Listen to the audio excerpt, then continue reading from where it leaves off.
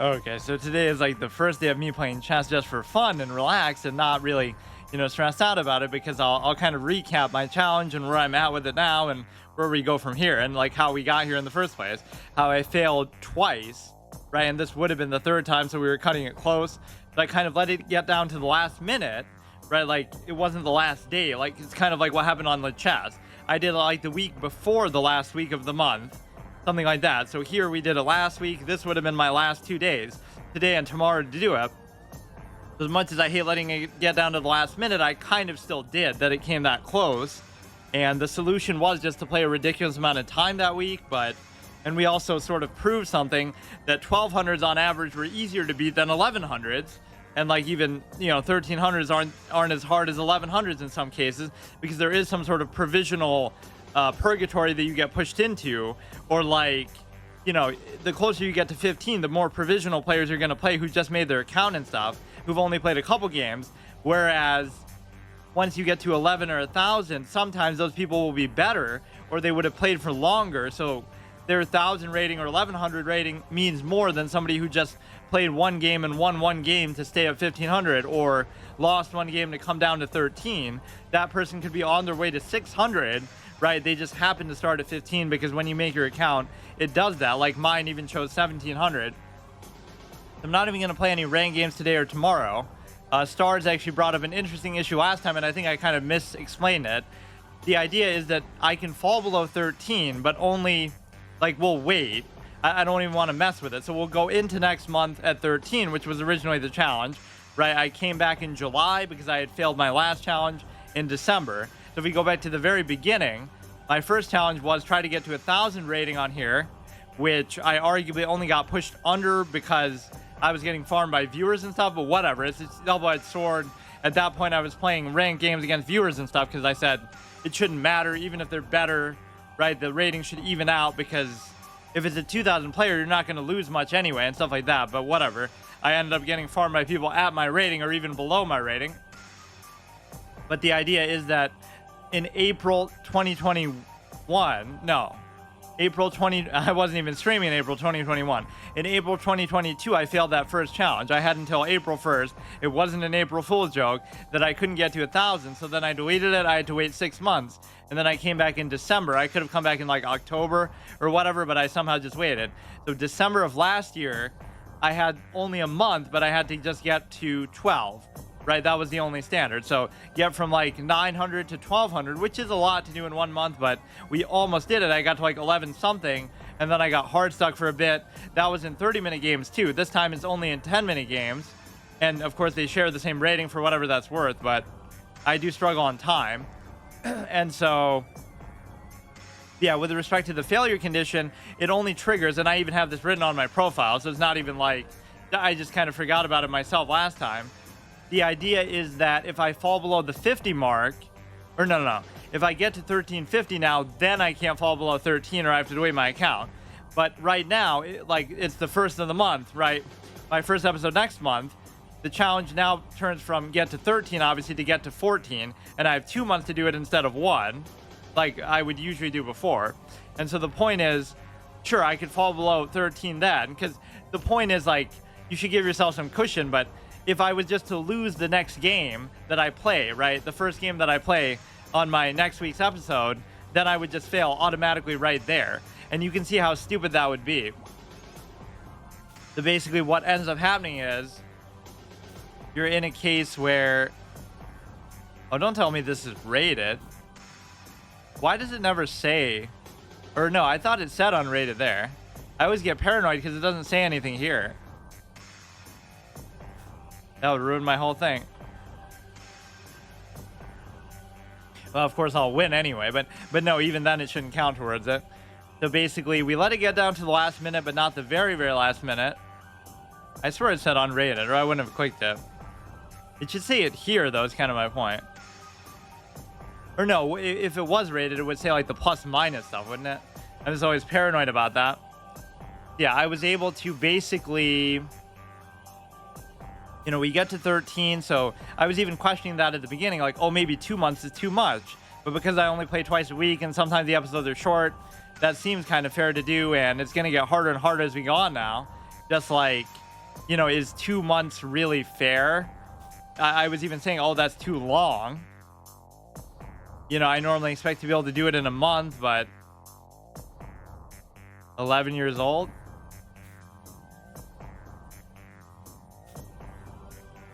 Yeah, who was that kid on Lichess who was so good? Asher. He was like 1700. So we go here, and this would be good, but I can't do it. I always forget that. And I'm so eager to try to trade for the bishop. Let me think. Yeah, it's always a 50 increment because it wouldn't be fair, right? You go in, you lose your first game, and then you already fail the challenge if you fall below 13. So I think that's dumb. So I never really do it like that. But in the broad sense, I have to get to 14 now by November 1st. So we'll have September and October to do it. Again, it seems like a long time, but whatever. That's fair. And so this one came down to the wire despite my insistence that, oh, it might be even making fun. Like, oh, it's going to be way too easy, or I think I'll get some cushion. I'll be able to get to like 1450 in the first month and then push for something extra, right? Because there's no rule that says I have to do it. There's no rule that says I have to wait. Like, I could get to 14 right now, and that would, make my life easier for the next couple months. But just because of how close and tight it was, I just want to go in honorably at 1300 exact, and we'll be fine. And so, yeah, if I hit 1350, that triggers. What else happens? Like, I can't remember. Okay, that's good. We do have a bishop pair here.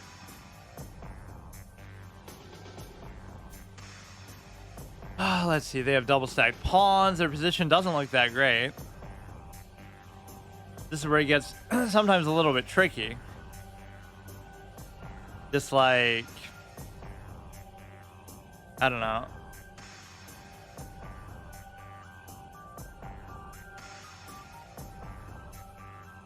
Could be just a lot of back and forth movement here. Just don't hang anything.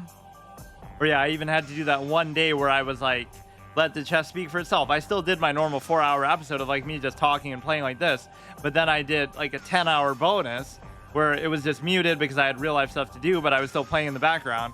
And so it's like, that helped me recover. That's another rule that we sort of realized, but I'll try to avoid playing like that in the first place. I always have to do it on stream, period. I can't play rated games for the challenge. I don't get that move, but good game. I have to play it on stream at least, so I have to show the video, but I'm not allowed to I'm not allowed to do that if I'm muted unless it's hovering up for ground I've already covered. So basically, so many rules with my challenges, but it makes sense in the end. Just like, I'm not allowed to do that muted thing unless I'm going back to a rating I was already at. So I got to 1236 before at the beginning of like July, right? And so I was able to get back from 11 to 12 because I was getting hard stuck at 12. And then the final push from 12 to 13 made it almost seemed easy by comparison, but I wouldn't have probably been able to do it without the extra little push. So in the future, I'll try to refrain from doing that, but there were a lot of considerations for that. Yeah, for once we get to play it for fun. Or like I was even saying how, we get to relax playing chess, by which I mean not playing chess, because these will be like super short episodes. So I follow up a week with a 14-hour episode and like a 10-hour episode, with a week where I'm going to do like a 1-hour episode probably today, and then a couple hours tomorrow. But it's like, the real way to enjoy chess isn't to, you take a break and you're not doing a challenge with it. No, it's just to not play it at all, just to cut that short altogether. But that is my reward basically for doing that. And this would be actually the first one that I succeeded at though since coming back. So it is kind of a big deal. Yes, like the standard keeps changing, but basically you end up in a position where you're able to, it was 900, then it became 1200, but I was still sort of measuring it on Lichess. Like, we were still playing, we were still doing challenges there. So I kind of left that off at the 1700 mark in classical, and I thought that was fair to do. And so that should at least equate to 15 on here, but we're not really seeing proof of that yet. What am I doing here? You would think correspondence would be my favorite format, but it's kind of too much. Like sometimes it's too long where you could sit here just forever and try to do this, which kind of in a way invalidates chess altogether. Then anybody could make even a god tier move. You just have to, I mean, I don't mean to oversimplify it like that, but if you really have 48 hours, are you actually going to sit here for 48 hours and go through every single possibility in every single position?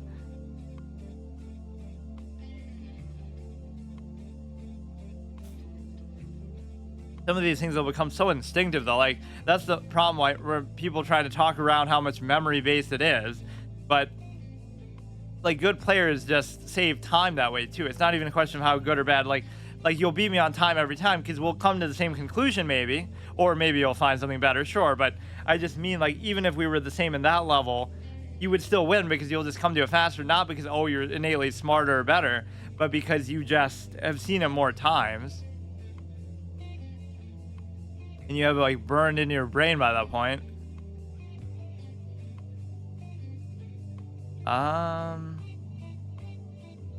This is kind of a weird position a little bit. I'd be tempted to do that, but it just doesn't look right on account of the knight here. If the knight wasn't there, so maybe that's what I should try to do, but it seemed like a very awkward move. Yeah, basically my point was that getting to 12 to 13 didn't seem that hard, and it almost validates what I say about the provisional stuff and some of this up and down with the ratings. Just feels kind of weird. And so the real lesson to be learned is it's not like, oh, I've gotten better or I even played that much better. I mean, I was taking it very seriously, but it didn't feel like anything special. So that's why it's kind of fool's gold. Just the difference between, what was I doing here? The difference between 11 and 13 might be nothing, or rather 11 might be harder than 13 in some bizarre way. I think it sort of proved right what I was saying though. Just like, whoops. Not only, it's deceptive. Like I'm clearly not 1100, but somehow, wait, what's going on? It made it seem like I had 2 games in the exact same position. That would never happen in chess. It's like the snowflake argument. No 2 chess games are alike, except a lot of them are, because obviously everybody's playing for the exact optimal lines and everything is sort of settled science. Pin that dude down. There's no other way you can really attack it very easily.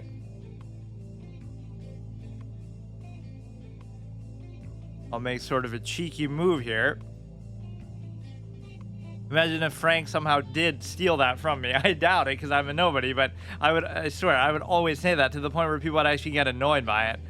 We're not going to do any rated. I might even play some other weird format. Basically, the point of today and tomorrow is this is the 1 week of our whole chess life up to this point, or at least since we've done this challenge last couple months, where we get to actually just relax and enjoy the experience and show off. Like, look how good I am. I'm 1300. I'm top 12% percentile or whatever. How do you even see that? Like all your stats, it'll show you 1304, global rank 1,465,235, top 7% on the site. Percentage of players whose rating is lower than yours. Like, look how stupid that is, though. Like, what? This is the Alex Botez effect. Like, we'll say it. Like, oh, you're better than most people. You're not as good as them. So, therefore, that validates you somehow in popularity. Like, okay, let's use the PogChamps logic then. I deserve $20,000 and I deserve thousands of viewers and a ticket to LA because, look, I'm better than anybody who played there. I'm better than most people. Like, I mock the idea, but it's getting to the point where that ends up being legitimate. Like, this is what people care about. This is how low you bring down the standard. I would rather fail before a high standard than succeed before a low one. Meritocracy, we're gonna climb from here. And now I am in the study mode where I get to, I almost don't even want to play today. Like, we just get to do a just chatting, relaxing stream. It's just so, I'm trying to really reflect and get closure on what happened there, because I was honestly genuinely mad. Like, not even, oh, it's just for fun or content, whatever. Like, sometimes you play into stuff for that, but I was unironically mad during that whole experience on Saturday, because Saturday is not even normally my time when I play chess, and I did a 14-hour stream of it. I did an 10-hour stream of it. Like, what is it that you what is it that you really get out of that, in the sense that it's just time? Like, if that's what it takes, oh yeah, I could become a grandmaster, just play 10 hours a day every day for 20 years. Like, that's what it would take. So I'm not saying that it can't be, anything good takes time, sure, but that is just way too much. And that's sort of the fallacy behind some of it. I don't care how innately gifted you are. It's like getting from 1,000 to 2,000 is all based on stuff that anybody could theoretically learn, right? Then once you get to 2, then those things come into play. Like, okay, now will you go to 24? Will you go to 26? Will you go to 28? That's definitely my perception of it. So that's where you just distinguish yourself. But like, nobody brags like, oh, haha, I'm 1,300 and you're 800, or I'm 1,800 and you're 1,500. Like, who cares? Like, you could do it if you want. It'll just take a while. I don't really see what this is about. Like, you could take the pawn here, a timely, or it'll tell you, it'll even give you a hint just by the name of it. Solved by 1,378,000 people. The same 1 million people that are better than me, like in that ranking.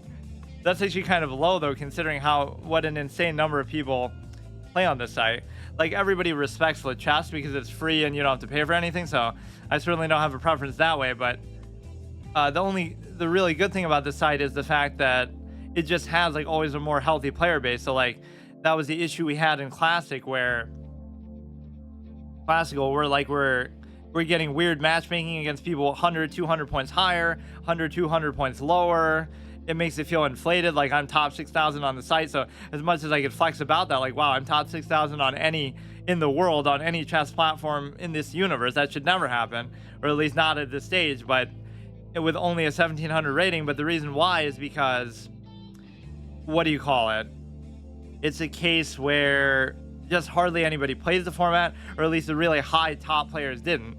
So my Hans Niemann take comes to good fruition here. Just the fact that, he's back on the site, but actually that wasn't the point, because you can't prove whether, he cheated online. That part is different, but at least they've kind of dropped all the slander and stuff. So that's one instance where, despite Magnus, maybe the greatest player ever, this and that was sort of a silly, stupid moment by him, where you're accusing the guy without proof, you're creating all this kind of drama. It wasn't the best look. Wait, how would all the games fit here when I'm just talking about that ridiculous session I did? It felt like it would have been a lot more than that.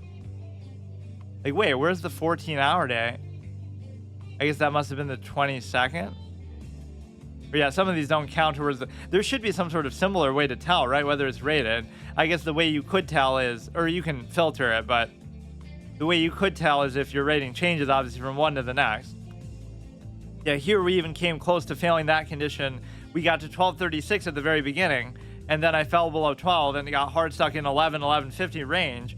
And so if I had gotten to 1250, then done that, then I would have lost, because I used the 50 mark as that incremental barometer, just to say that I should try to get my Blitz rating up or something. That'll just ruin and drag down my play though for the future. Or I could just play like unranked games, but yeah, I have to play every game on stream. I have to even, just do it like normal episodes, like with commentary. But that's where I got tripped up last week, where I did that 14-hour thing, which ended up helping. But that's the only exception I would make. Like, if I'm recovering ground. So if I get to like 1350 now, and then I fall back to like 1310, then I could recover from 10 to 50 still on stream, but while muted, if that makes me feel better, just to have that cushion. But it shouldn't really need to come to that. And look how long we were like right at the edge of it. 99, and I'm winning, and then I choke it. Yeah, 1300s didn't really scare me too much, but I'm just not going to even play anything rated there. I should get at least every rating to 1,000, so I don't look like a total clown. Just like, what are my other ratings? 1304, 780, whatever, 1,000. Yeah, all I would have to do is get Blitz to 1,000. Maybe that should be today's little mini pet project. And it will help me do sort of speed training in that way. Yeah, Hans gets... And it's kind of unfair to Hans. I actually sympathize, despite whatever cheating maybe online. Yeah, updated 41 minutes ago. He was 2708. He could have been on a really good push. He could be competing for a world championship, and then he loses 50 rating here. Now, that can just naturally happen. I'm not going to blame the accusation only on that. but there is something to it, like that sort of psychological stress and pressure. I'm sure it didn't help, and it was so unfounded, basically. This is my comeback. Just the fact that you can accuse somebody without any proof at all, with no repercussion at all, is very strange.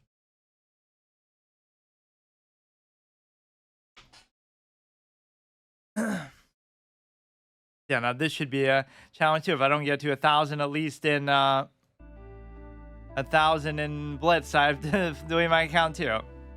Okay, so not that that should be particularly notable either. How do you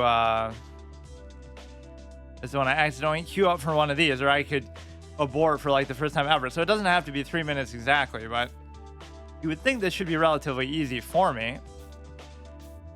Right, but the speed aspect is very annoying. In fact, this was pretty hard. I was trying to do this some other time, and I don't know. Like, Bullet was a lot easier for me. I got to 1,000 just because I wasn't really playing that much. So both of these ratings are obscenely low. Go here. He takes. Yeah, I don't even do the arrows because I'm too slow with it. Cover like that. Just have to not make any mistakes and just wait for them to make a mistake. Win by attrition, which doesn't always work out. Sometimes it's more just about making a safe play and just doing something that isn't bad than trying to do something really good or over the top.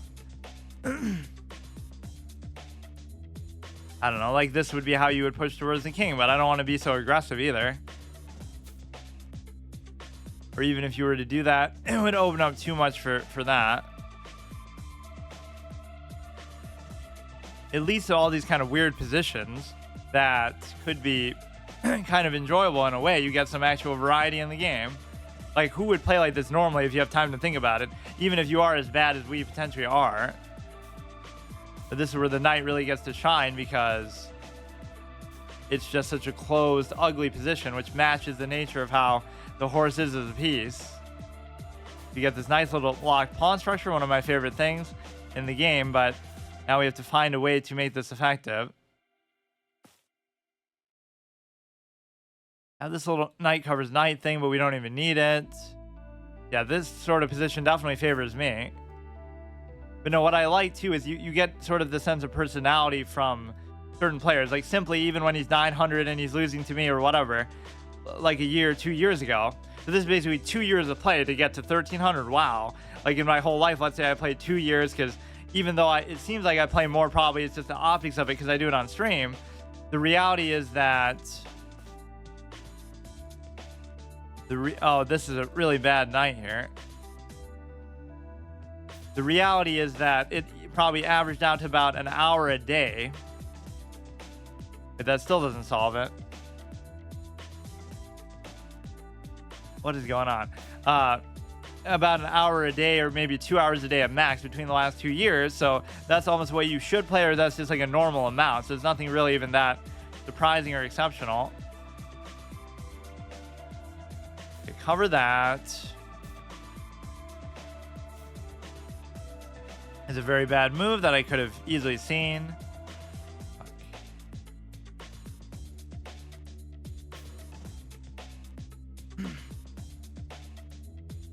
I mean, time affects everybody, so I'm not going to pretend like, oh, you know, that invalidates it. It's just more like I never find it particularly interesting or instructive. It was such an easy thing to see, and I almost see it as I'm doing it. That's what you got to get better at. Actually, this is maybe a helpful thing to do, because I normally don't play these formats at all. Yeah, see, even that. There's just a sense of laziness that you get where, I don't know, and it's still fine, but here you kind of have a little bit too much time to be able to just, I don't know, to be able to flag them or cheese them like that way. It's a very high probability of stalemate with the time consideration.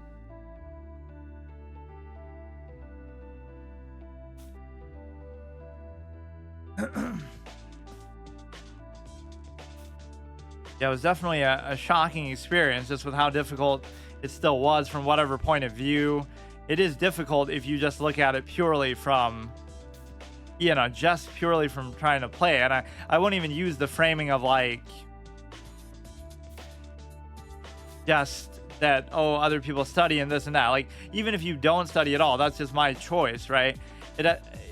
Just the expectation of doing it in a certain period of time, like, it still takes a while to get anywhere with the game, whether you study or not.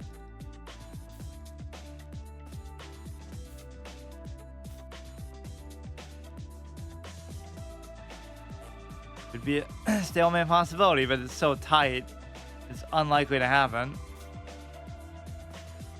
Or it is. Look at that.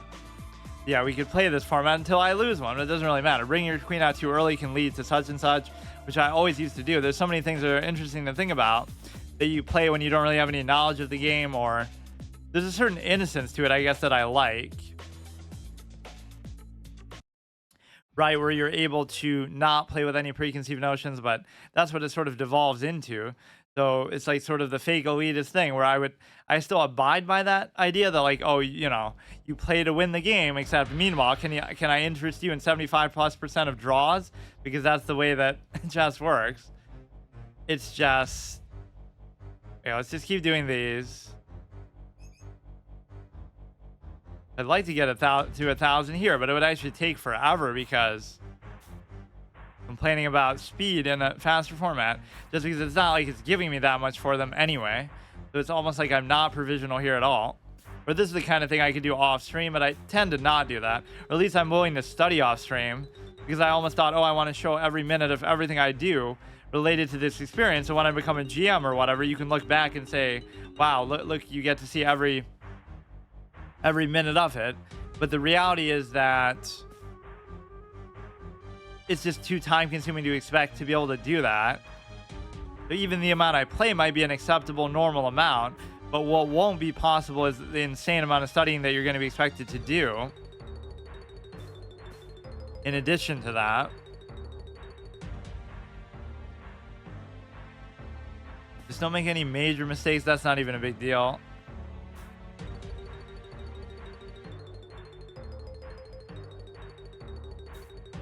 This will be a good test too. Like, how good are we really? Because if you take time out of it, I don't know what will happen. Attacking there. You see how immediately these positions are very different than what we typically see. People just become more willing or able to do weird stuff because they don't have time to think about it, or it's just kind of interesting and we don't really care as much. You feel like you can get away with it.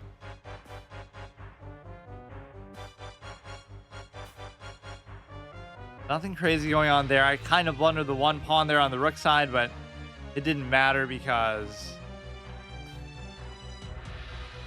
nothing's really a net gain here. Gonna keep harassing the knight. Always a weak link of a piece. Look what it leads to. See, now you should just win the game based on that alone. But there's still plenty of time to mess it up. That's always doing me a big favor, although I guess not as big of a deal here. 69. The curse of 69 lives on.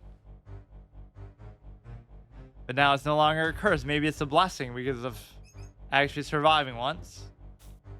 But now it's important not to get overconfident either, because that can tend to happen. Like, maybe the only difference was I was actually putting forth a meaningful amount of effort. Whenever the stakes are highest, I perform the best. I play my best. But it's just not something I've been doing consistently, or I can't really draw upon that effort too much. Either it has to come from a place of necessity, from a need, not a desire, as Goku says about whatever, like when he's coaching Gohan to be Super Saiyan or whatever. Just, it has to come from a need, not a desire. Just like how they get angry and it's like some sort of a protective instinct and stuff. It's a very strange move. In fact, I don't even know where to put this, all things considered. Interesting attack. Very simple, not at all nuanced. That's kind of bad. But see, you got to understand the thought process. You might make a mistake there just because you're so eager to just because you're so eager to do that, open the king, which that successfully still did do. He's making an insane number of blunders back to back to back.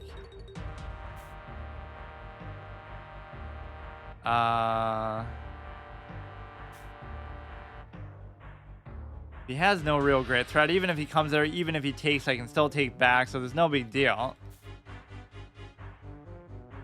Take here, check. Or I didn't even know it was me, but whatever. That's one of the great lessons of chess, maybe, is that you have to see things without specifically looking for them. You just have to have that more open-minded style of calculation. Unless I'm looking for the mate, I'm not going to see it. And it arguably doesn't matter because I still get it, I still win, but that's one of the bad habits and tendencies, which is why justifiably people get annoyed, but I still think I think it's still legitimate to think like that when I say, like, oh, at my level, better players get annoyed by that. But it's like, you have to know your limits, and you have to know that even if you think, like, oh, I didn't make the best move, but it suits my style, or I'm not going to be able to figure it out, or I'm going to run out of time if I try to figure it out. You have to kind of sometimes play in a comfortable way for you, even if you know it's not the absolute best thing to do. And then beyond that, you can just try to, my whole style is play it safe, win by attrition, stuff like that.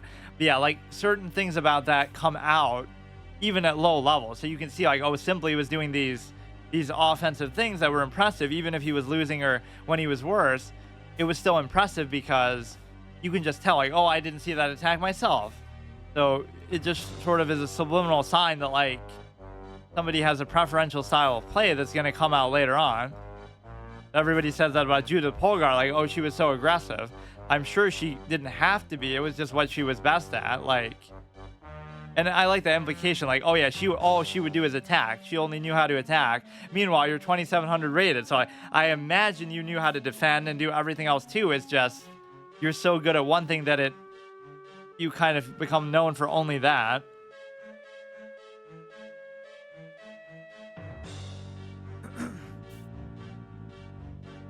That I actually can't decide. This seems like an annoying move, at least. Get it reasonably close to the king. Block your own diagonal, though.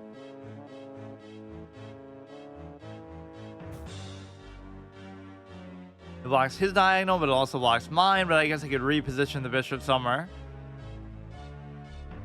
Yeah, this even encourages you more to hunt for just mistakes that they make, because it's obviously more likely and not very rewarding, but at some point you'll get hard stuck. So as much as I trash the format, it doesn't mean that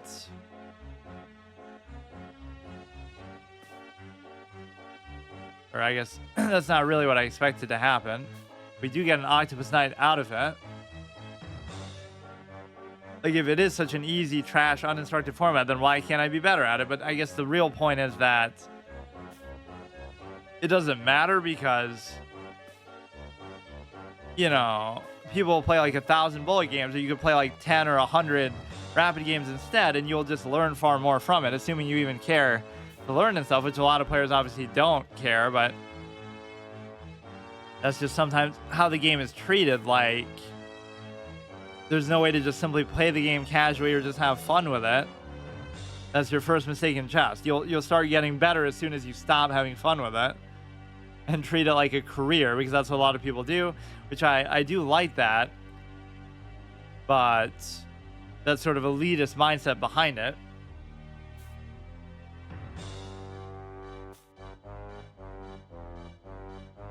That's an interesting move that he would play so far out there with the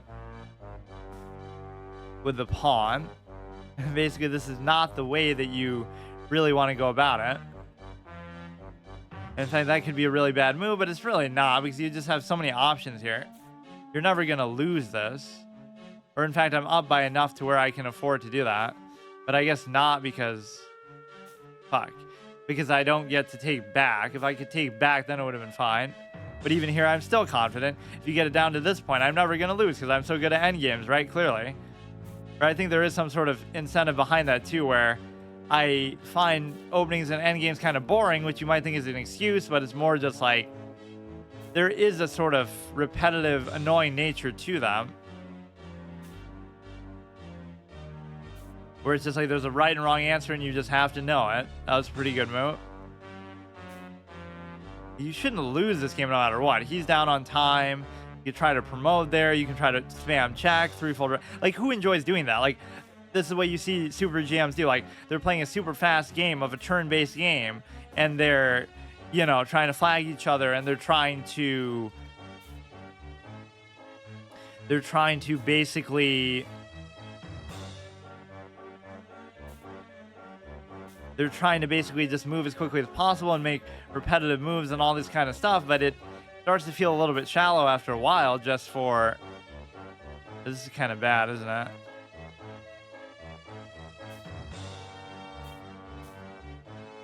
Even if you were to sack it, you would be in pretty bad shape. But you know what? He probably could have come the other way and it would have been better if you had just attacked it. So at least now you're in draw territory. Or, yeah, let's see an 800 rated Blitz player in 14 seconds maybe. I'd be very impressed if he can figure it out. Even I would have trouble with this one. The Rook one, I used to have a trick for it, and then I forgot. And then I started doing it some other way altogether. But basically, the rule behind it is don't check. Move the Rook and the King together towards the opponent's King without checking, right? Never check, and you're good. Yeah, see, he's doing it kind of right. He's not going to be able to do it in time, but... Or he could have just tried to force a draw anyway. He would have been better off forcing a draw. Or no, I guess it's a draw anyway because, you know, insufficient material. So I haven't lost so far in this format for what little it's worth.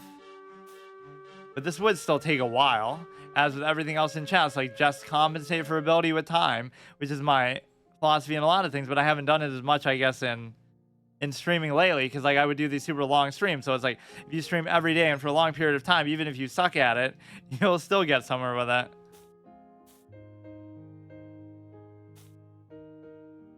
Replace ability with reliability.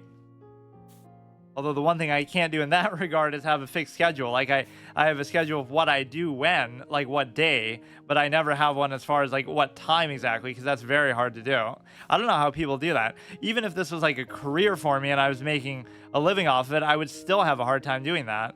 Or it's more like I don't like to do it, right? I quit one of my jobs because I hated that feeling of like, oh, you have to be at work at a certain time and just like always everything mandated. So like now I have a more flexible schedule, even for whatever it's worth. So that's just more important to me, I guess. Because in the end, I'll end up working more than a lot of people do, like more than 40 hours or whatever.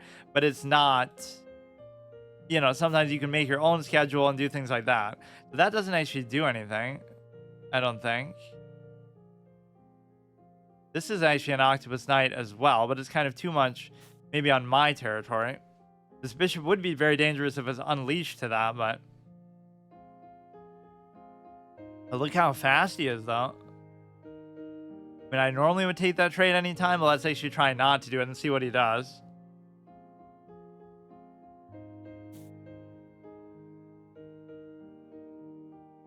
Have to hurry up, I guess. Gonna try to reorient the bishop, which is kind of hard to do. Let's see how valuable this Octopus Knight is going to be in the middle of the board, which might not be at all. Right, like it's still not bad, but he blunders a piece outright. So now I gotta make up for the time advantage with that. It's okay. You can open the king guaranteed, or +2. Doesn't that actually still work out pretty well, though? Still even material, but not a very nice position to be in still. So let's move the king up. Don't tell me you get trapped there. Okay. Even when things are going fine, you end up in a position where the knight screws everything up. So stupid.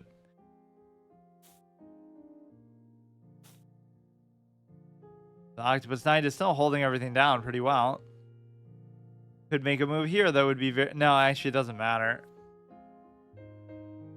But you do have some interesting possibilities here.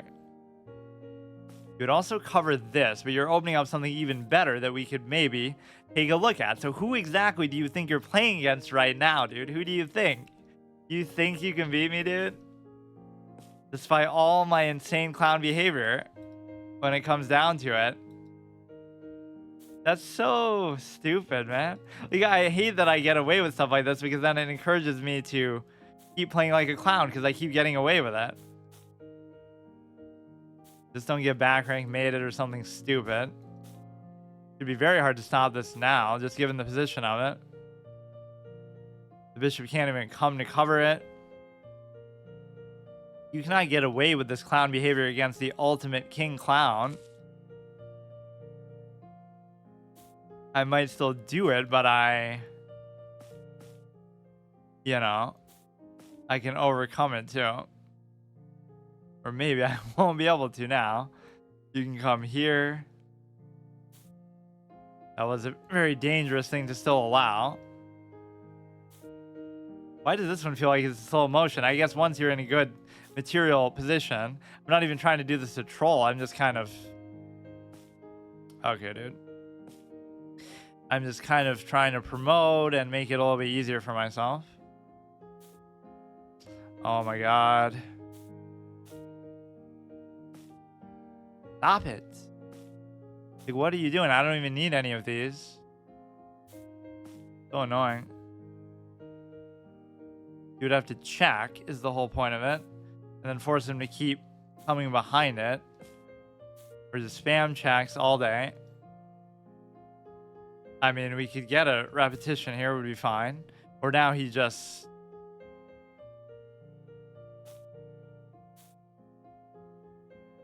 have to keep giving checks, whatever. That's the one situation where it would have been good. But then there's nothing you can do about it because you're too far away. I mean, I still won't lose. You can get a draw every time in chess if you really want. I probably should want it now too. Or he'll make a mistake somewhere along the line. That's what went against my whole psychology of what games are about, and kind of what they're designed to do is they're not designed to end in a majority of draws every time. And the reason why is, like, imagine you go to a sports game or some event and you're paying money, you drive there, you get tickets, you get your drinks, you're excited, and then you pay your money and spend your time to watch an inconclusive result that is a draw. So your team doesn't lose and you can't be mad about it. Your team doesn't win and you can't be happy about it. It's just completely meaningless and you just wasted your whole life. So that's basically what the feeling you would get out of it is. But yet somehow people still defend that. Like, oh, it's just because people play at such a high level, at the highest level. But of course they do, but that's the point. That you shouldn't get punished for playing well with draws because of an objectively flawed aspect of the game. Let's try to focus a little better here. I doubt I'll be able to get to 1,000 right now, but it's kind of embarrassing to have this at such a low level. Just, they should all be at least 1,000. Not that I really care about it, but just for the sake of it. Get our little V-shaped structure, which I don't really even understand if I want to do that or not now.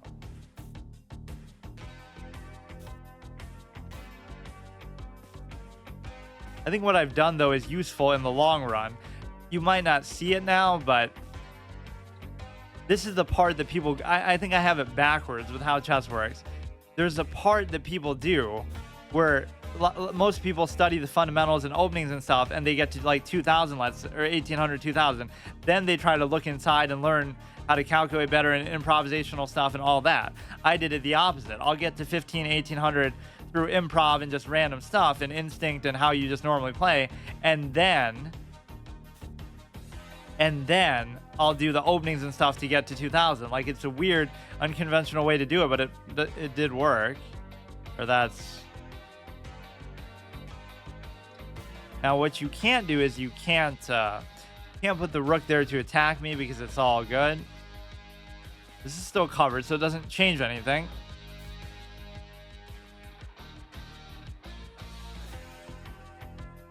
That still doesn't change anything. We have another octopus knight position here. Yes, if we go here. But again, it's a little bit too much on my own territory.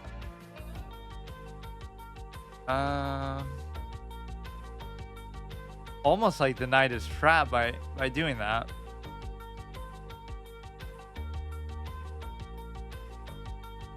Let's see. Kind of absurd to think that too.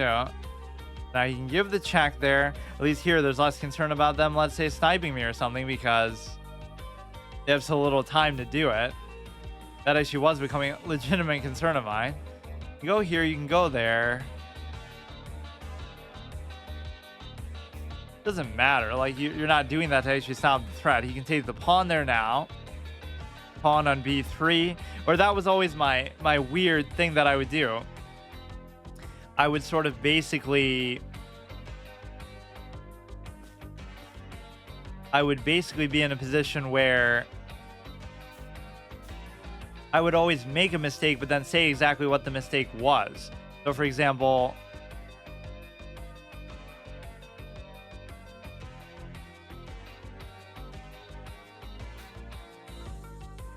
You know, I make a blunder, but then I immediately see it before my opponent even sees it. So what does that mean? It's like you're not really trying, or you're holding yourself back or something. But now there's no reason to do it. For once, I'm actually taking it seriously. So that's why I wanted to do this. I want to see how far I can go if I actually try. Because I can never say I did that as a kid, because I... Oh, shit, good move. You know, I didn't play enough. I didn't really want to play the way that people clearly are so hell-bent on doing with respect to studying everything and just going crazy with that.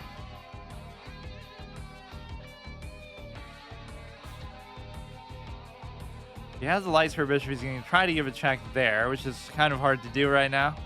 This one hasn't gone too well. Is this going to be our first loss, or are we still going to force some kind of repetition? I'm really slow too. But yeah, see, that's the sort of excuse I never make, like, oh, because it's streaming or distracting or whatever. That doesn't matter. Like, I'm not going to ever say that. That's a non-factor. But I did at least play better a little bit when that was the case. When I was, like, muted and stuff. But I could just adjust my commentary style and go back to my old school style, which wasn't like that for chess, but it was like that for... just a lot of things, hard modes, permadeath stuff in general. Just the idea that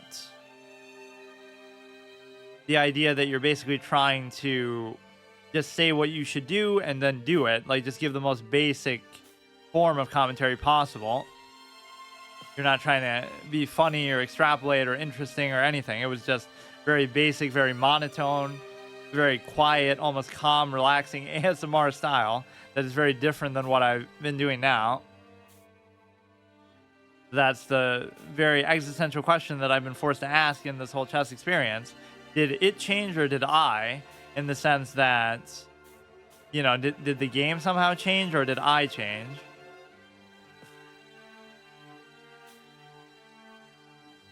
And I think certainly the way that people treat it, or at least the kind of people that I would play against, who you expect to be bad and all that. What a move, dude. These people who you expect to be bad turn out to be a lot better just because they study and do stuff that you wouldn't expect them to do.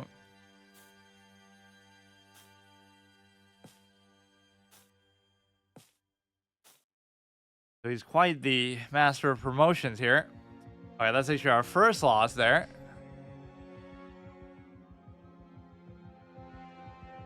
Let's see. These are not very convincing. This is a good way to actually try to practice calculating, I guess, but you're kind of playing in a way that's weird. Like, why can't I just play my normal style? I guess it's because people don't play their normal style either, what I'm used to seeing. The pin is what's sort of been destroying me a lot of the time in at least the 10-minute format.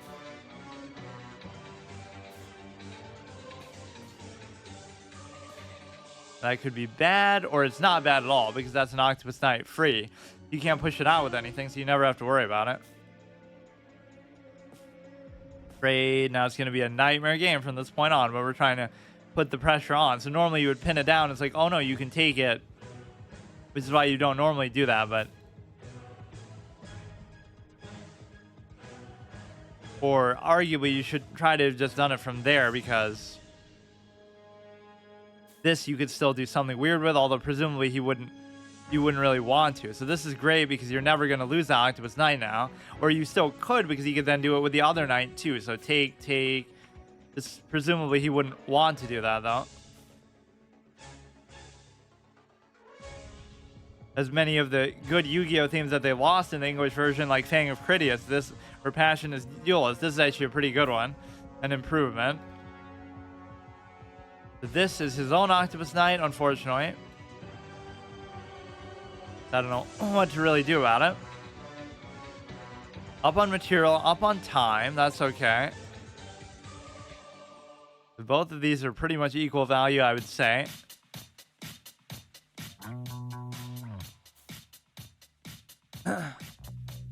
Comes there. What does this do? This is covered. This is covered.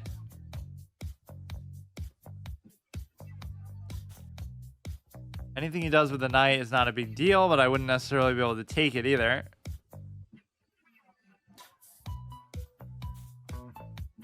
Comes there, he forks. Interesting.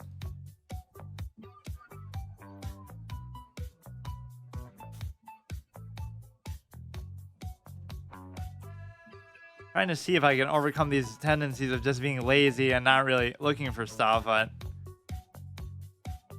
like at least I can say I was maxing out there. Like when I was doing that, I was maybe trying my best or whatever, at least the best you can do in a shorter format, but it just still doesn't feel right. Or like the oh, what is he doing? Or it's not even a fork anymore because you obviously lost the fact that you were attacking the queen. What, do you want to force a threefold repetition right there or something, dude?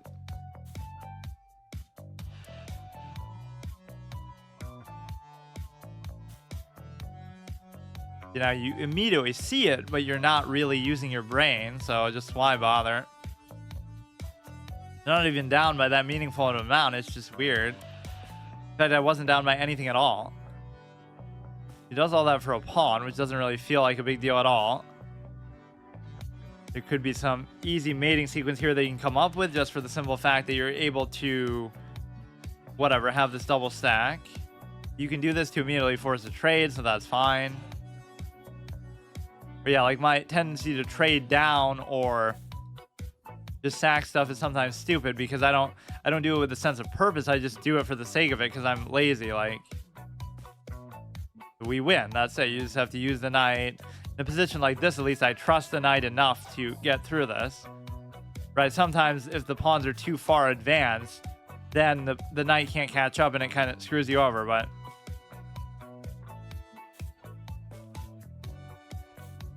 pretty good. But like it'll somehow get trapped by just the king. I don't even care. Like as long as we clean this side out, then we can easily dominate the other one. You would think you would at least try to move the pawns for what that's worth. Or is he really gonna be able to match me with this?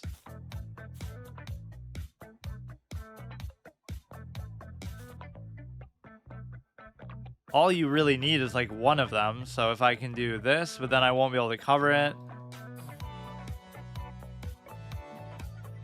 If we just have one that sort of outruns him, we'd be fine. Like literally just one of them. Fuck's sake.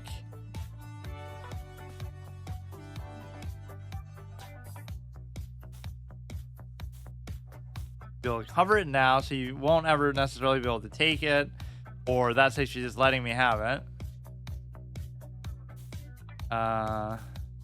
Just shouldn't be able to catch up now, as far as I can tell. Take the stupid knight. Never rule out their ability to mess stuff up. Like he was in a good spot.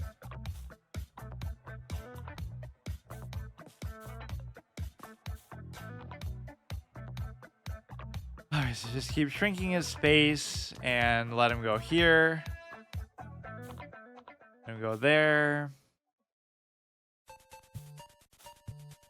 Go there, go here, go here, go here. Actually, pre-moving mate, that must mean I'm good or something. So many of these games I'm playing so badly, like you're not setting a good example for what this is supposed to be like. 900, 700, it's only fitting though because you are.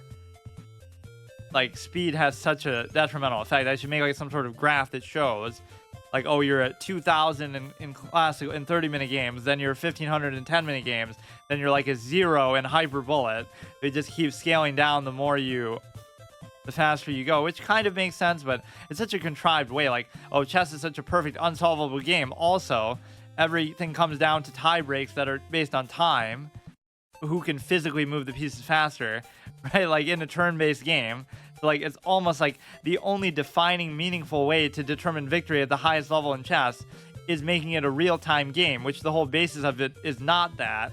So therefore you're going against the fundamental process. So it's like, oh, it has all these infinite possibilities, billions and trillions of positional combinations, but that's not what defines the outcome. So why not imagine how many possibilities does a game that takes place in real time have? Oh wait, you can't even calculate that. So it's a bit of a fallacy of how chess works, just that doesn't mean it's a good thing. It arguably means it's a bad thing, at least in that very specific comparison.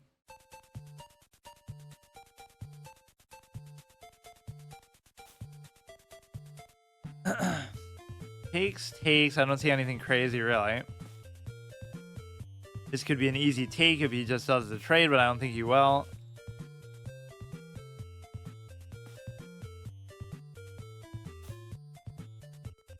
Or even with him not doing it there, he can still do it now. Or I should really change my piece set and stuff. I've been kind of lazy because I was just so focused on what I was doing, but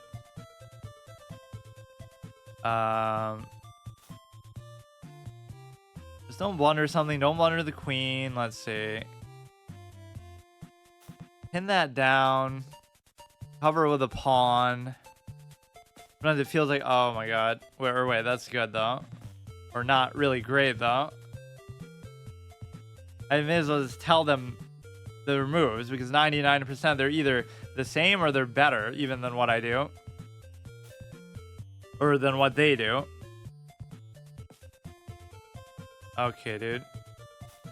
This is still covered though, so it doesn't matter a whole lot. We'll still come back and win this because, yeah, see, here's where we go on a bad slump, but at least we're doing it in a different format. But you don't think maybe this will bring down my level of play?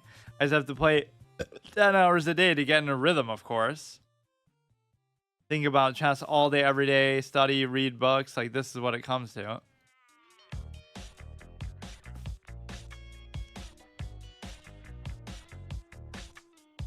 Take.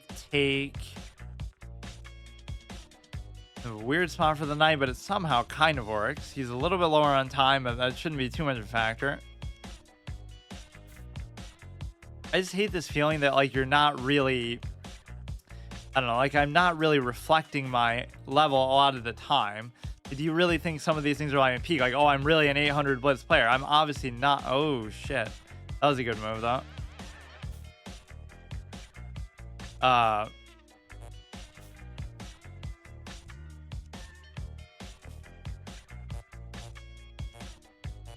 What? Just like playing up to your potential is sometimes so difficult to do all the time, but this is kind of a bad omen. Maybe I shouldn't have done this, but it is just a throwaway format. Let's just try to get to 1,000, but I don't think it'd take all night. I could easily do it. It would just take a ridiculous amount of time, which is the answer to everything, I guess, in this game.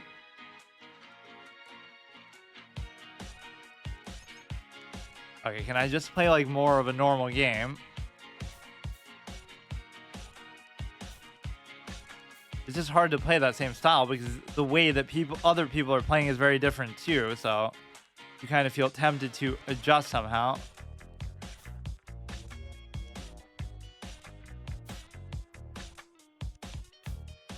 You have the double diagonal, which doesn't actually do a whole lot. There's a triple attack on there, which is not a big deal, really. You have this cover. You can push that bad boy out. Try to push this out. You should definitely be able to... Actually, that would have been more like trapping it, come to think of it.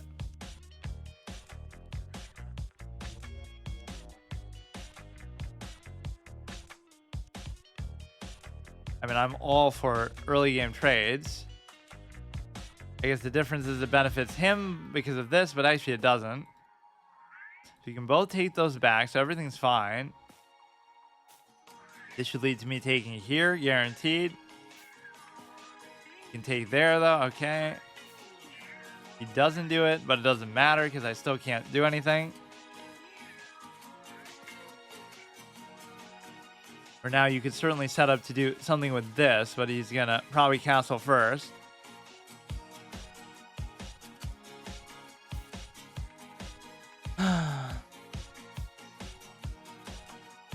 Doesn't even matter because I can't do anything about that bishop either.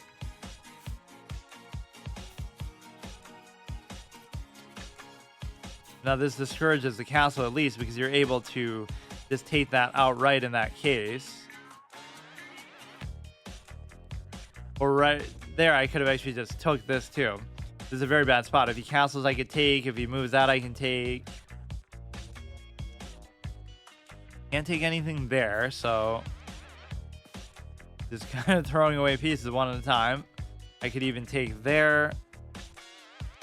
Good example of a bishop pair being super effective.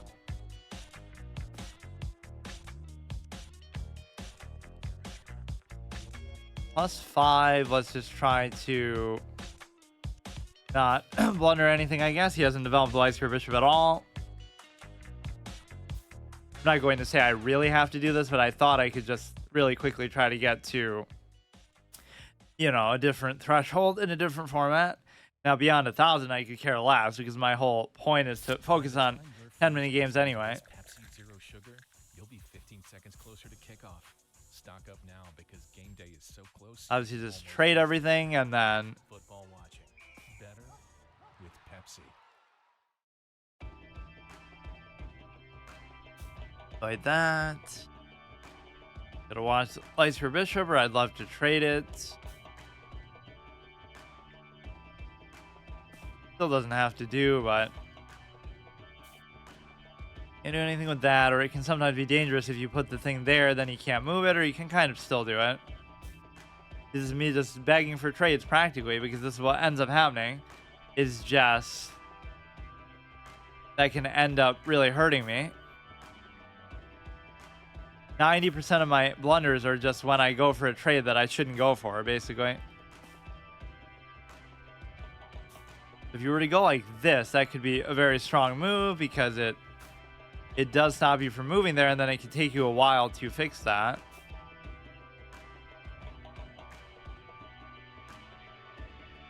The bishop should be gone. I kind of fell asleep and wasn't paying attention to the pawn push, but it shouldn't really matter either. Whatever, I can sack the rook here. I don't even care. Like, I have that luxury. Oh, shit. Wait, no, it's still okay, though. Because even if you go, I gobble this up, and then you still don't have a cover on that. So you put the cover, I go here, then you can't even do anything with it. Or I don't even have to do that.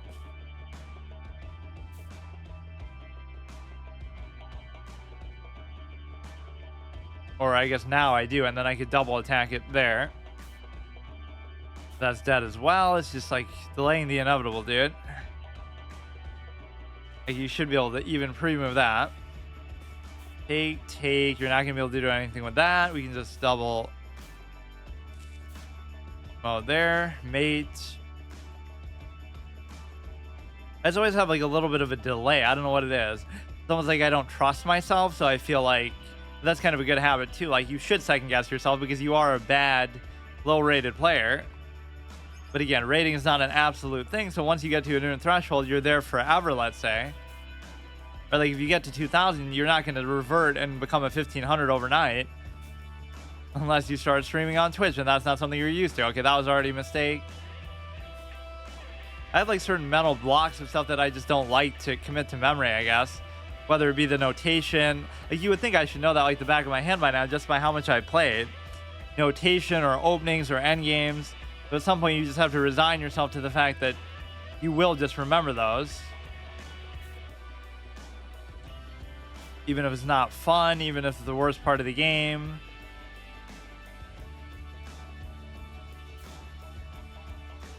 Now here I feel like playing more brazen that way, but you really shouldn't. This is okay. As long as the bishop's there, it still kind of makes sense, right? Like, Now, this is still double covered, double attacked. He would take, I would take, he would take, I would still take. But this is an awkward pawn for sure.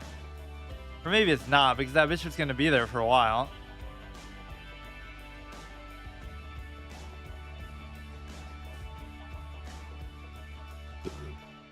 Yeah, they're not giving me like the provisional sort of boost and stuff. They were giving me like plus 14 and stuff in some of these. Go here, go here. You can take this. Doesn't do it.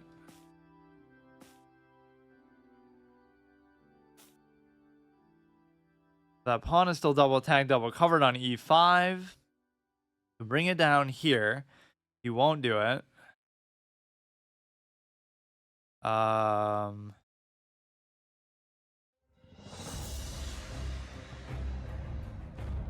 don't know, just try to pick off a pawn myself, but then in the process I give up one. He just completely is ignoring the one most obvious thing to do, though. In fact, that I can't even do at all. That's one of my biggest mistakes too, is trying to make the horse actually useful or involved somehow. You can take on f7. It really does almost feel like part of it is me just pretending. Like there's some part of me that's never fully engaged in the game somehow.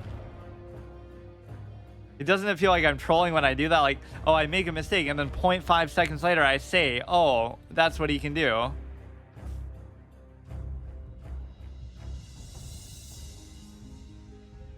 And we still come back because this is what they let you get away with. At some point you do have to just get punished so hard that that no longer works.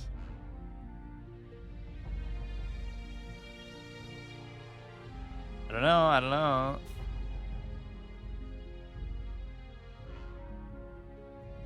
Hurry up. Just forget it. Fun and instructive formats. They're so irritating, man. This is my reward.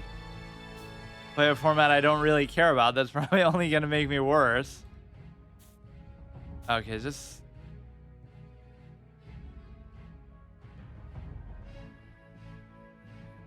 yeah, only play these formats if you really hate chess. That's really the lesson. So, like, he had a lead and then he even gave it back to me, and then I gave it back to him pretty bad. So now, will he give it back to me again? It's gonna be hard to stop that side if he does try to promote it.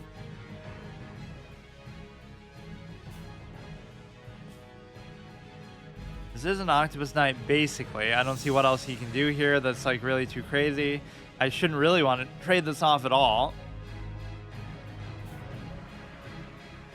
Not doing the greatest in terms of time, so we might have something to that.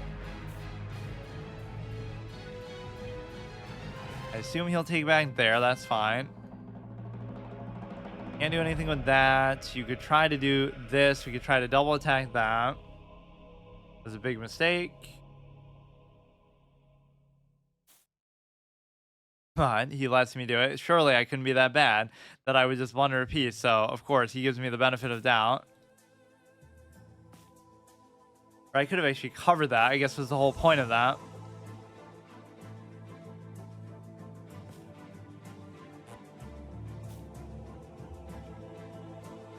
Tag, try to trade. He's just so low on time that you might actually have something here. He allowed that to potentially get pinned down, or at least one. Wait, what the fuck is that? I mean, I can't be surprised that there would be a mate in that scenario generally, but... okay, why am I doing these so absolutely badly? I won't blame necessarily the time format overall, like I'm choosing to do it. And of course, these don't have all those kind of permanent conditions and stuff, for better or for worse.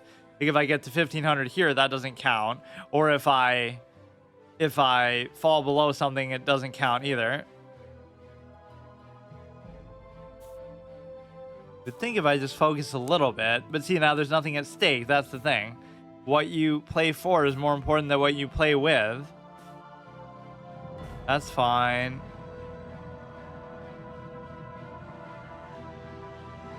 I imagine that would be the fine, or that.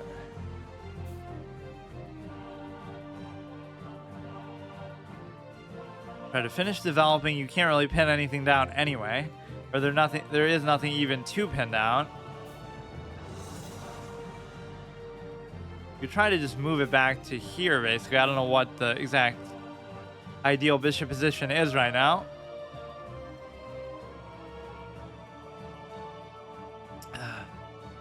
I finally started actually uploading chess stuff because it's so overwhelming to think like, wow, I do it so much and I have hundreds of hours of it. Why would I even bother? But that's why I kind of just gave up trying to do it in any sort of professional way, let's say, to try to, you know, do specific thumbnails and titles and, you know, just do it, period, and just deal with it. Which I kind of don't like the philosophy of that. It makes it feel like fodder, just throwaway content, but kind of is in a way, regardless of high or low levels of play to go along with that, because that will change over time. But this is okay because you wouldn't think he'd want to keep going, but it's kind of annoying because even if you take, it's not that big of a deal for him. It's hard to say actually what you should do with that. Like, this is a perfectly reasonable position that you should never lose this, and so at some point he'll just make a mistake. That's the thing about this level, is you never win games, your opponents just lose them, as Russell Westbrook would be very appreciative of that outlook and perspective. Let's go here. Like, would he really go there to try to open his own king? It seems unlikely. Not really doing anything. Even if I went there, it doesn't really do anything for me either. Take. It's a good move. Okay, he's actually paying attention a little bit. But now you'll just win on the default of time, so you don't actually have to be better or come up with a cohesive full game plan or any plan at all. Just do random stuff and try to flag them. Fun game. I'm just doing it for the heck of it now. Or you should have had this like double stack. Maybe that would have been... But why? Yeah, nice unleash that didn't actually do anything. You have the open file at least, but it's not a big deal. Okay, that's fine, I guess. You do have the extra piece. He got like a pawn out of that. What can you really do here? Anyway, you have these two passed pawns connected. You would think the bishop would be ultimately more valuable. His pawns are in such a way that they're actually very much playing around my bishop, though, I must say. Okay, dude.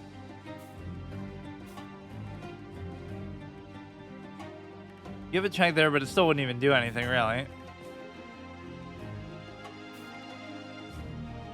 Or now you could do this, turning it into like a puzzle thing.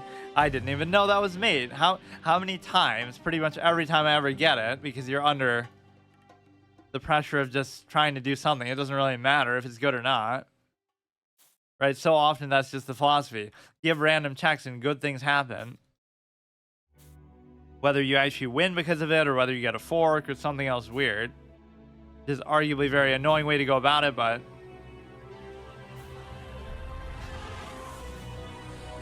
Now this could be potentially bad. It's actually fine for now. Open that, you just never want him to open the king. You go here, he wouldn't be able to take.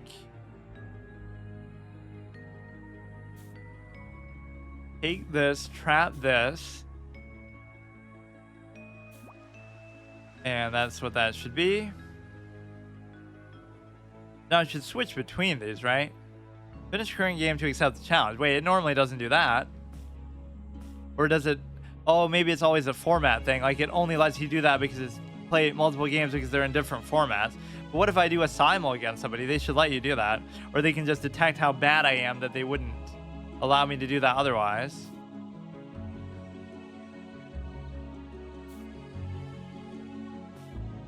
There's really no good reason to even do that. You take here, you can still take with the rook, so not losing anything. How do I want this pawn structure to ultimately go?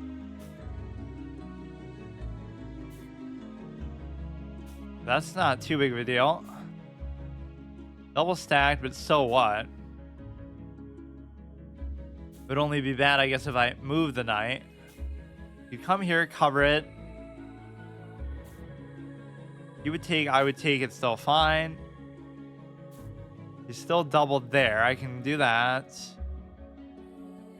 Yeah, that's the great level of discipline that you do have to learn, is just don't trade everything. Don't always try to initiate threats. Just sometimes you have to let the thing speak for itself, basically. Even that's bad, and I know it's bad, but I'm doing it on purpose so I can check and take, but he's not even doing it. He does it now. I can't do anything. We can check, take, and then I don't know if I get anything else really meaningful out of it. I could move this. It's not going to be trapped or anything, surely. Or it actually is. You're threading a fork and you're trapping a knight at the same time.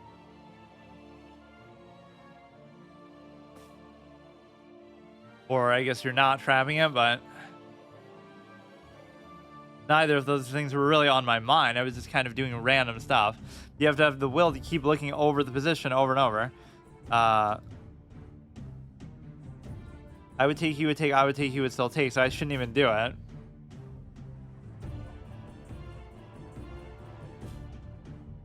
Okay, dude. Okay, okay. I get it. I get it.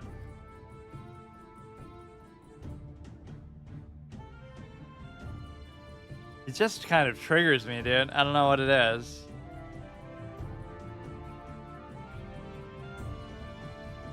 Not even bullet, but it's kind of just like right in that middle sweet spot. Even 10-minute games, I feel like, fit into a similar position like that. I should still be fine, but I don't know how that position possibly messed up for me with respect to, you know, how do you mess it up when you have a fork and seemingly a trap?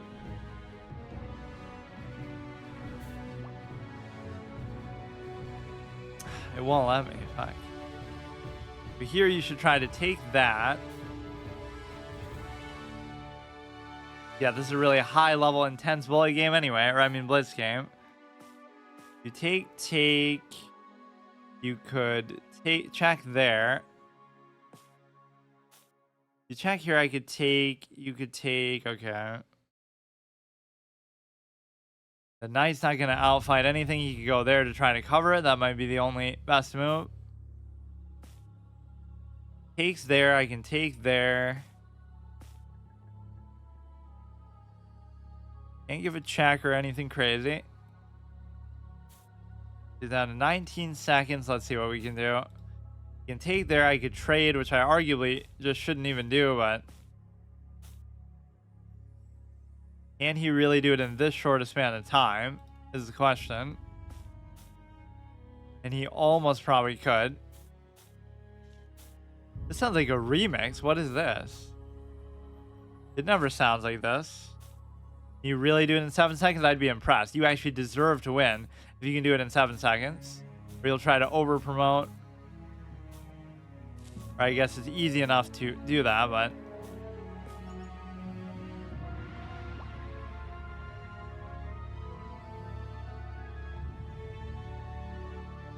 okay. Will this actually be rated too? I don't even mind it that way.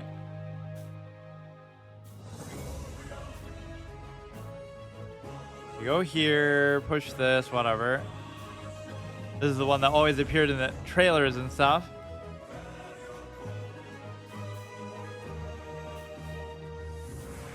They had so many celebrities who would do who would advertise for this, like William Shatner and Mr. T and all this kind of stuff.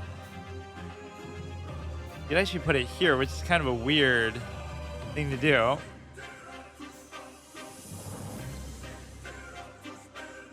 Take.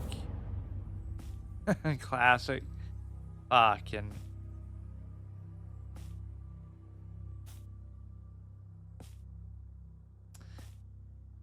Okay. Could be really bad psychologically, regression, but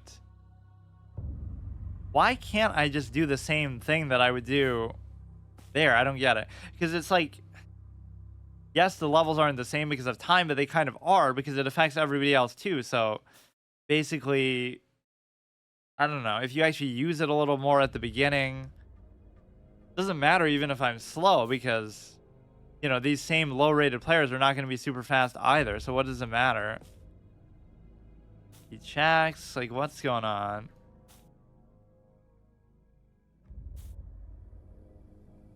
Go here, go here, I don't care. What the fuck are some of these checkmates though? Good game. And more to the point, how did they see them so goddamn fast? Or again, they're probably like me and they don't actually see them. I hate that. Yeah, it should let you play multiple games at once. Can't you tell I'm good enough to be able to handle that? The site doesn't believe me.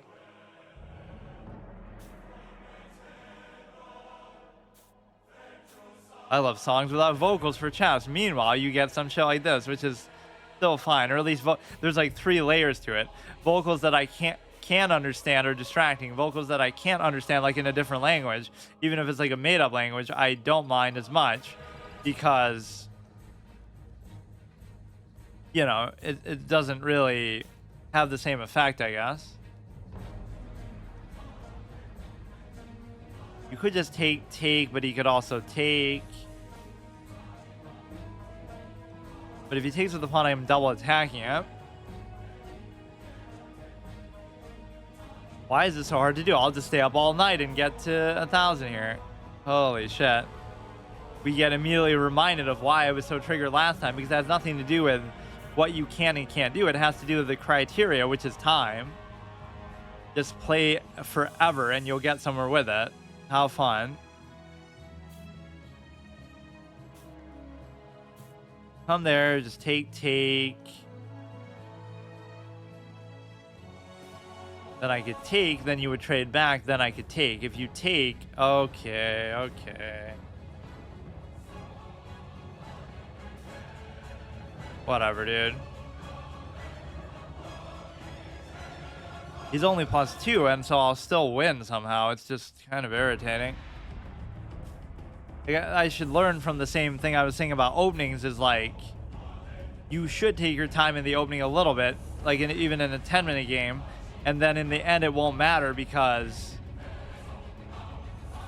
of the simple fact that, you know, you'll be a good enough lead here. So you don't have to do it quite as much here, but don't try to rush at the beginning necessarily. Get a lead and then rush.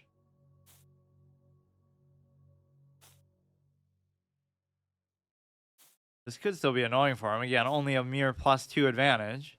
It's actually pretty surprising, all things considered. We come on the other side of the king, but what does it really do for him? You can now set up for the bishop take there. Blunders the bishop. Now I'm actually up on material. I'm double attacking here, and I'm also able to... Okay. So what I mean, dude, this is what I mean. Double attacking there, just check there. It's so satisfying in the end games when you get to pre-move and act like you actually know what you're doing and you're actually good. Or you'll set up for the perfect stalemate possibility, but it seems very unlikely that you would even be able to do that.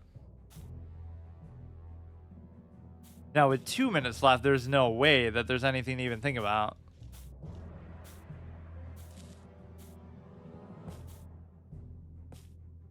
How is that not? Or that could be very close to stalemate. Okay, I'll just make another one because I'm too lazy to even try to figure it out. I mean, there's no way they can ever put themselves in stalemate, so at least that you should. Why even bother trying to think of the checkmate when you can just spam checks and eventually you'll get one?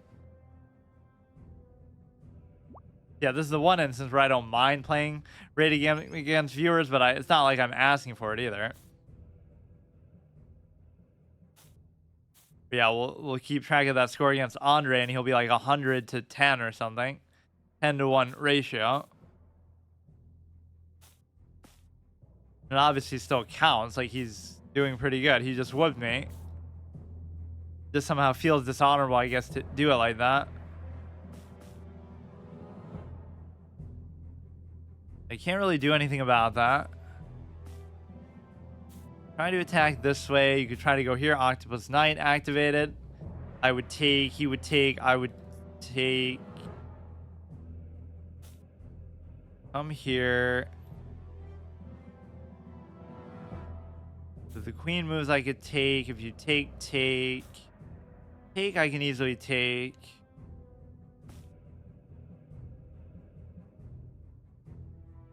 Okay, that doesn't affect anything. You have the anchor pawn here.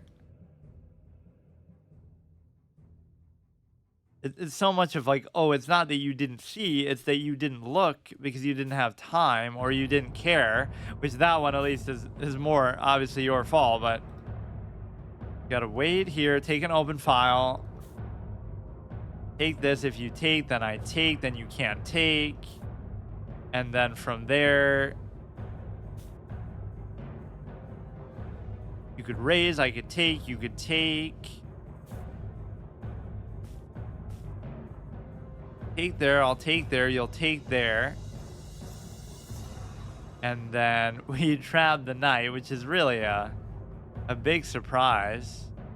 I can't even take... Dude, what is it with the knight, man? What is it?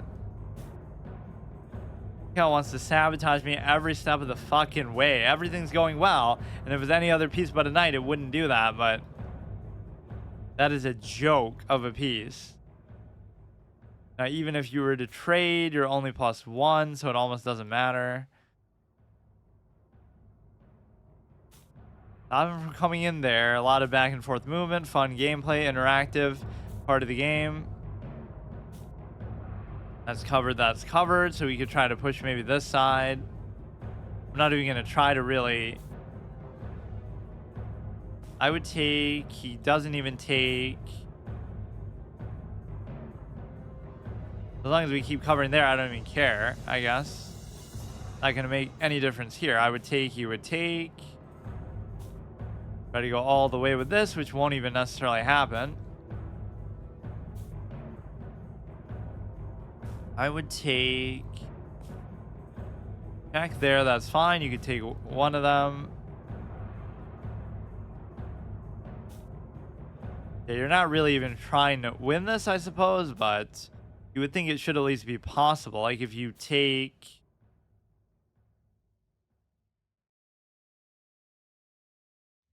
It's not going to benefit me at all. Or there's still a possibility of how you might be able to do that, but... Like block out his king so badly that he can't come through at all. Which I can't entirely do, or you can. Sometimes you have to have more faith in the pawns than what really goes here. You know, in this case, maybe you don't take, or... Yeah, maybe you're not meant to, actually. Because he won't be able to come through. If you take, I take, and then you're stuck there a little bit. And then you're forced to go away, so I should be able to take the pawn, and actually I should win now. You have to do this sort of unintuitive move where you go behind it. This whole king opposition thing that I find kind of annoying. Okay.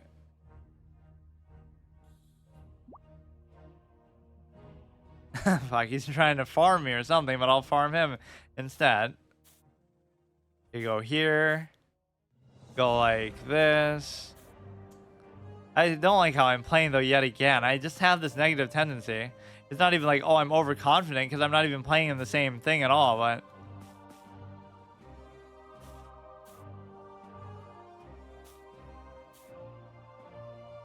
Okay, that we don't have to worry about at all. Just go here.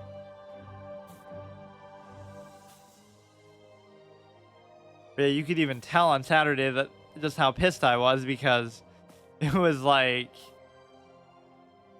I was kind of more quiet, like my old self, mumbling, playing all day, sacrificing real life stuff like work. My tooth was hurting. Like there were so many things going wrong in that moment. It's almost like I feed off of stuff like that. Like that helped me. Alright, just blunder a piece. Nice game. Okay, go here. Take that.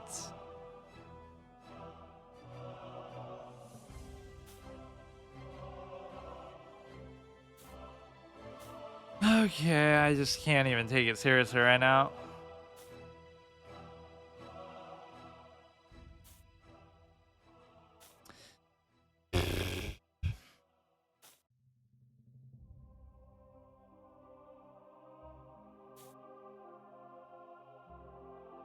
Was he +9?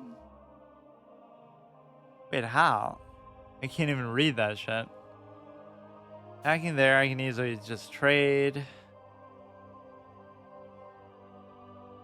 That's always a principle that you see against like better players or much better players is that they won't trade.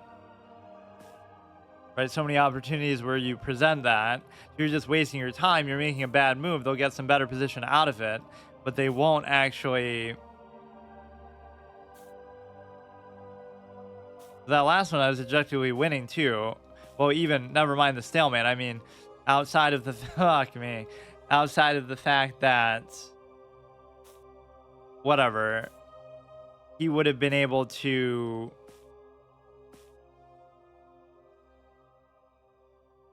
I don't know.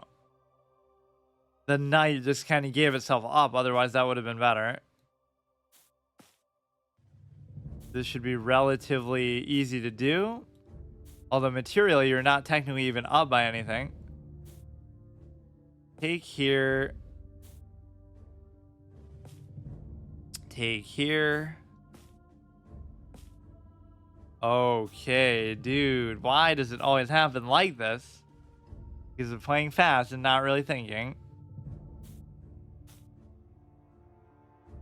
Watch me still somehow be able to promote. This is what happens. Like, you can't have a quality experience because every game will be the same result. Both players will clown up and not really accomplish anything.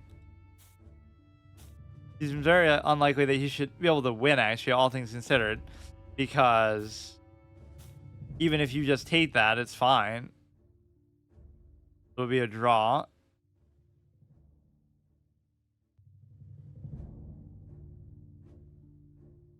We don't have an offer a draw, just do the move and it'll be a draw anyway.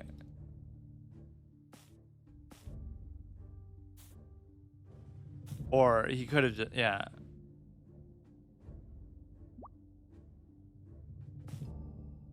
Okay, last one, and then maybe I'll do a couple more. I kind of did want to make progress here, actually. Let's see how long I can go. I'll go until I lose a Blitz game. I got to get over this mentality of not taking stuff seriously, though, just because it doesn't even matter about the speed. Like, I wouldn't, I don't know. That alone wouldn't be the difference, but there'll be that one move that you make without thinking that hurts you really badly. Like, for example, that is pretty damaging.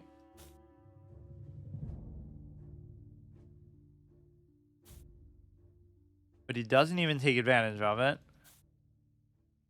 That's good.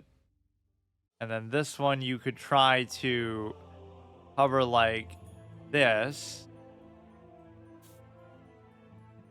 Tax the thing, and so that would allow you to take here. No, we're really good for the bishop to even go at this point. You take, I take, attack the knight. Or actually, can't do that. I don't know whether he'll see it or not, but can't take a chance. In fact, even that's still or no, now it's not. Whatever, just go here, take.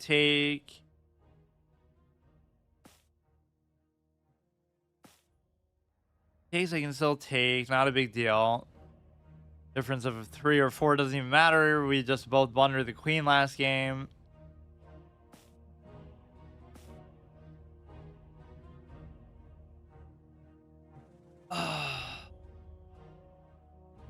Yeah, that's what I love. You're turning chess into a real-time game to try to make up for the exact things that people would otherwise pretend are good things about the game. Like, if it has all these infinite possibilities, shouldn't that be enough for you? But it's not. You have to... Or he doesn't take there either. He takes, I take... You go there, I take, I don't know. Damn, I'm playing worse than expected here. But whatever, we have to wait till next month before we start having to take it seriously again, but this is stupid.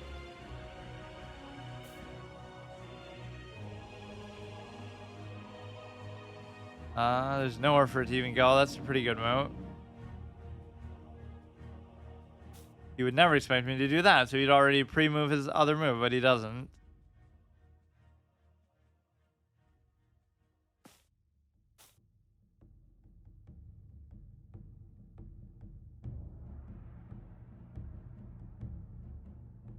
Okay, good game. Wait, I'll go till I lose and I'll try to... Maybe I should do faster Blitz games just to remove the... I always like to play the default setting, though.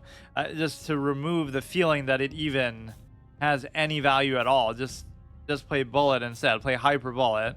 Become the next Orange Ghost. To start pre-moving stuff. Like, this is so trash.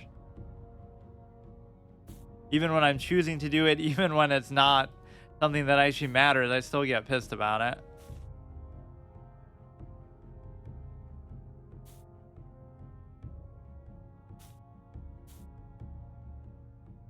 So on one hand, complain that chess is too time consuming. On the other hand, complain that, you know, some of these formats you don't have enough time. So either way, the lose-lose. Because that sort of covers up for what would be the alternative. If people had infinite time to think, okay, dude, they wouldn't do stuff like that. How often do I do that in a 10-minute game? I obviously wouldn't have gotten this far if I had. The way that it would go is like the first 5-6 minutes, nobody would make a mistake, and then somebody would make a mistake. So you just have to last out to that point, basically, let's say. So here, you can overcome the +3, especially with speed.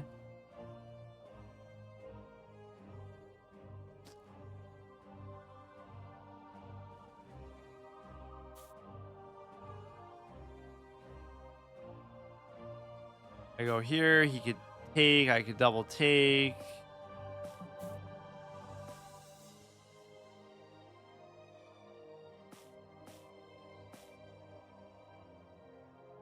Fine, so that's covered. Take everything, I don't care. Come here, non-octopus knight, you're double attacking, which there wouldn't have even mattered. He'd have to make both knights move. +4. Yeah, how to tank and actually make your performance worse and get used to... Even if you get good at one of these formats, it'll still hurt, but you have to be flexible enough to, you know, be able to play all of them. I just think at the low level, it's a very big disgrace that people either play or consider of value some of these formats. They're very, very stupid. Anything other than 10 plus, even 10 is kind of bad for it. You might say, oh, that's just because I'm slow, but do you really think people are learning from what they're doing here? Like, it just seems dumb.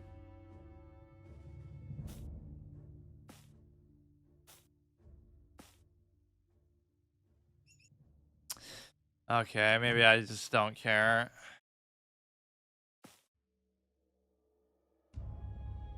What is it that I get in certain good mindsets? The other guy just played.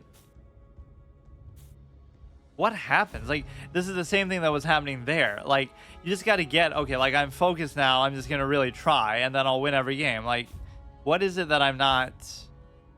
Even that I don't normally do, but whatever, dude.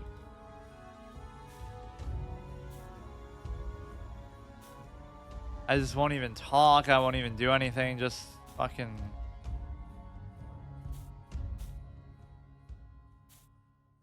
It's so dumb, dude. It's always for like all the wrong reasons, but I guess it still counts.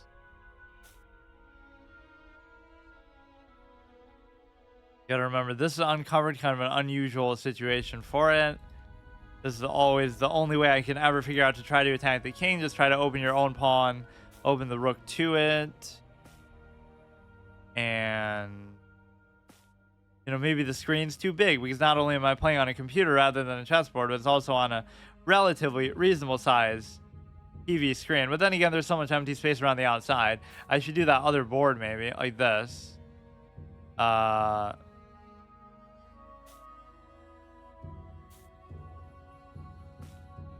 Take. Everything's good with that. These pawns are very overextended, so I don't know whether I want to mess with that or not. This doesn't do anything. Next there doesn't do anything. Maybe create some kind of double diagonal or something of value.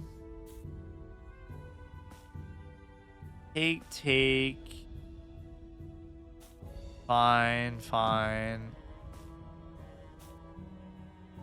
I'm blundered so many pieces back to back. Surely that would lead to you believing that I messed something up.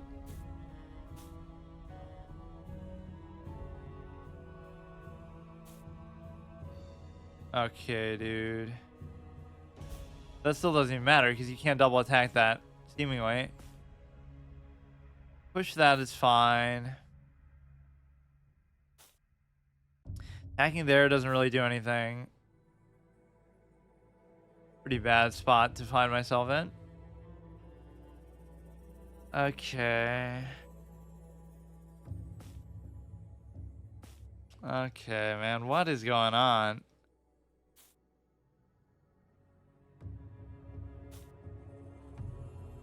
So a comeback. +5 is nothing when you consider that they can mess up on time too. Took with the queen.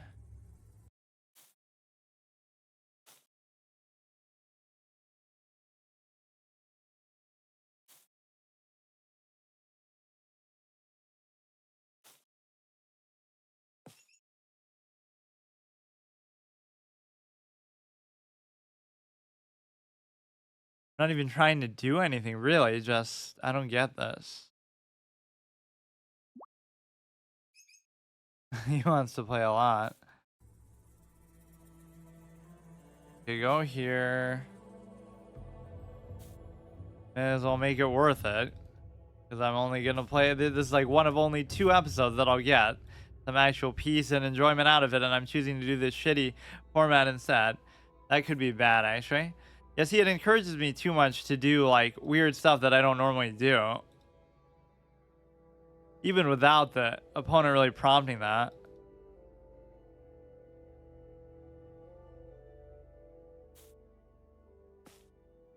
Take, you're double attacking, you're pinning that down. I could attack the queen and that. So that could hurt you, but it's really not a big deal because you could just still stay connected. Take. You try to take somewhere else, but then I could still take, but then it would still be fine with you. If you take, I could simply take. If you don't, I can simply take.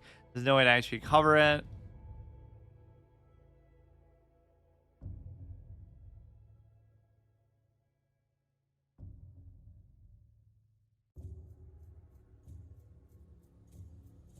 It's like you need some stakes to actually do well.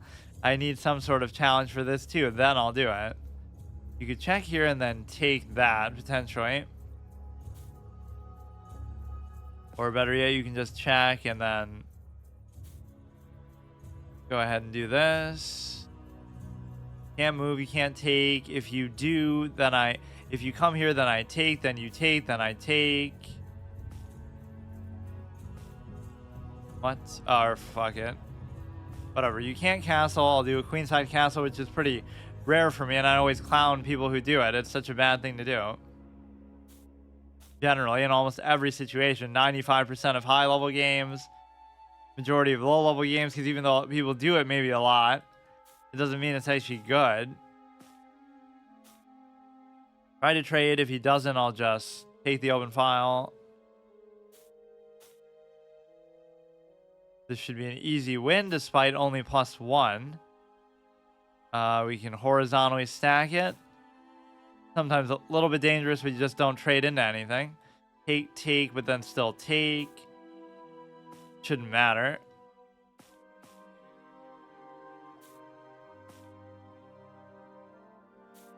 Check, but you wouldn't be able to take. I can take that, take that. I think it's very unlikely you'd be able to do anything on that side here. On the king side. This should be easy enough to do. Just anytime he targets something there, just trade in, basically. Or actually, that could end pretty badly. You could check, you could take, make it as tedious, annoying as possible. I can always just sack it. Because the only real threat here is just the pawn itself. So I could sack my queen for it, even if I had to. Feels kind of unnecessary, but...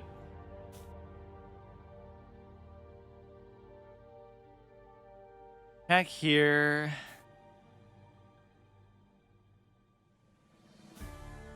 You just try to double take. You can't really do anything with this. Take, take, take.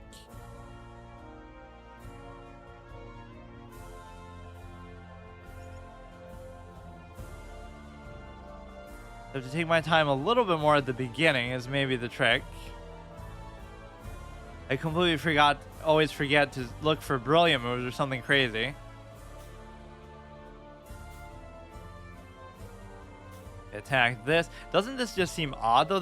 There's such a big disparity in some of these things. Like, oh, you're 1700 on another site, then you're 1300 even here, but then you're 500 points short. Like, I don't really think this is an accurate representation of my level, but it's still kind of worth noting that there's always a big difference in everything. It just takes so much time, I guess. You just have to grind it out, like Nightmare would say. I could grind as much as I want. I'm never going to be 2000 right now anytime soon. Right, so it's always just good to see what your peak is, but this would be kind of hard to believe that this would be your peak. Or here's where trading pieces becomes so beautiful, because then you really don't have to spend too much time on any of these moves. You could almost just pre-move this. It's unlikely he's going to do anything crazy. I can never decide whether it's worth it to take or to keep going, because if you do take, that opens the rook. But if you don't take, you can potentially use that to pressure the king here. Like if the pawn's there, could be good too. Now this you could at least double take, or not the least of which you could do this.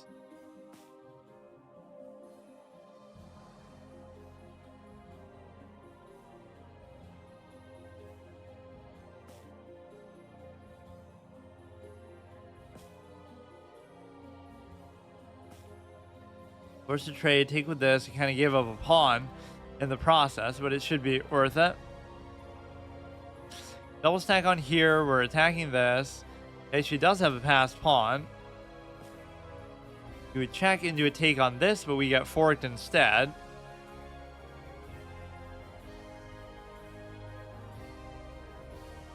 You know, sometimes I just don't know whether the knight is just trolling me or not, but it obviously exists solely to do that.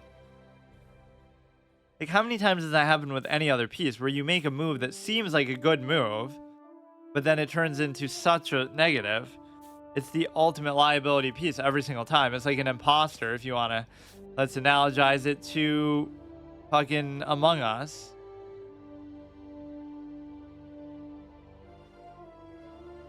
You'll win this back at least, but then the bishop can make all the difference in the world.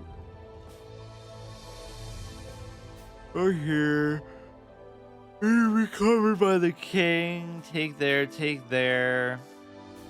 It'd be very hard to cover both of these. Almost just hope they would blunder it like that.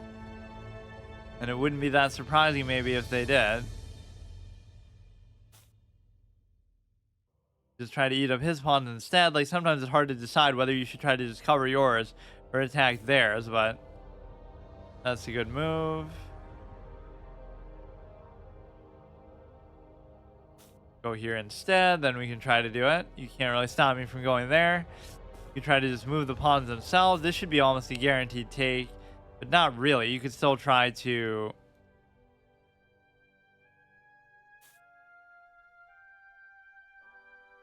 You try this. That doesn't really do anything. It's always still possible to do just for the sheer fact of time, but I don't know. Pin this down, which won't do much for me. Always possible that you could have a blunder like that. Now you can get bailed out by a stalemate. Yeah, it's no big deal. I could easily do it. Just got to do a 14-hour stream again. Fuck. Not that I have to do it at all, obviously. You'd think it'd be more entertaining, like, wow, faster paced format, but it feels so... It's just not how the game works, really, or it's not how it's played even at a low level. Like where, oh, you're kind of just playing it and just having fun. Nobody really seems to do that, right? And so that's not even an excuse for being bad. It's just like, if you want to be hardcore, then be hardcore. You should be 2,000 plus. Otherwise, just... You know, don't study so much like people do and don't do all this weird stuff.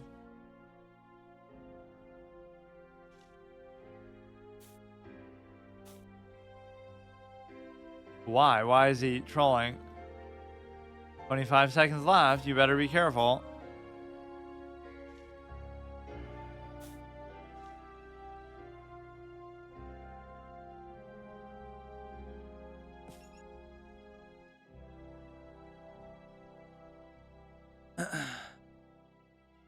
Okay, maybe I'll try it tomorrow. I'll do it. I really don't care, but it would have been cool if we could just get to 1,000, but I didn't play it very well. That is amazing, actually. This is a good psychological perspective, too. How is it possible that you're... It's not really the time that's doing it. That's the thing. 3 minutes is still a long time compared to what we're seeing here. So I'll just try to ignore it for a little bit and then worry about it later.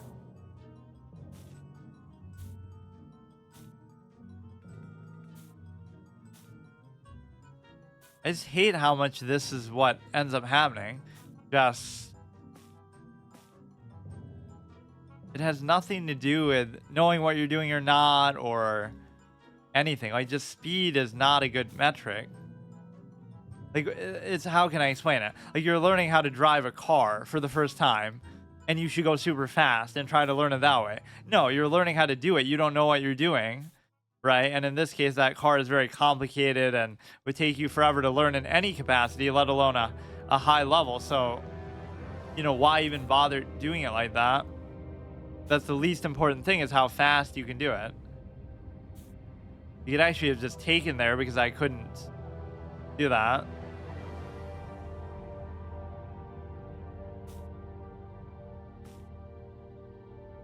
Or not so much now, but...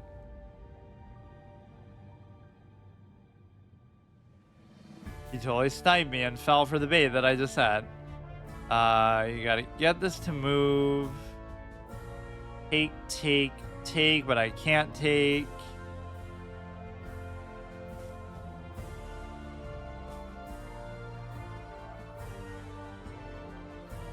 That was at least decent. Norwegian defends. You could take here, you could take here. Neither one is too meaningful. Or, okay, let me see.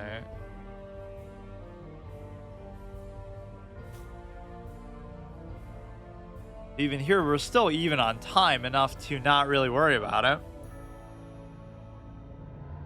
Could have checked here, and then... I don't know where exactly he would go, but... Dark Bishop, unfortunately, can't do a whole lot. Now you could do this because he can't take. The square should be very limited. Now you could do this, but it's not going to be covered. Let's just do that instead. So now you can take that regardless.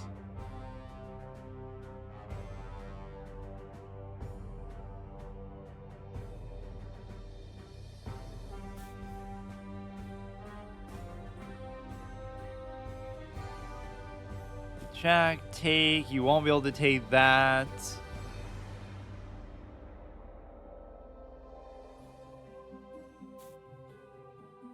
Let's see. Go here. You would have had the option to take the rook. Of course, I totally see the mate. I'm not just doing random checks like always. Do random trades, do random checks, just do random moves overall too. How about that?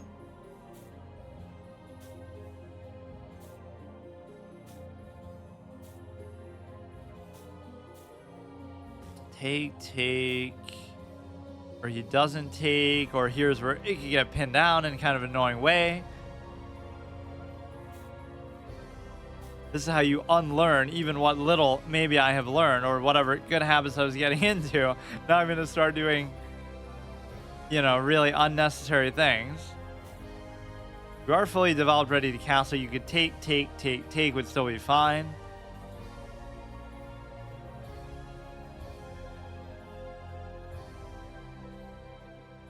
There's no great threat really posed by that. Take there. Now I can't take with this, but that's okay. Oh, we castle queenside instead now. Not the end of the world, but you can turn that into a threat actually.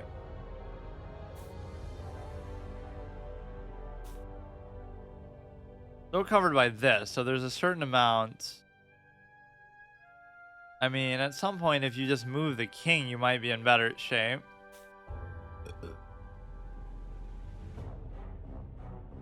I'll get a whopping 10 for this. Let's just try to get back to 8 at least. This is dangerous, but I don't know what to do about it.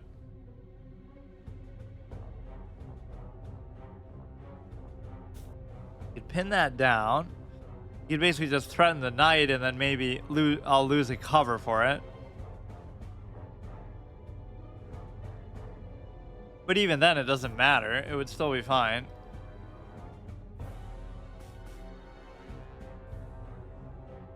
You could still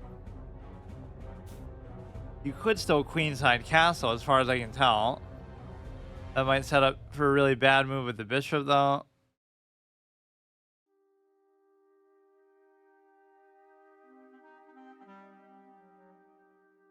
That was one of my biggest shock moments looking at WoW retail. Is like I thought, oh, you know, in Cataclysm and all that, they would have given the gnomes their own capital city. Like Gnomeregan would actually become viable. But then instead it turns into fucking... Wait, what's he doing? It turns into where you get the Echo Isles back, but you don't get that, which seems absurd. It still seemed to be the exact same. Or maybe at some point it was, and then it went back to that. I don't know. But like the gnomes waited like 3, 4, or 5 expansions for something, and it never happened.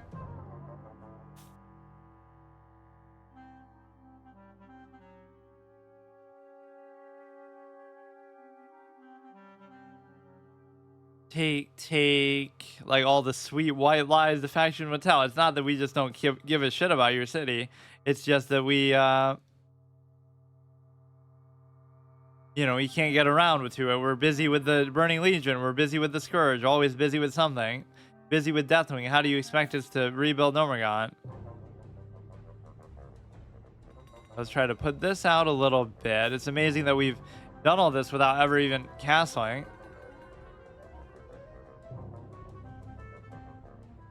Can't do anything with that. Honestly, if you were to do that, it's not like I can move it anywhere. I wouldn't even be able to take. That I can't do. This I guess I could do. As weird as it seems. Very good. Very sharp, fast move. So you could take this. Unless I move that first. Let's just let the knight go. But unfortunately, I can't really move it anywhere at all. He's +1. And now gotta watch out because of this, or you could just blunder the queen. And they do it so casually, like he took it back so fast that it's almost like it was on purpose. Cover that, but he doesn't do it. Target this, I could have just took it actually. at least blundering mate and blundering queens and stuff like that is more believable in a format like this because it's so fast. Like that should really make you that much of a moron. Like I'm better in bullet than this, at least relatively. Yeah, why is this one specifically so difficult? I guess because it gives you that little lure of time where it feels like it's just long enough to be meaningful, but not. I say that about 10-minute games though too.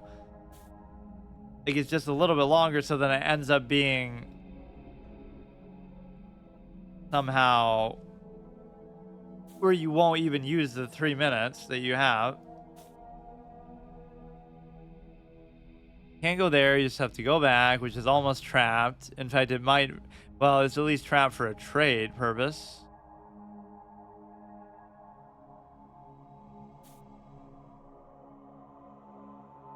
Which arguably that's not even the best thing to do. Like maybe you shouldn't trade here. Because that sets up for all kind of stuff. You're walking right into the fried liver basically.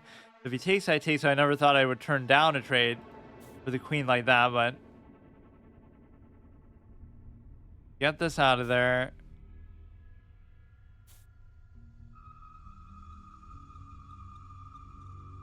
You do this and sort of bait it in such a... No, it won't actually do anything though.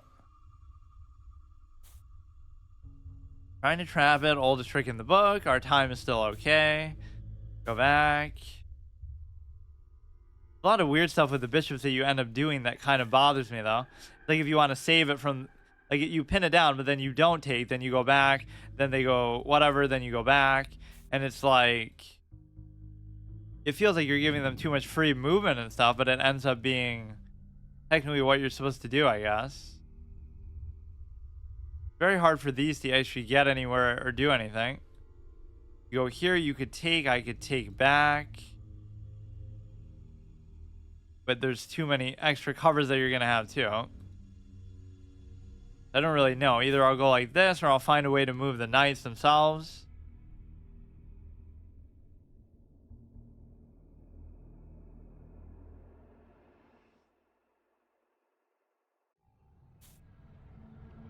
"24-hour chess stream to try to get to 1100, or no, I mean 1000 blitz. Always finds a way to ruin my day. If you take, I could easily take. If you take, I could easily take. If you take, I could take with this too. It's fine, I guess. Nobody's at a major advantage. Time is still fine.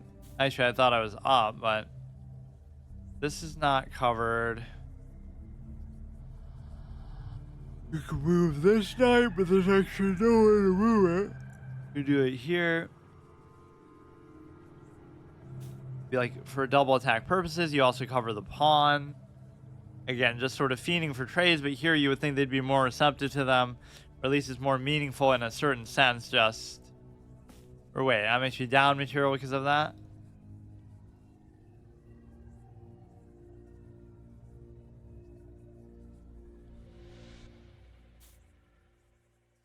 What can I do with this? You could try to trade that as well. Takes, I could take.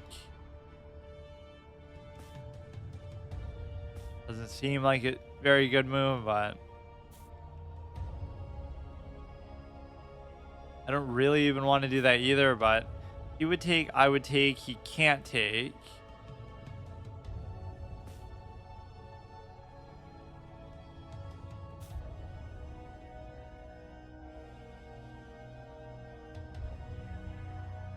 There's an interesting move you could make there. You could just raise this, then I can't do anything. Right? So you, it's one of the rare cases where you don't have to raise that. Cover there, but it doesn't matter.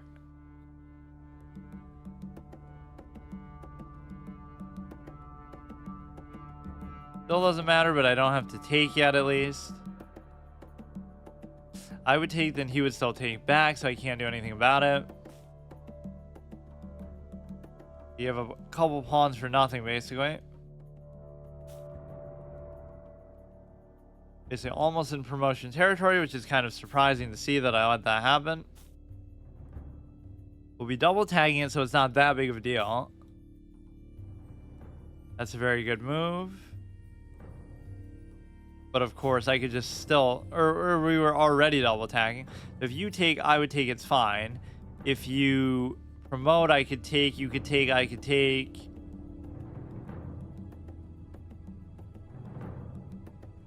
Or wasn't there a time where I could have just took with the bishop? Like he just let it. Yeah, I could have just took. If he takes either one, it's still okay. +6. He's actually down material now, so those plays made no sense, but obviously he's choking on time. So we can just wait. If we take, he can't even take at all.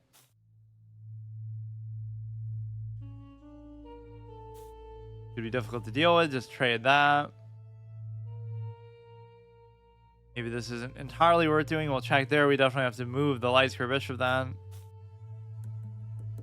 You will have some kind of crazy unleash if this guy moves. I always think I'm getting more rating than I actually do because it'll say like +9 or +15 or something, but that's not actually for your base rating. It's for your it's some sort of trophy league or some other BS. Okay, that's good enough for today. Whatever, at least I wasn't trying to do anything. I don't get it though. Yeah, it turns you into a complete moron. It's good to sort of experiment with other formats for what little time I have. What I was originally intending to do with chess is like, oh, you know, let's do variants and fun stuff, but we'll save that for later. Okay, so today is sort of continuing yesterday, just my last 2 days before the permanent challenge continues, where now it'll be the next 2 months to try to get to 14, but instead of studying or something like that in the afterglow and celebration of it, this would be the perfect time. These 2 days should have been like very long, exhaustive studying stream. Instead, they're going to be short, bullet, blitz, throwaway garbage, where I'm trying to get to 1,000 here, which I'm sure I can do, but this is sort of a good way to sort of speed train and test your calculation, even though it's very hard to do in the context of, yeah, see, even this is Blitz against a pretty good player himself. 930. Yeah, it's like the same sort of thing I say with Yu-Gi-Oh, like with Synchro and stuff. Like, oh, just because I don't like the mechanic doesn't mean that I shouldn't be able to do it or shouldn't be good at it or something like that. Although I never even really tried to use it, but still the point is you should still have success. So just because you don't like something, doesn't mean you can't still be good at it. So that's never an excuse, right? I hate the time formats. It's diametrically opposed to how I approach the game, where it should be more calculation based. It should be more innate based, but instead it's the opposite. Like, you know, so much of it is borrowed knowledge, study, calculation.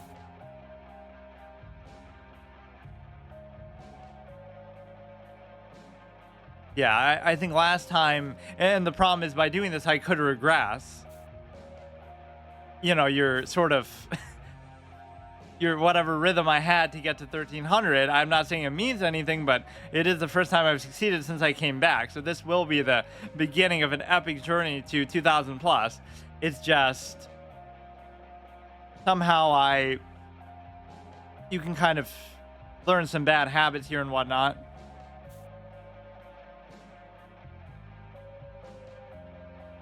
Have a couple dedicated mods now, although Simply's not in here too often anymore, but he's too busy trying to get to 2000 plus, which he's pretty damn close to doing, actually.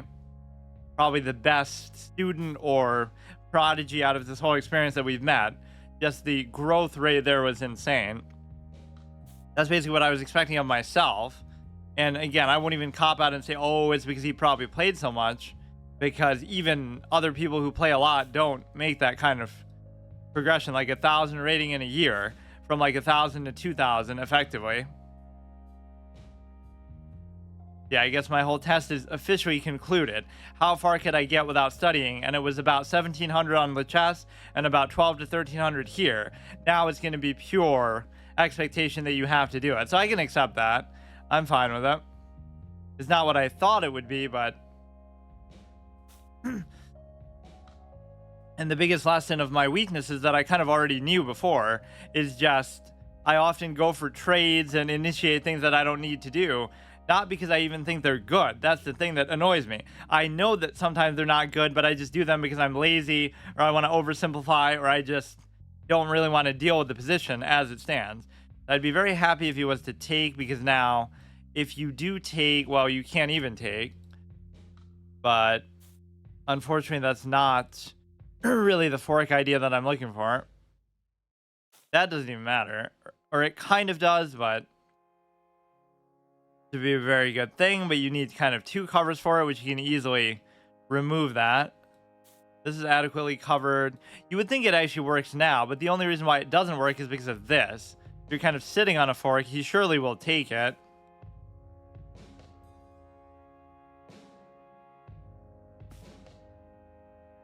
It preserves the same idea, but he's not going to just let me do it. So he would take, I would take, he would take, wait. Oh, but he'd still be sacking it. Or no, he wouldn't even. I don't think it even matters. He can unleash this, which is interesting. Yeah, you still have to be willing to take your time in the beginning, and then once it comes down to time, it'll be okay because you should already be up by some material amount. Again, going for these cheeky trades, although you could argue it kind of suits my style more. Just because you kind of see what you can get away with because of time, but I don't really like it. And it's not like there's any special meaning in doing this either. Like, why get to 1,000 just because it seems embarrassing not to be over? Because I'm going to be 1,500 in rapid now, and I'm going to be, below 1,000, and something seems dumb. Beyond that, I don't care. Like, oh, I'm 1,000 in bullet. I don't even really play it. It's just whatever, like a placeholder. Yeah, this is the stupid choice that I make to, rather than, it's actually trapped. Or no, it's not. No, it's not. Rather than try to study in this moment that we've got ourselves a reprieve of 1 week or 2 episodes of chess, I'm instead choosing to fucking play bullet and blitz and dumb stuff. Like, that shows you my priorities right there. Take. There's no reason to do that. You have opposite colored bishops, but I'm not really playing around his too well. Like, just if you... This is actually kind of bad, though. See, because you can split it anytime you want. Here's where you just got to be very accurate, and I can't really figure out exactly how to do it. The whole trick would be, okay, trade off and then play around the bishop. Trade the rooks and then play around the bishop square color, but I'm already not doing that, so I would have to switch them somehow. Take that, that's fine. And then you got to cover this. That might be his next attack. I'm a lot better at predicting my opponent's moves than I am at coming up with my own. So there's something to that with respect to, like trying to figure out what they're doing rather than coming up with a whole complicated attacking idea or something that would require borrowed knowledge and studying the game and all this kind of stuff. It's just not the experience that I remember, but I guess that was sort of the king of the sandcastle effect. Like, you're playing against all these really bad players, so you feel like you're good, but I didn't even really feel like I was good. I just felt like, on that level, it's fair. They've never studied. I've never studied. They don't play much. I don't play much.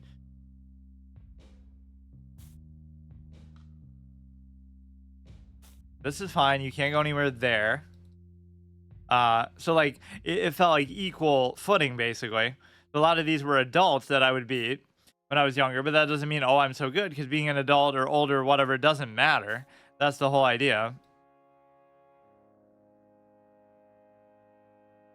I won't say kids are even innately better at chess, but now that I realize how time-consuming it is, it does sort of feel like, he has the objective advantage here if he trades. And the reason why is because the colors just don't match of the pawns here. Or yeah, you can't even put that in your tags. Speaking of Magic the Gathering, Twitch won't let you put the word white in your tags for whatever reason. But what if I want to just show? Like, I put all the piece names: queen, king, rook, knight, pawn. I can put white, black. Oh, but I can't put white. Or like in that, oh fuck, I fucked up. In Magic, it's the same thing. Like, you have black, white, all these different colors that you play with. Just whatever the types, basically the classes are called. Then it ends up being basically, oh shit. then it ends up being basically, you know, where you can't put white. It hates it almost as much as I do, where it just doesn't want me to play as it. Oh, man. I see, I kind of even identified exactly what the issue was there. I knew that my pawns weren't suited for this, but I still did it anyway. Like, I gotta make a compilation of find all the times that I say exactly what's gonna go wrong, and then I still let it go wrong. Or I'm even the one to initiate it somehow. Even here, you could still arguably stop it because you can just move back and forth. But now you don't want to force threefold repetition because of the time. Or maybe it's not fair to do this because he's always distracted by school, but there's nothing he can do here. So you have so many squares to move to. It feels kind of degenerate and flagging, but it's the whole point of the format. Like, we did it the right way. You play a bad, objectively suboptimal game, but you still win because you flag them. Hooray. What a fun, exciting experience. As long as I don't let him take the bishop. So what's interesting, good game. What's interesting there is the strength of the bishop isn't anything it's actually doing on the board or the piece's value. All it's doing is allowing me to move something other than the king, because if I'm forced to move the king, then I'll lose, because, you know, it's just that principle of, I forget what the rule is even called, but just the fact that you're forced to move something. So if you have whatever, we've seen a similar situation happen with other pieces, just like it's not really doing anything and you're never going to win, but it just prevents you from having to move what you would otherwise have to move, whether it be the king or a pawn or something just annoying. Very much complements the annoying nature of this style too. Of this speed, I mean. Let's look at our correspondence games. Very exciting format.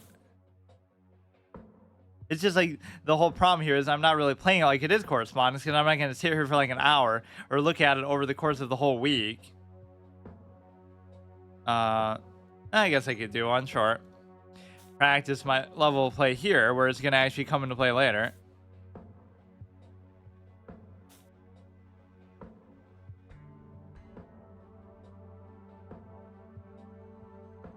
One to 0, but yeah, that'll give me an advantage. I should give him some time back, but I don't know. It's kind of hard to measure. It shouldn't come down to time anyway, but then again, we were just playing in a way that relied on that a lot.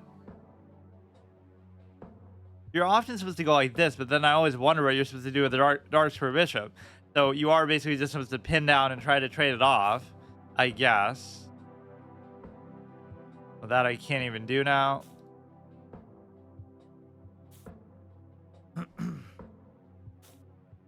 This should be a guaranteed opening of the king, but it's still not because of the stupid bishop. That's kind of a bad move because it allows you to either double snag the pawn or potentially just take that. I kind of walk myself into stuff a lot because I just feel like I can deal with that. Take. So that would be doable, and there might not be a way that he can stop it. That is pretty good. But here, the real threat is actually that. Or no, it's not. You would have to take that first, at least. You take the bishop, it's fine.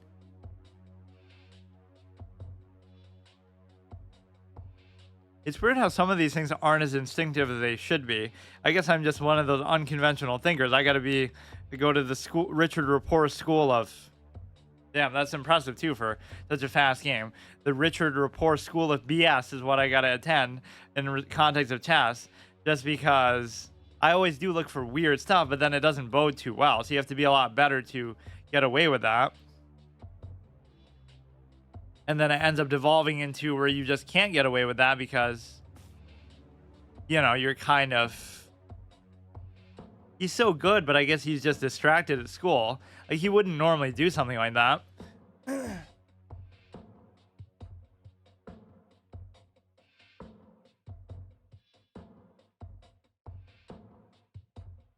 This is what I mean. If 1300s do that, I can definitely get away with it. It's just, or I can live with it. Now he'll still come back and make some miraculous win, but at the very least, you can win a pawn, but I kind of don't like where my king is, so I'll actually wait. Can't really pin it down to anything. We've had this pawn for a little bit here, just... Yeah, am I actually going to get trapped? Seems very unlikely. But the longer I let this fester, it could be a problem. It's always hard to decide where to go in a situation like this. Like if you're going to just keep doing this. Actually, I'm kind of less scared now than if he had kept that around. Because if he had put this behind, there could have been some really crazy threat he would have made. I have to be careful not to accidentally do a ranked game. Because that can invalidate the whole thing. Right? Because like, against a viewer or something. It's very important for me to not do that. Just for either better or worse. Oh, don't tell me. Comes up, but he can't do it immediately because then I would still be able to take. So there's got to be a way to still do this. Stupid double stacked pawn gets in the way pretty badly. Not an octopus knight yet. My knights didn't care for my style of play at first. One of them even tried to turn into an octopus to try to prove its worth. But I corrected them. Oh, these little movie quotes that I turn into titles. This is very difficult to figure out, actually. At the very least, you'll get a couple pawns out of it, but can't raise the pawn yet. So the natural sequence would be go like this. Even if I go here, you can still target it and keep kind of dancing around. If you target it, I go back. Then you go there, but then I can take. You could target it with this. Like, it's a very bad spot for the bishop.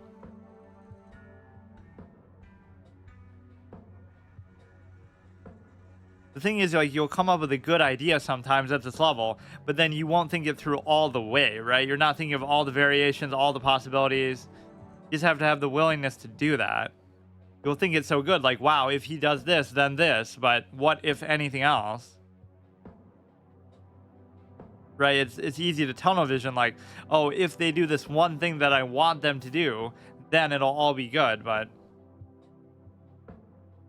So here the idea is that you'd be able to at least double take the pawns, but it might not be entirely worth it.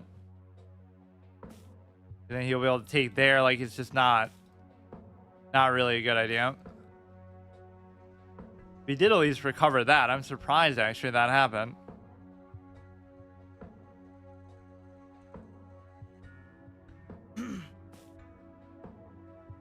Guarding this is going to be a liability all the way, huh?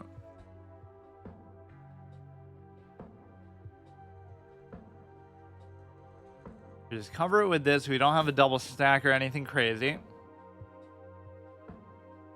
Definitely a temptation for him to bring the rook to the e file, maybe some kind of unleash, but it's not really going to happen. And so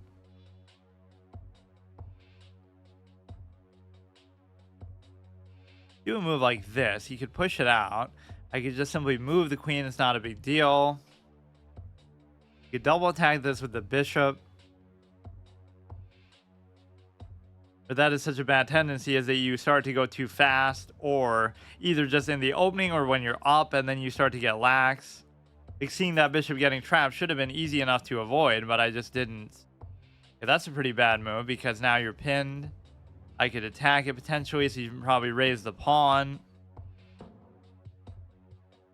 I basically just done chess backwards. Like, you're supposed to do what I'm doing probably later on. You're supposed to learn the fundamentals and then try to calculate and figure things out. I tried to figure things out first and then do whatever else I can come up with. Or then try to learn the most basic elements.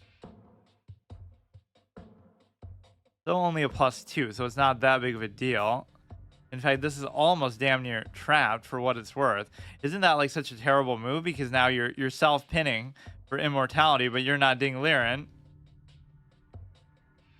So now you can definitely take. So he did it twice in a row where he potentially gave me that. Unless there's something crazy I'm missing. Now it should be impossible to save this, or maybe it's still not. If you just bring the rook down, then I could take, you could take, I could take, you could take.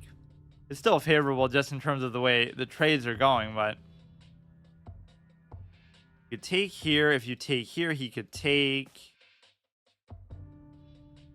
He's double attacking that knight, but it's not going to do any good. Is he? Okay.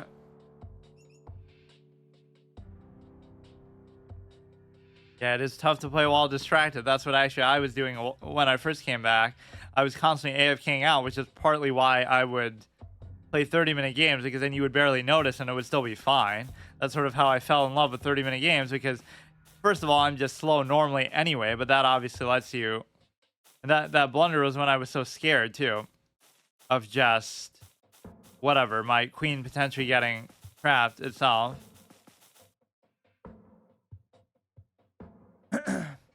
This might be actually the time that I'm doing it more often now. My schedule keeps changing, but doing it this late is a little bit weird.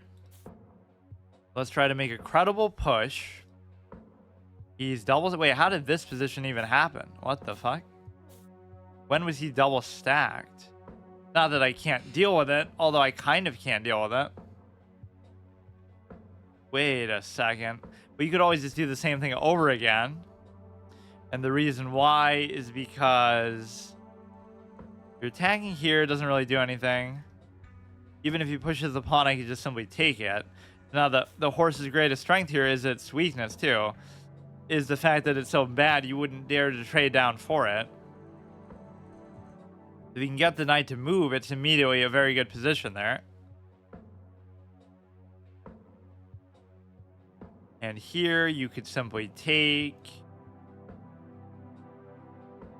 Try to trade it. I think I was thinking about this move, but now I don't know if it's good or not. Take, take, take. It probably should be fine. Then you're setting up for a fork, potentially. Okay, let's just do a whole bunch of Blitz stuff. This game had such a good soundtrack. It's very important for this kind of game. Just detective type stuff. I'm surprised that's 7 minutes long without even being extended. Okay, let's go. You go ahead and do that. I always like when they bring out the queen early, because it's just not going to do anything. I'm getting distracted. Want to make sure I'm going to be paranoid that every game is rated that way. If we go here, we can always bring the thing up there. Or now we can do this and sort of reverse the position of them, I guess. I don't know exactly how to play like this, but... Go here. You certainly would be able to take this, so he would need additional cover, which he still doesn't have. Or that's kind of walking yourself into something bad. He doesn't do it, though. He even moves the same piece. And then we're able to basically just move the king. And maybe try to trade as much as possible. You trade this.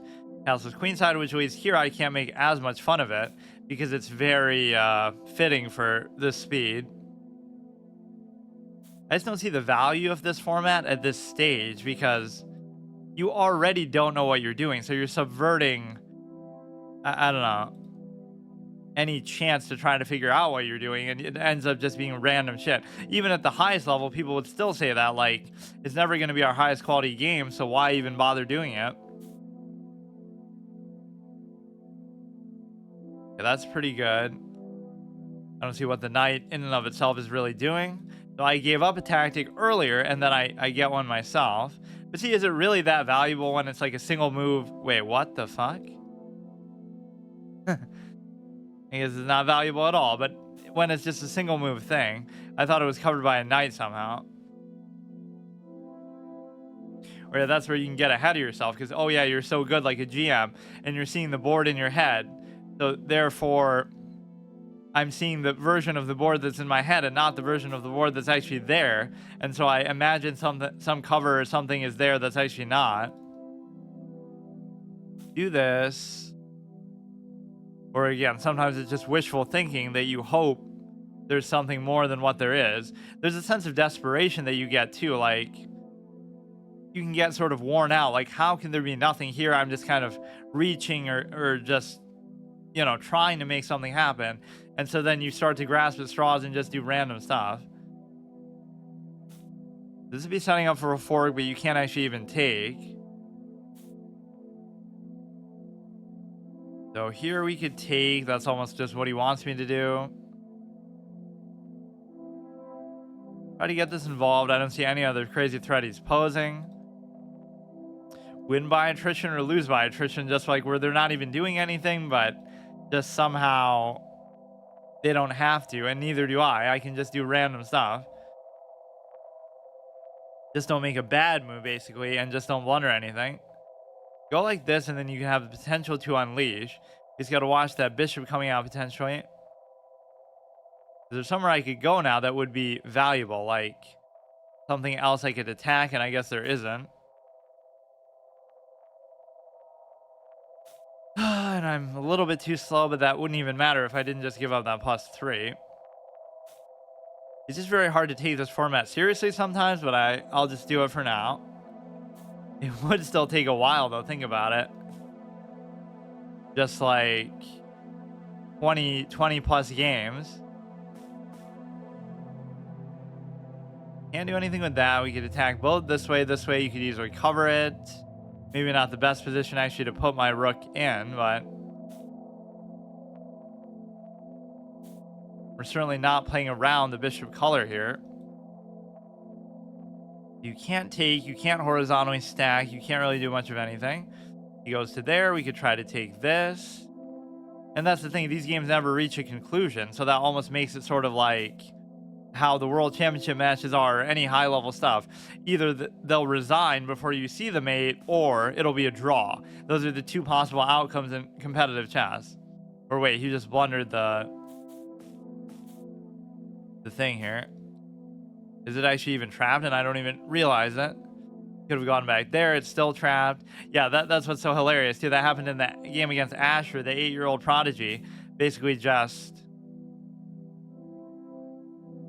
it's a case where I had a piece trapped, and it's not like he told me, but he told me by playing, right? Tell me I trapped a piece without actually telling me.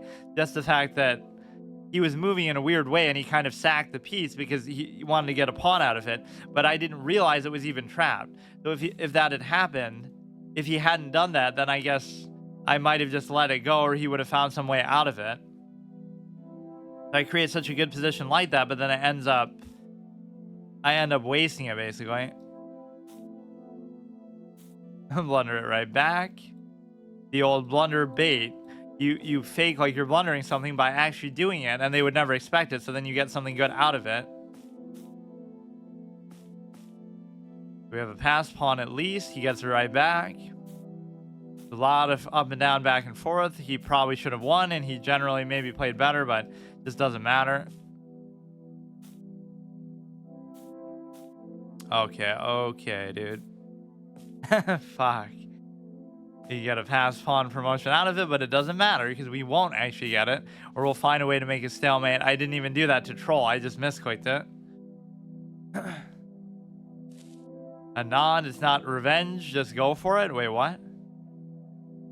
Yeah, you can see how the ratings are reflected so differently here. Because even though, oh, we're 1300, like that's a huge flex, the reality is that a lot of those games were getting 1900 rating, or like what it says we play as. I kind of like that feature. 1600, I was rarely getting 13 and below, and yet I was still losing to some of these people, so it's hard to say what that means. It's basically just like 1100s are objectively harder to beat than 1300s or 1200s, because either they're cheating or they get stuck in like some sort of purgatory where they played a lot more games than they played a lot more games than 1300s, because 1300s on average, or even 14s and 15s, can always sometimes be provisional where they just made their account and lost like one game, so they could be on their way to like 600 rating, but just because they first made their account and that's just where they start, you'll be able to farm them for a while. So it's a little bit deceptive that way. It's possible the same thing happens in FIDE and in real life. You start with like some sort of provisional boost or rating, but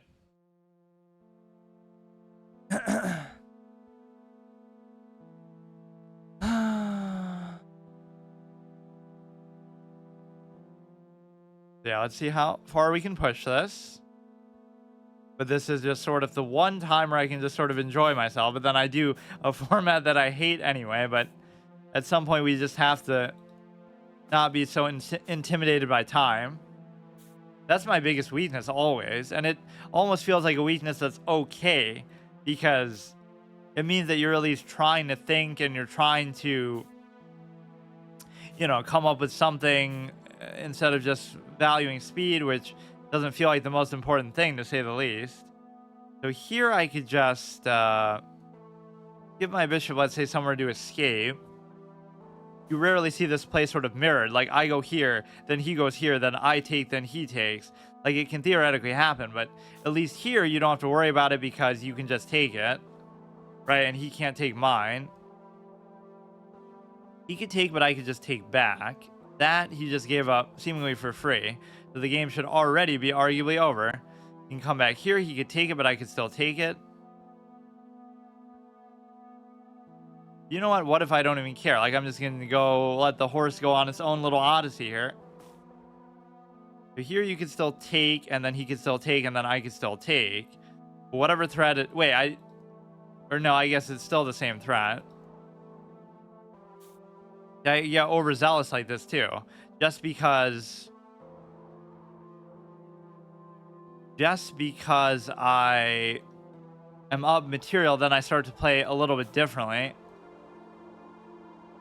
That you can't even take on b7. And this is okay, I guess. This is actually going to be immovable too. That is the immovable object in chess, is like an octopus knight. Not because you can't actually kill it, but because it's too bad to even worry about trying to kill. But that it still comes to the same thing. He's threatening there, double threatening. Problem is you can still take it with the thing. Okay. Could be very bad. In fact, what did I just do? Now the knight can move anywhere, but guess what? The knight just sucks so bad as a piece it won't even actually be able to do anything. Might be able to take a pawn or something, but thereby leading into a rook take is fine too. We still have that cushion to be able to do this. There's even now, there's a lot of back and forth like this. Alligator tooth evaluation style games tend to happen here. Like, I have these games always won, and then I just let them go. Takes that back. He threatens here. We're still covered. This would be a great threat, but you can't actually do it. Here he would just be able to take the bishop itself. Nothing you can actually take. I'm a little bit too slow. I just hate the style of play. Now, if he decides not to do anything with that, then you'd be threatening there, but then it's a lot of back and forth. If you want to get a threefold repetition, you can. Imagine getting a draw in a 3-minute game. Like, what a clown show it is, but are you kidding me, man? Like, why? You're not even down material, but you can just tell I'm better, I guess. I won't even do it. And you're up on time, too. Like, what a cowardly mentality. Only I would do something so stupid as that. So the whole idea is you would have liked to have gone like that and sort of pinned down, but you go like this, so therefore it's still covered. You can attack this, and then that could get a little bit tricky. Can't actually take anything there, though. Reducing the bishop to basically a pawn. You can sometimes still be valuable, though. Sometimes you do that with a rook. Like, you do an anchor pawn. There's one pawn covering, like, 4. Like, going in a little V shape. And then it's still worth it. Just to have the rook even be on guard duty for them. So, basically, you can do that. I don't know actually what to do. Just throw away a piece when you don't know what to do. What does that even still do? I can still take. He takes, checks. You can't take that. Or now, actually, you will be able to. Okay, the biggest concern is just time. If you trade that off, you're up by a little bit. But can you really convert it and this quickly? And you probably can, unfortunately. This is where they go Super Saiyan mode, which I'm always so perpetually impressed by. If he had moved that, it would have been a check fork. You could maybe do this and you'll have a good anchor situation. If you go like this, I can easily take it. Just go like this. Take with the king.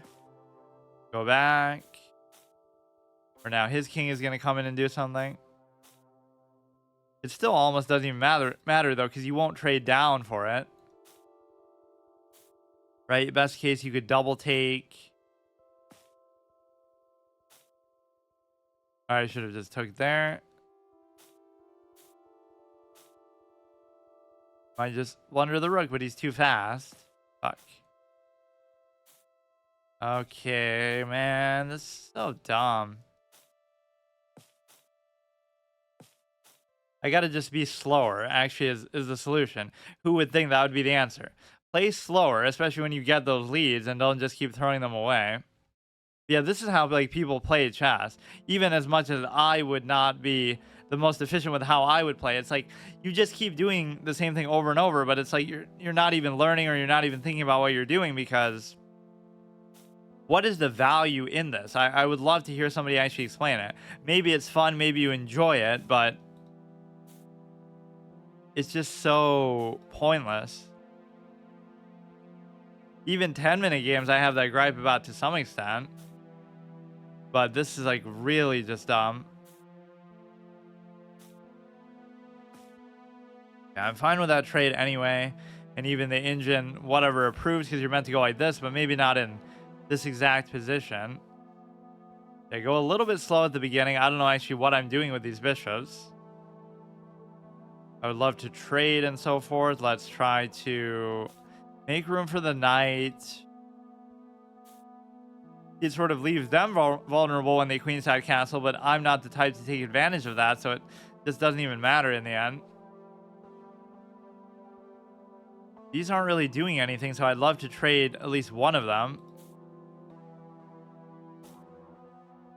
You gotta make quick moves and quick threats. Like, that's part of the style of play that you should do in the faster formats. Just always threaten something, even if it's not a good threat, because eventually they'll just mess up and let you do something. Yeah, see, like I'm almost about to blunder my queen just because of the speed aspect.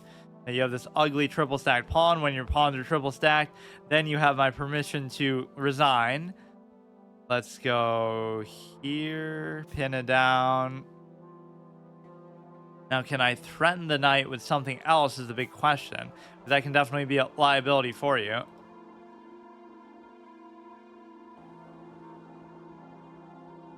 Now, he has an interesting move here that I won't actually even say what it is. But, you know, if you were to take... Okay.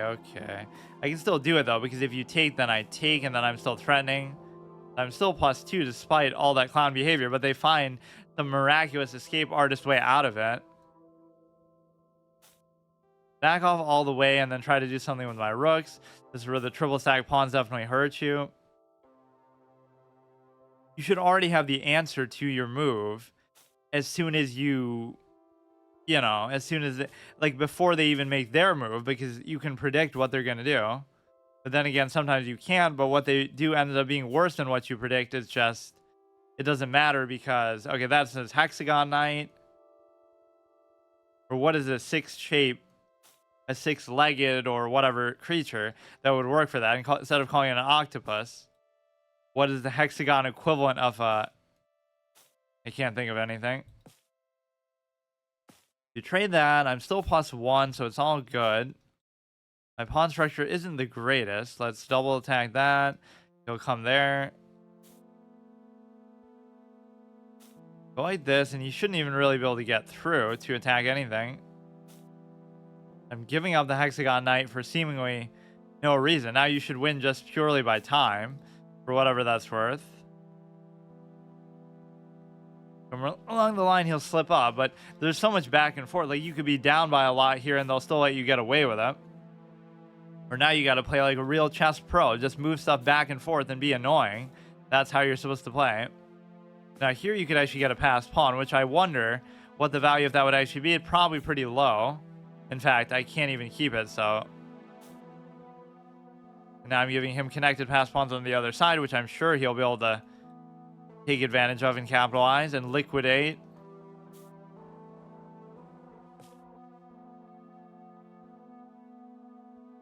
Now, would the knight be able to stop? This is the big question, and the answer is absolutely goddamn not, because that's just the nature of the piece.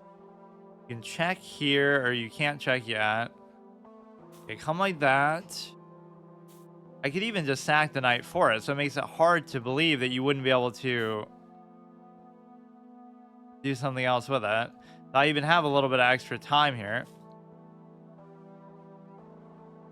This almost helps him because it lets his king just kind of get in position, but then you get a fork. See, it's going to be bound to happen, and largely because of time. So now I should definitely take my time and not just blunder. Somehow I go on like a blunder chain where I'll just like, yeah, I should trade down and I should just do whatever. Like, now here the knight's going to mess it up, or I'm going to get actual threefold repetition by this. Like, how would I still win this? I would have to promote my own thing, which you'd think I should be able to do in this much time, but keep giving checks like this. Let this come inside a little bit. That's the only reason why it wasn't a stalemate is because he still has pawns to move. What if I just leave it here like this? For now, I can't even give a check, so you would basically have to sack for it. But then maybe my king is in such a good position that you can still do something here. It could be pretty remarkable if he was able to do something here. Take, I take, and then you should just lose. Pre-move it all the way into a stalemate. Yeah, I pre-move mate all the time, but it's not the mate that you're thinking of. And now I'm not even going to get a chance to do it unless he moves super goddamn fast. You got to box him in a little bit. Just go like this. Okay. So I don't want to keep trading games and going back and forth. Or it is rare that you're actually going to get a draw here. 69, always preserved. I want to see one of these games too where I play at like a really incredibly high level. Like 1600, 1800, whatever. Even though you can understand why it's lower, but it's also kind of relative. Like, what does an 1800 Blitz player really look like compared to a 1800 Rapid or whatever? Look at this guy. He's got like a hardcore gaming mouse to try to be able to do this shit. To attack here, then I can go here, and then I can go there. I don't know whether that's the best sequence or not. This is not really a line or an opening that I've studied, because typically when they bring the queen like this, it's not very good anyway. But even if you are a great attacking player, you still don't typically attack with the queen first, right? So even then you could try to justify it and say, you know, like, oh, it's okay to do that if you're really aggressive. You're a little Judith Polgar, you know, wannabe that you might be. Let's go here.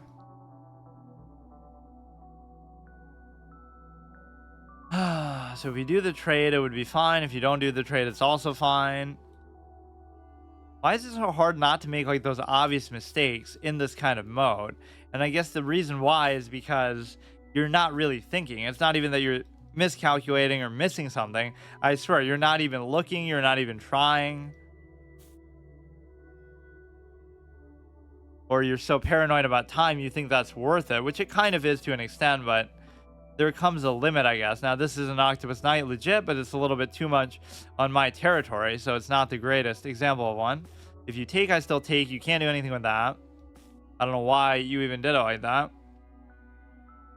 Bring out the Darkspur Bishop here.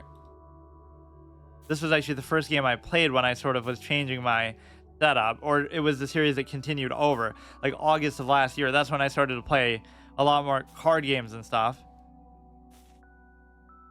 So it's basically a 1-year anniversary of that, and then it's basically been a 2-year anniversary of me coming back, period. Or that would be like in October then.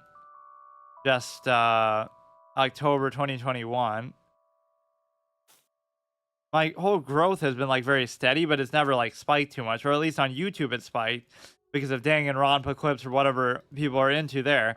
But here it's been like very just constant, like gaining a couple followers here and there. So over the course of like 2 years, I've gained like 200 something followers. But then again, I've gained a lot more than that. It's just that you obviously have some people unfollow over time too. You can go here, you can set up for the fork. Let's see if he's gonna see it. Even if you do, it's a protected fork.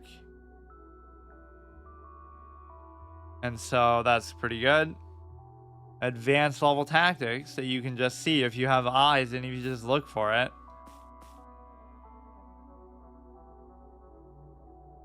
You could pin this down, but I don't see the value in it. Let's just go here. He hasn't developed the Darksphere Bishop at all.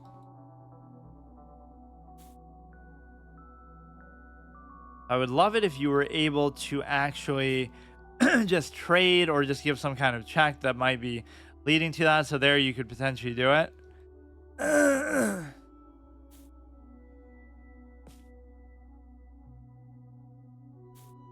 Do that, which is fine, I guess. Just try to keep fiending for the trade. This never could possibly do me wrong. Okay, go like this. Now, if you take, I could just take for free, though, is the big thing. The worst case, just a trade. You just cover the queen. You could just raise this. Or you could just take it, which isn't even like a free take or anything. Can't take there.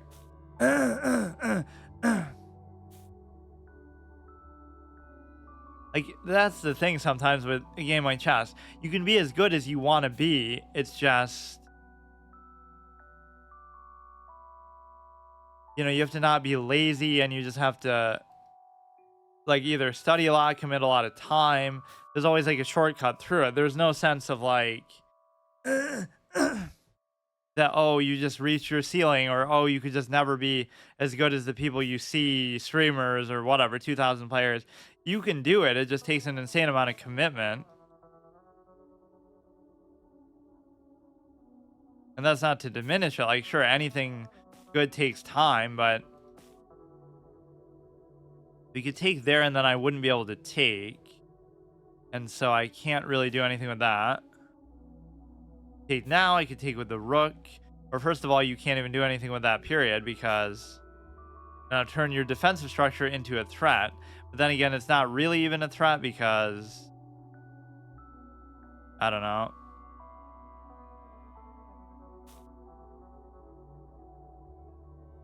He's pretty low on time, so I can just be lazy and not even really do anything here. This could be a very bad move. I don't like it.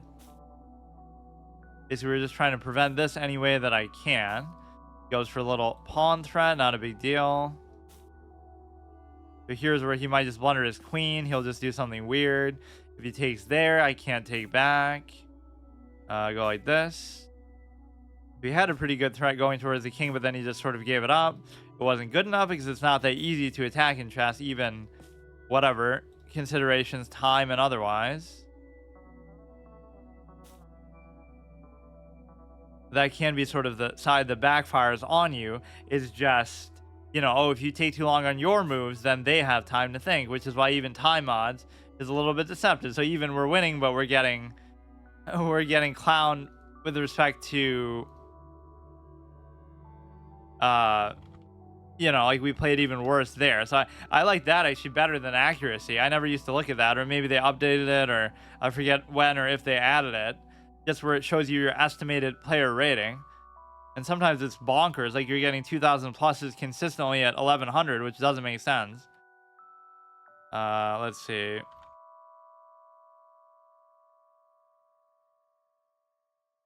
YouTube Premium is ad.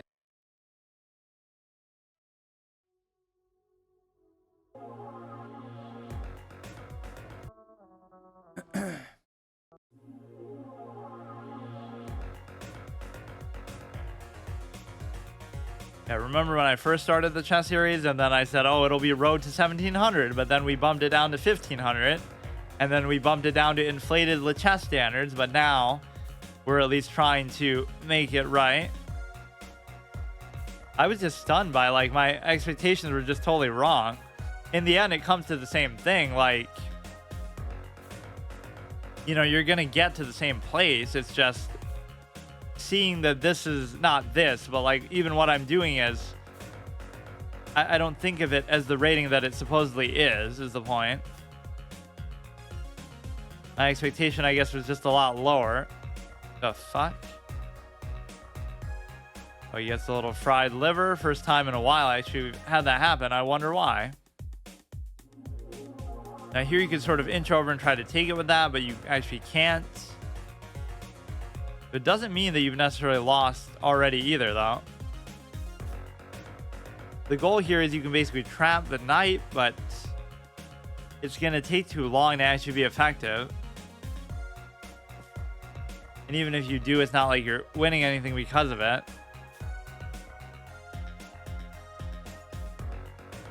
Okay. Yeah, see now at least that'll inflate his thing, 1650, but just have your opponent not really play the game, and that can happen. I mean, I don't know why I play like that, because you do have time. Like, what's the point in not taking your time at the beginning?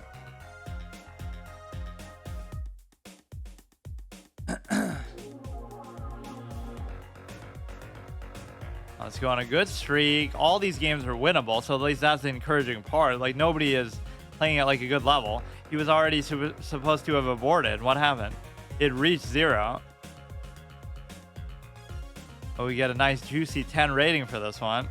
It's always interesting to see too. Like, I wonder what his rapid rating is and this and that. But the only ones you can really judge me on are the two that I play regularly, which is classical on the chess, or this, just rapid, whatever. Because it would be the same thing even if it was classical. Here, like 30 minutes is the same as 10, which is kind of weird, but I don't know whether it works that way in real life or not. I guess it kind of does, because I mean, I've watched so many, you know, tournaments and this and that just for the fuck of it, but I don't even know that much off the top of my head. Like 10, because it always confused me. Like 10 is rapid. That doesn't seem rapid at all. That's slow.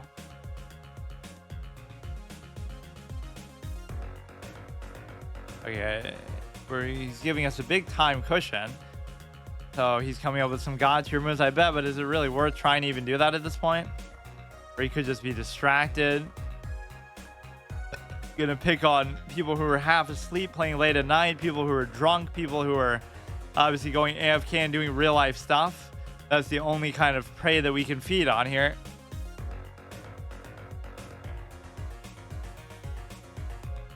The pin is very important to stop, but it's especially important in the 10-minute games. I'm not so sure about here, but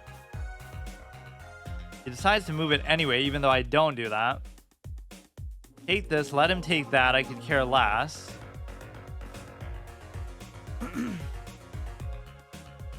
surprised he didn't just leave the bishop there.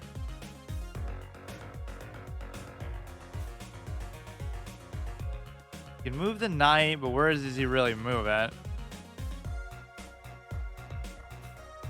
He's got to take that extra couple seconds, but I guess I really am just too lazy sometimes with it. We try to push this all the way, which doesn't even seem like that good of an idea. It won't even necessarily do anything in the process either. Go for a lot of cheeky threats in these modes because even they're more likely to work for whatever reason.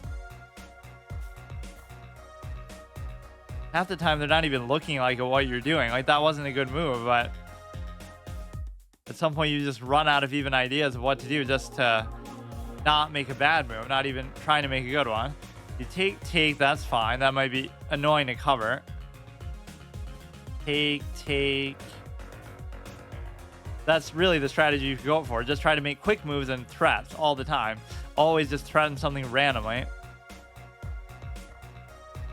Now you get this, but you don't get it.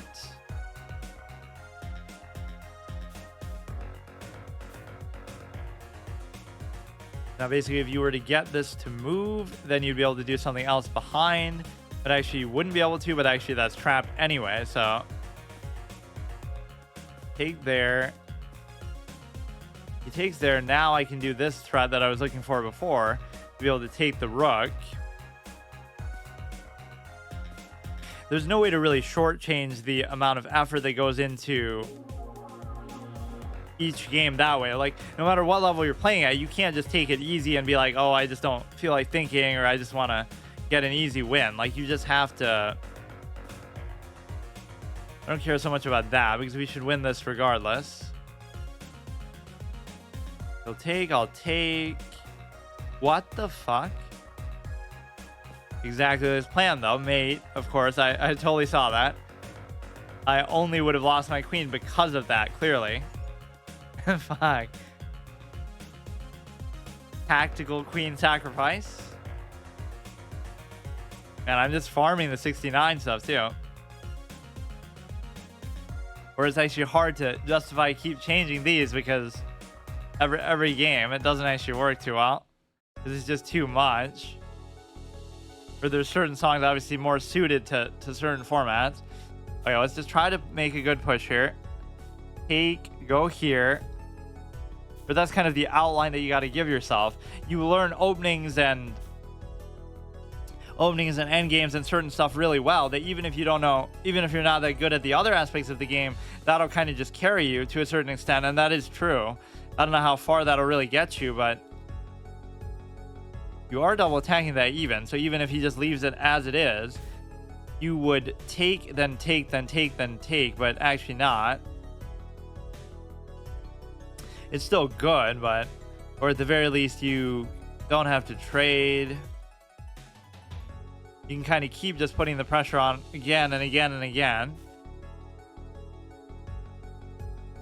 So even if you were to, you can kind of pin it down in an uncomfortable way, though. Or that was just stupid. So by trying to push this that far, I didn't have to do it, and I didn't benefit from it at all. Okay, dude. That is theoretically what you're supposed to do. I just keep pushing a threat over and over, but doesn't mean that I know exactly how to do it. Yeah, it incentivizes trades even more than normal.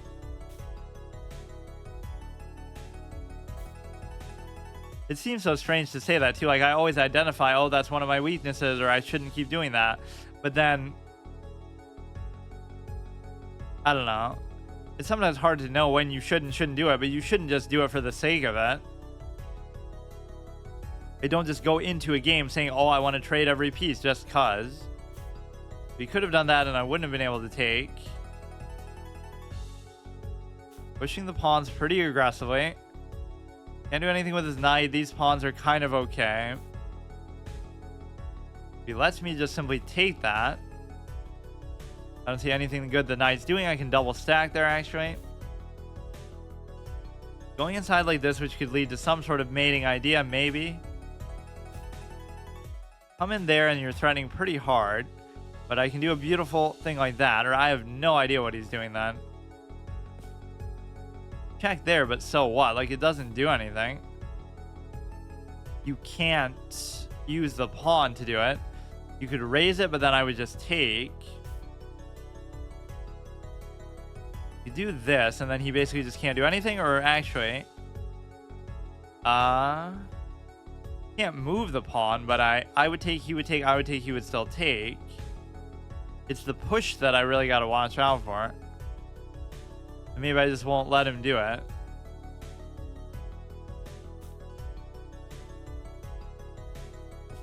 That might be worth it just because there's not much else I can do here either.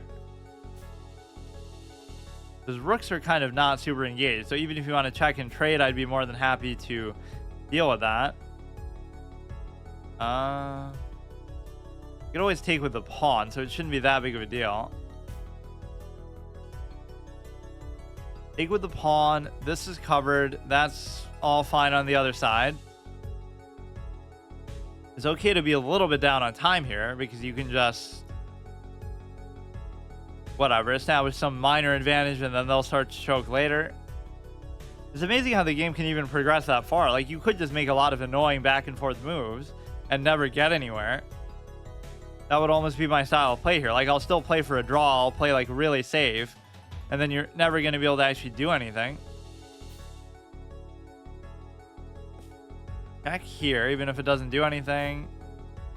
And then you create a double stack. This is covered. If you come there, I could double take and mate.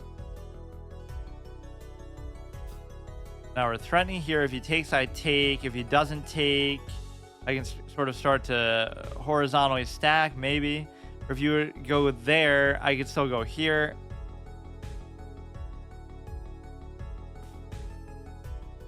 I'm happy with that. Both of our times are getting low.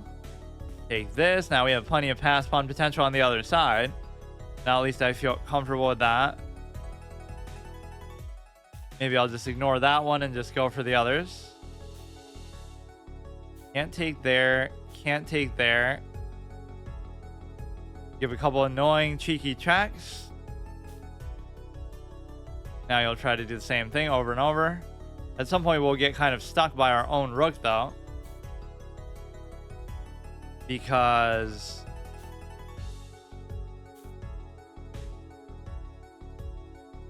this is what can happen. Like if I move it, then what? I don't know. We beat him to it by one move, but then he'll sack it and then I won't be able to stop it, so.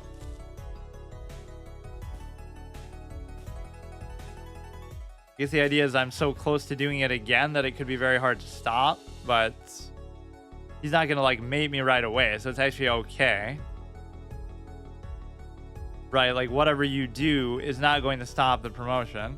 Or you'll give like some kind of crazy check chain that actually does stop it. Now you shouldn't even give a check at all. Fuck. That was such a weird way for that game to end, but doesn't it feel like sometimes I'm just toying with these people? Like I could win anytime I want, or I'm always winning, but somehow it doesn't happen exactly that way.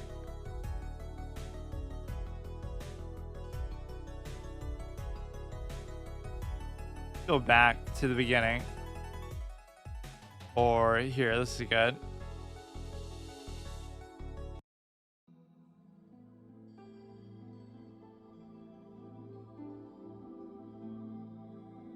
A lot of part 4s that could be anticipated. Are they ever going to make Dark Souls 4? Are they ever going to make Warcraft 4? Are they ever going to make BioShock 4? Like so many things. Or like always the anticipated 3s, Portal 3, Half-Life 3, all the Valve stuff, they can't count to 3. Left 4 Dead 3. Team Fortress 3, even though I don't know to what extent Valve owns that or whatever happened with it, but if you take, I can simply take. Now if he goes up, I can take. If he doesn't go up, I can take. He brings the rook. You got to get to the point where you can just predict all their moves because they're clearly so or again, even the only cases where you can't predict their moves is because their moves aren't good, so that's fine too. Like, I don't know, this knight is in a very weird spot. We can take there, doesn't really do anything. This is an annoying spot because it stops the bishop, or it stops the queen from coming in at all. And my knights are not very active or impressive here. You should almost just do this, even as dumb as it seems. And in fact, it is really dumb because you won't be covering that either. I don't know, actually.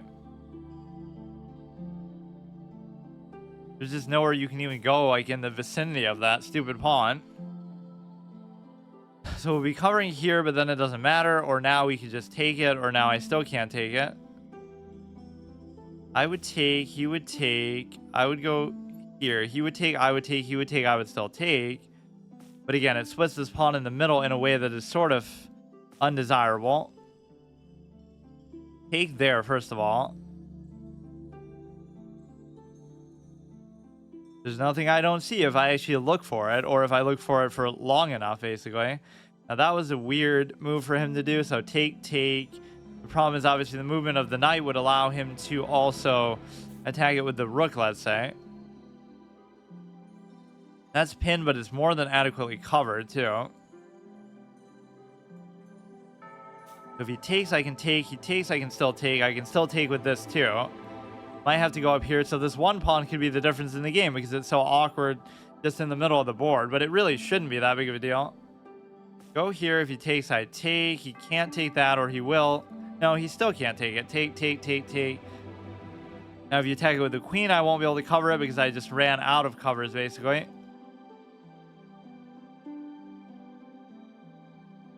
You can go queen to e2, then you're guaranteeing take, even if I push it. Or that's even better, actually. So take it with the knight. I'll trade. If you take it with the queen, you can take it with the rook too, I guess. Take. And then he's probably going to be compelled to trade. So again, it's just only one pawn, so it's not that big of a deal. That's the one thing I got to try at some point is VR chess. Or there were so many chess type games that I wanted to try, but you know, so many games based on chess or some other version of it. Especially if they have some sort of integration too, just like the ability to basically play in some, you know, play in VR, for example, but also get rating for it, because it's not like it gives you some sort of unfair advantage. It's just you get the little triple stacker. We forgot about this threat, which means it could be a back rank mate just by the simple fact that check, take, take. There shouldn't be anything these pieces can do. But he just addressed the threat too, but then he completely forgets about it 5 seconds later. Which I cannot say I'm not guilty of the same thing, but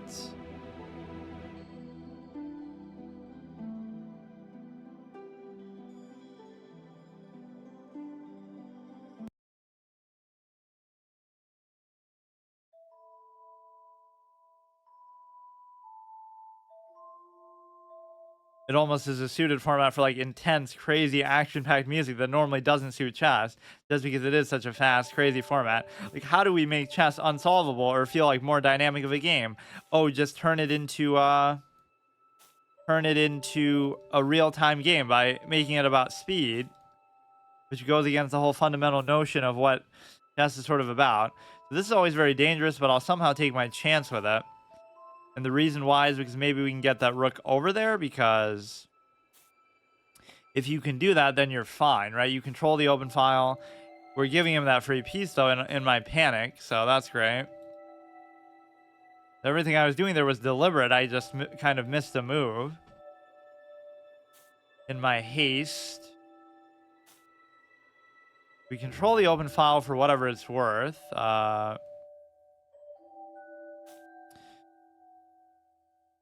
And so that H file can be very dangerous sometimes. Go to here, but it's not covered. So how would I do that? You can come that way. No. Go like this and then do it. And then he can still bring the pawn, though. Sometimes you do have to go for the obvious threat. Even if you don't think they'll fall for it, though, it can still sometimes be the best move. Just because... Now, if you raise, I could at least take this, but it doesn't matter because then you would take the bishop. That's weird because you didn't have to do that.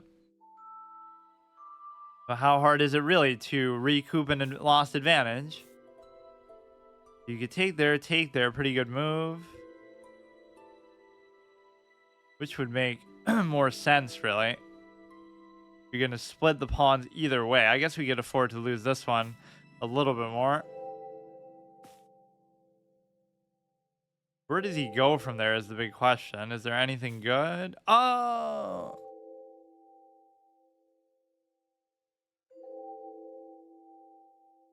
Or sometimes they give you too much credit, like I do to my opponents. Like, oh, it's all part of his master plan. So clearly, you know, you could come there. So it's not actually even trapped. You got to make sure you go here, and then you can presumably trap it. Which would mean he's still up by a reasonable amount. Oh my god.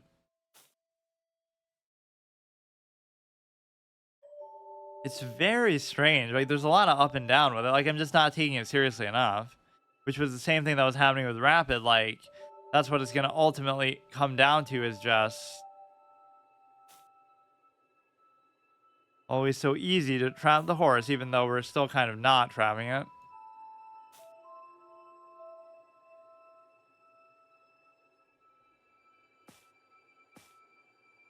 +7. So can we make a miracle out of this one too? Because there's nothing about this game that was particularly notable. I just give up a piece because of the I'm scared about the H file that I myself volunteer to open, and then I do something else later too that's wrong.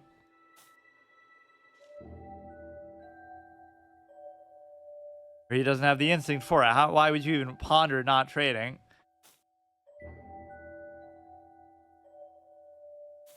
You can sack everything and do a fucking pass pawn promotion.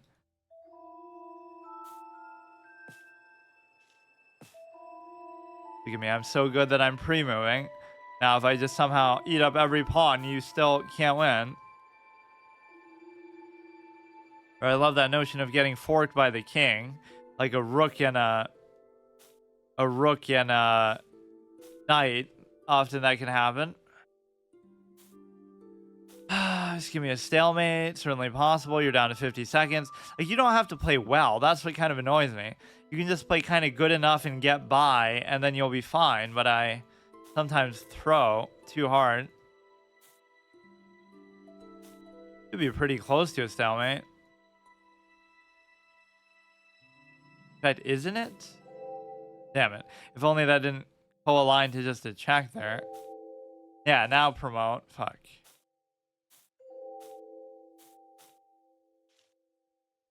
This is the bad karma that you get for BMing, is you get a stalemate. Which sometimes can be actually the case.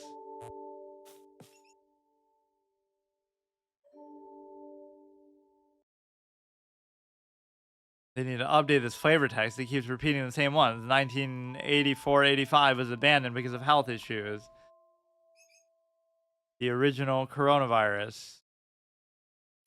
Okay, let's just try to make this happen. You can't even complain like, oh, it's going to take too long because I have to win like 20 games because they're all so short.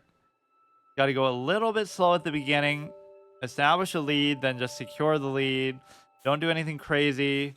Although you're almost encouraged to do crazy stuff just because of the simple fact that, you know, it's a more aggressive kind of format. You could pin this down. You could also just take that.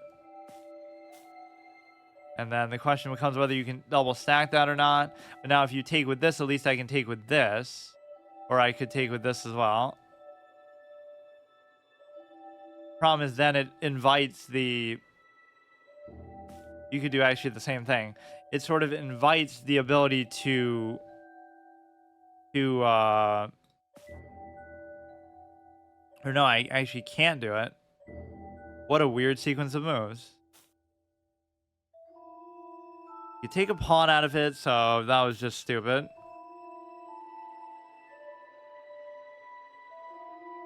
This one's covered. The only thing that's not covered is this. Threatening there. He's threatening there. If you come like that, I could simply take, or at least now I won't be able to. Actually, I could have just taken there then. Okay, let's just get out of this situation. None of this is takeable. This is covered by the knight. Okay, all right. Fucking so annoying, man.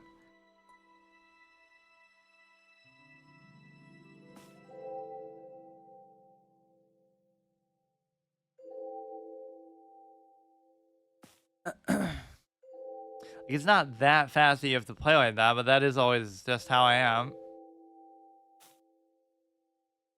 Like, how many of these games am I losing on time? Basically none of them, so then I should take my time. Maybe I'm not even that slow. It's just that I have to feel like I'm... You know, I sometimes go above and beyond to try to be fast.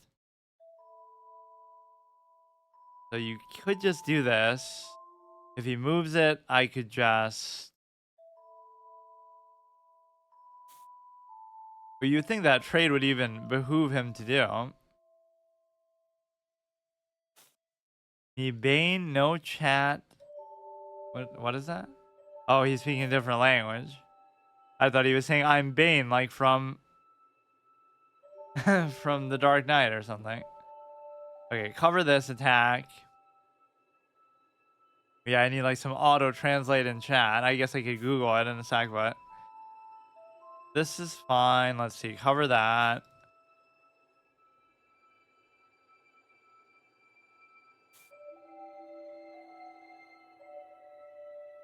See, like I'm still trying to initiate the trade despite it not benefiting me in any way. He's only +2, so I can definitely deal with it. Like, what is the little bishop going to do for him? I've trapped plenty of bishop today already. Move that up. Whatever he does, just move the other way. Kind of like the path of least resistance. Don't try to trade anything. At least it suits my style of play to do that. Nothing you can actually take. The light square bishop is not of much consequence at all. And so you just give something up, or you don't actually give it up. Or we're kind of still back to square one, but he takes the pawn. Man, I'm just ignoring what this guy's doing completely. The ghosting gambit. So it doesn't help me at all. He comes down like to there, let's say. Double attacking. You take that, so he has a couple pass pawns on the other side, but at least they're not connected. They give a bunch of annoying checks here, at least.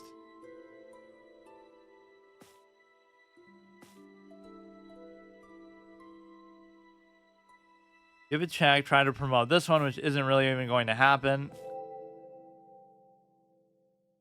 That's the threat he arguably should have done earlier.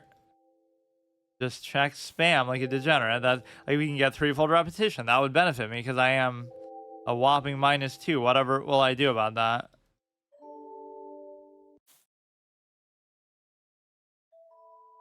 And at some point, I'm not going to be able to give more checks, but it could be a while. I can't take that one pawn, which is the most important thing about this here. Or at least it's helping to get him a little bit low on time. Now I can't really do anything with that. I'll just actually try to promote this myself. I could always cover this from here, so it's not really a big deal. You could check here, though, but you choose not to do it. Invite your king back in. Or at least now I could take this pawn, but actually I still can't.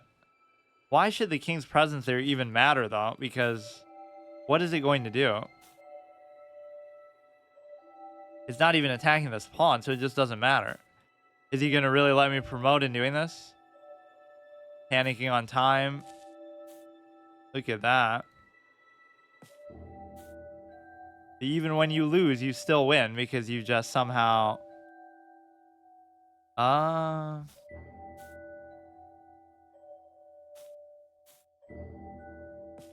You just sack for it, even though that seems utterly moronic. It still ends up working. As I should see, me, Bane, no chat. Or what if it's going to be something... Well, I don't know what it means, so don't blame me if it's... Translate to English. I should probably do it on the other screen just in case, but... Ban me from chat if you dare. Good one. More like if I know what you're actually saying. Okay. Let's see, what are we at? 8:35. Like, I do want to make this push, but it's going to take me all night. I don't want to have to do long chess streams this week after all I've been through in the last couple. It just sort of showed me what it would take. And it mainly is just a lot of goddamn time. What's some other good music here? I don't know.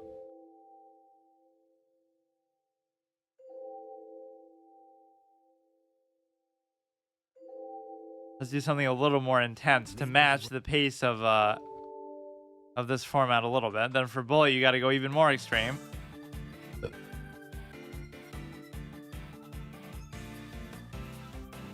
Like 1,000 is not a very high standard, so I just have to take my time a little bit. Hell's the ideology? Yeah, that is a good one. Always detective games or animes or whatever. Stories tend to have good music for chess. Chinatown. Take that, take that. Trade I'm very happy with. Go like this. Somewhere along the line, somebody just slips up, so... That's okay, and then you would love to do that with the knight, but I can't... Or actually, I can, because it's multifaceted. You're covering that, you're doing that. You pin this down. The act of taking this doesn't really benefit me in any way, though. And so now you have to cover this and this at the same time, which you can't do. You basically lose. You basically lose the pawn, or I could do it some other way, I guess. Go like this. Now, even if you take, I take. The pawns are horribly split. But maybe that's okay because you're going towards the king side anyway. Now, this would be good to try to open the king even further. If you move it away, it's not pinned down to anything.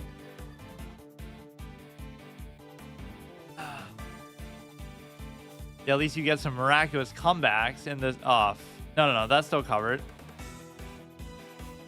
Or now it's not.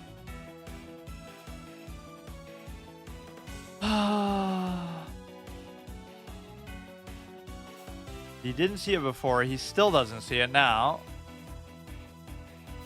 Or I shouldn't assume whether they see it or not.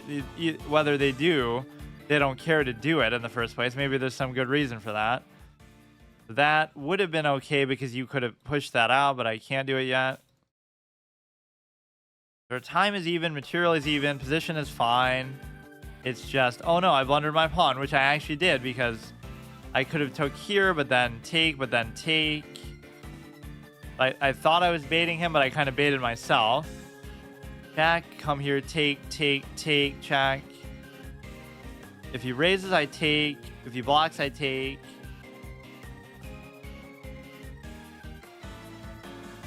Take the pawn, take here, check. We could get unleash, but it's not a very strong unleash. Whatever he's going to do, I would just trade. So now we can come here and we got to watch the pawns and make sure he doesn't do something crazy on this side. It started off and my pawns were just in such a bad shape. Now, arguably, the knight is better here, so this can become difficult, right? Because he can just play around my bishop. I can't really play around his knight. I put myself in these positions where, you know, it can be very tough to do anything. Even when I say that I know exactly what the problem is. The king has to come through, basically, let's say. Just don't let him fork me. He's not really... He should have committed to this side and just stayed there, basically. Now at least the king is deep enough to try to take these, and he hasn't used his king at all. Or that's the stupidest thing you could do, because... Now he might still beat me too, but he only has the one pawn there, so... It seems very unlikely you should be able to do that. That's so weird. He had that in the palm of his hands. Or we could even just sack for it and then still guarantee the thing. Even as dumb as that seems. You'll never catch it. Yeah, let's actually do that one. This is like some really old school playlist. Well, I mean, I remade it for this, but like these were some songs that I listened to way back in the day, like while playing WoW and stuff. So some of them actually have pretty good sentimental value. Like this one I remember listening to in WoW a lot. Just certain games are like very suited to listening to stuff in the background. Like you're not really, you know, because after you've played WoW or whatever chess for 1,000 hours, you're not really listening to the background sound anyway. Or it's like chess doesn't even have any. So go here. And you just have to get over the fact of how much I dislike the time aspect. And just take it seriously nonetheless. But again, even there, I was making boneheaded decisions because I was letting him get a favorable knight versus bishop endgame that I know is favorable. You can go ahead and check here. It's not going to make much of a difference. And if you're able to attack like this, it'd be nice. But I can't.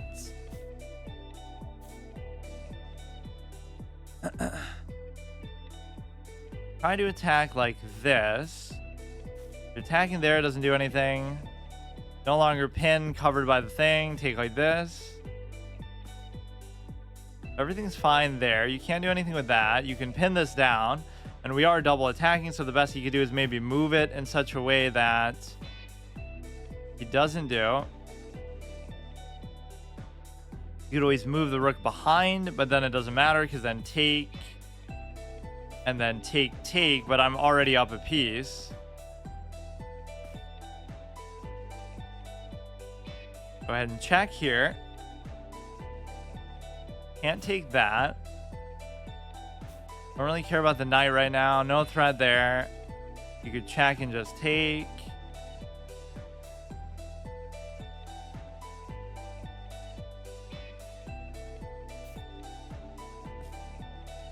This is how it should be, yeah, comfortable. Even if the queen comes to block, the rook is immediately going to take. Although it doesn't have to. You could just go there, but then I could just mate still.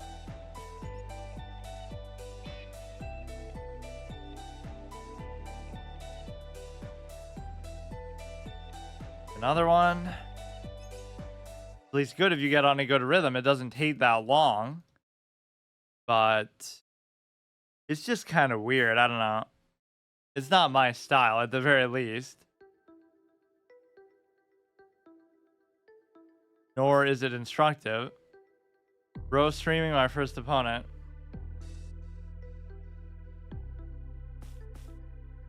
I'm surely not doing a speed run or anything.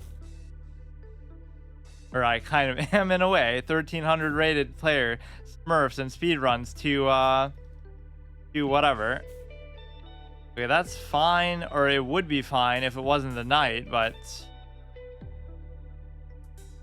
here we could take regardless, so it's not even that big of a deal. This sort of pawn position can sometimes be difficult to deal with. Come here, he would take, I could simply take back. Take there, he take, like how are you so fast? How do you know what I'm gonna do before I know what I'm gonna do? Okay, here we can just trade then, I don't care. What is this speed? Who is this guy? It just looks faster, I guess, than what it is, but he's only a few seconds up, but he's like going nuts, dude. He's got like a trackpad or something. What's he doing, dude? Just feels insane. Okay, we take there, and then he takes back, and that was kind of a bad move, but it doesn't matter. Like, there's nothing he should be able to double attack very easily that we wouldn't be able to potentially double cover. If I do take, then he takes, then I take, then he takes there. And so if we do this, nothing happens. You could come here, but then he double takes, so that could be difficult as well. Okay, this guy feels somehow different than most of the opponents we're facing. You change the anchor pawn position, and regardless of that, he would still not be able to do anything. The thing with this is, though, the king comes there, but then the rook no longer attacks it. So where does the king actually want to be? It wants to come like that, maybe.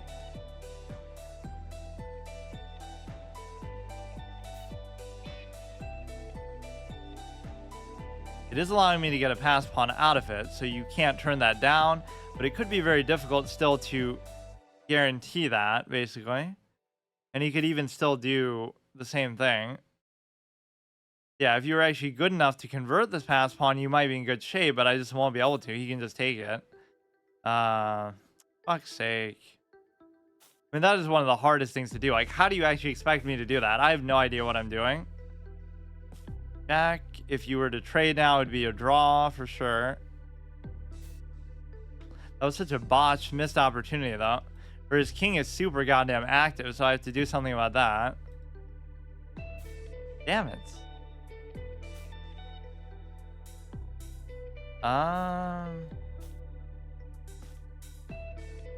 Yeah, whatever.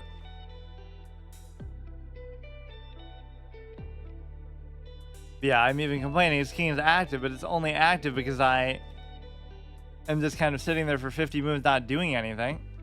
What was that? Or is he doing it on purpose? Who is this guy? It's like he's a GM who's just trolling the game. Something felt weird about that guy from the beginning. Like, is he like a smurf or something?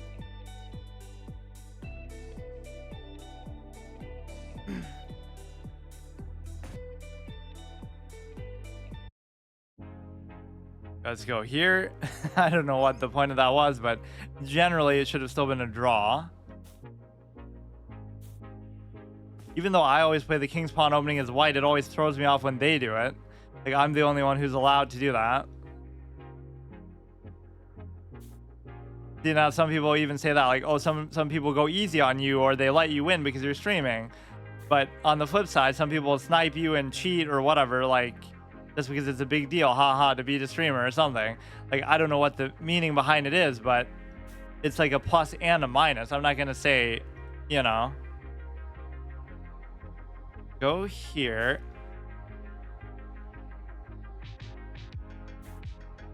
Goes ahead, gives a check to the queen. You could easily just come back.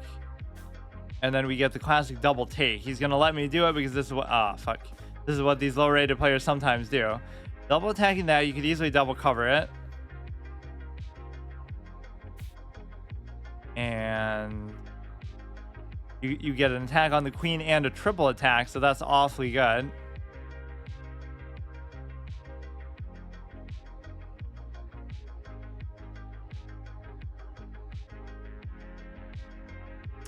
Fisher defense.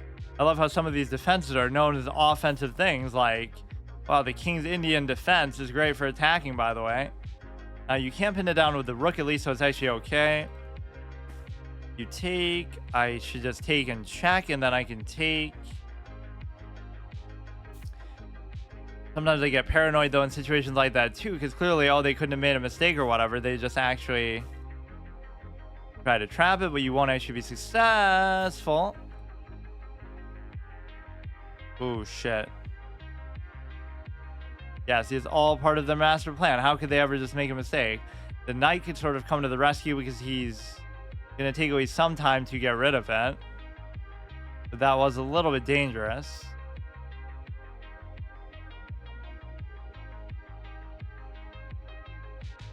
There's really no easy way to trap the queen from a situation like that either. Even though you're +7, you can still fuck up and... like, he could have just took there. Now, that doesn't mean it's mate right away, but... get the queen out of there. And then, of course, you could do the check with the rook.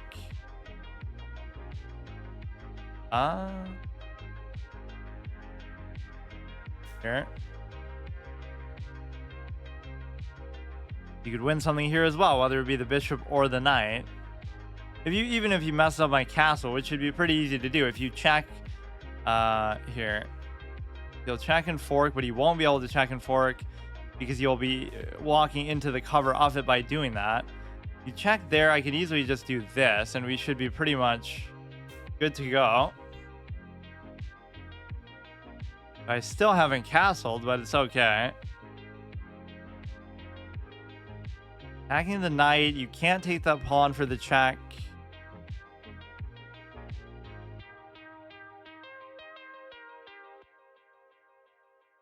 I feel like I've played Blitz the least of anything too, because I would sometimes play Bullet just for the heck of it, but it doesn't, you know, like it's either one extreme or the other. This could be very dangerous and it could backfire on me, but... I'm up by so much, I could afford to do it. As long as he can't uncover into a check, which he, of course, can't do. It's even going to be a case where you're able to basically... oh my god. Okay, come like this.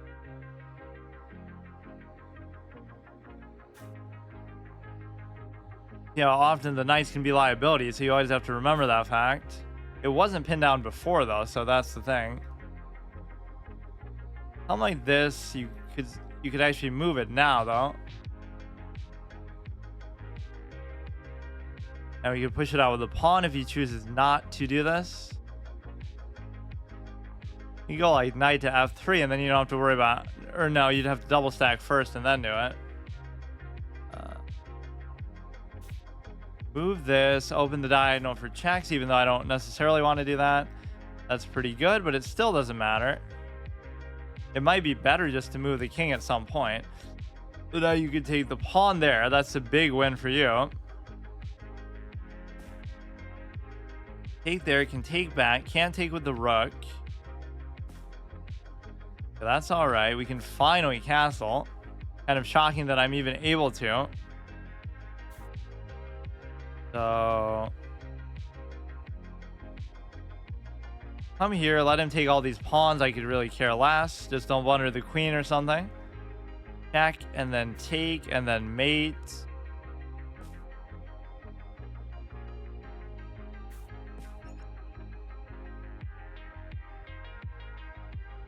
Okay, 866, 8479.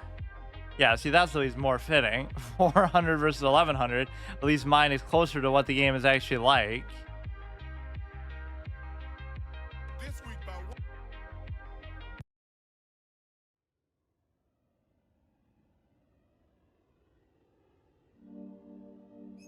Hey, Stars, how's it going? However, you cannot hear. Oh, is that because of me or because you're in class still or something? Oh, you're still at school, I see. When school is so boring that you have to play chess instead to make it interesting. Of all the things, I don't think I ever saw people playing chess at school. Like, they would play all these weird flash games and stuff. Let's see, go here.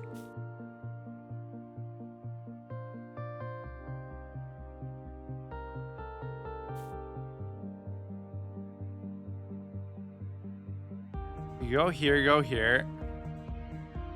Or since he can't hear, maybe I should say something in there.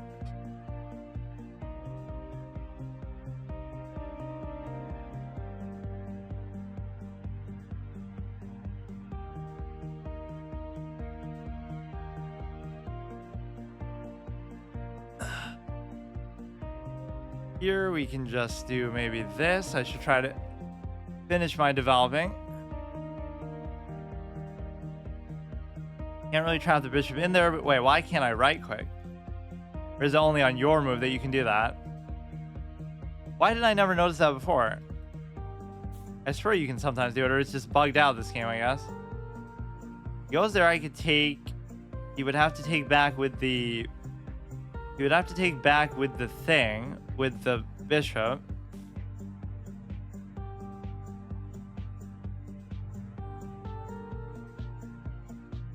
My dark square bishop is stopping him from castling. He guessed it. He goes there. I check. I can't do anything with it. Can't take the pawn. Could go like that, but I almost don't want to. I would go here. Yeah, what happened to my arrows? This would be Hikaru's ultimate weakness. He doesn't have his arrows and takes for the win. However, did he get so far without them his whole life? This is pretty okay. Double attacking this, single attacking this. You should be able to take. You just need that one little extra second of patience to try to calculate. Regardless of how good or bad you think you are at doing it, you have to at least try to do it. Only winning by 0.2. I'm winning by 1,000,000, dude. These people can't play the game. I don't have the pin idea here at all. He can't pin it down either. Light square bishop is making me a little bit nervous, but I don't think he can actually do anything with it yet. His knight can't come in. His bishop can't do anything. My bishop isn't really doing much though either, to be fair. A little bit too far down on time. Maybe an octopus knight, actually, if I could cover it. Or it is covered. So forget about what my light square bishop is doing. He added me on PS, okay. Next time I use it, I guess I could. Or he found a way to still pin me.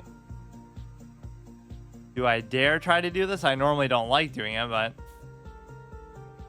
Let's do... What was I trying to do? Oh yeah, put the knight there. Now if you take, I take. It's still covered.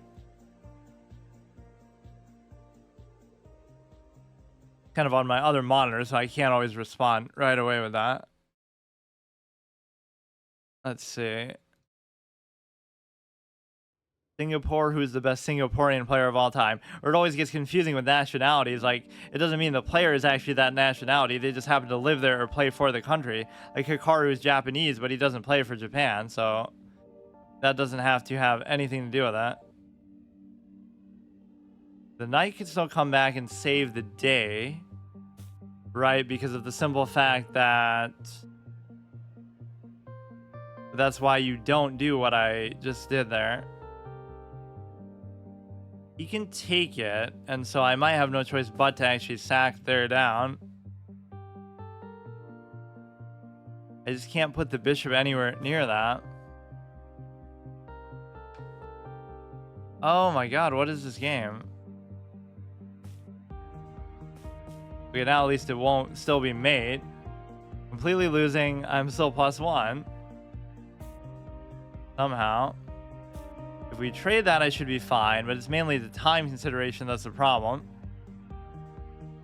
He could obviously take there, but let's see if he does it. It's okay.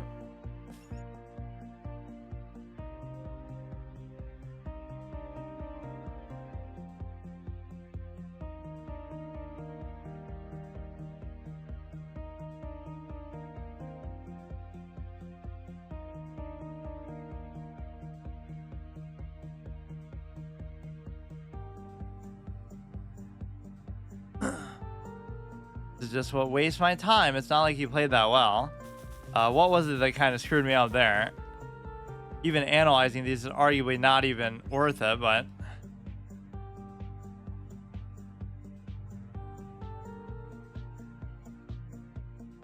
Stars 1 through 3, okay. I haven't used it actually in a while though. I've been using only my Xbox really.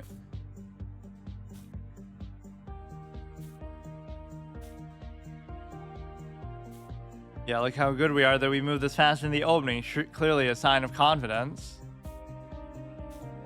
Yeah, I always make progress when I just have time, but that's the thing is, like, I don't. Which I never use as an excuse in a game, but just when chess is so demanding that way, it's a reasonable understanding of why, like, maybe chess just isn't for you. Not because, oh, it's too hard or you're not smart enough or whatever stupid rationalization. It's just that you don't have enough time to even try to do it. To whatever extent you can actually do it. He would take, I would take, he would take, I would still take. But it kind of messes up the positioning of the pawn so badly.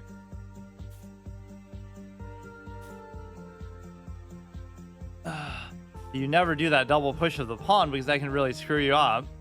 Just like where you push out the bishop and then you keep going. Because that opened up that mate possibility for him and just screwed me up last game. Yeah, this is a little bit awkwardly placed. I don't see what else. He goes here. He's double attacking. That could be difficult to deal with. In fact, that's an amazing move. No, it's not, though, because I could just take and it wouldn't matter.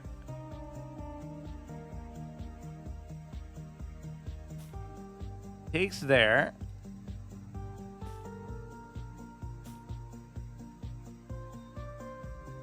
But as usual, the knight's a liability, but then you can take there as well, so I'm kind of just throwing out. Or it's weird that he did it in that sequence, though. You take there, and I wouldn't be able to necessarily do anything. You can take... Okay, I'm still in my Blitz mindset.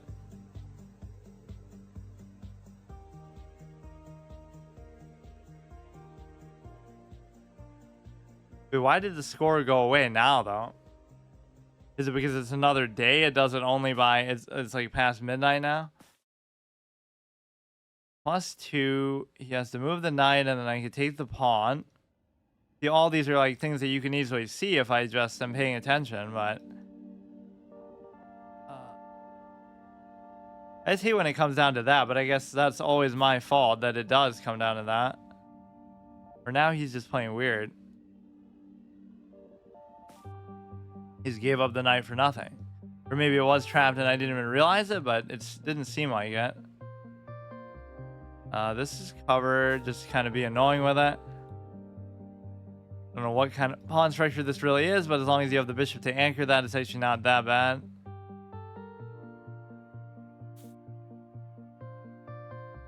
Goes there. I can't move this rook away. I can move the other one, though, to the open file.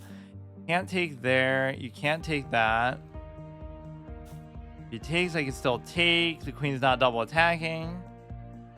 And if he doesn't, then I just double take.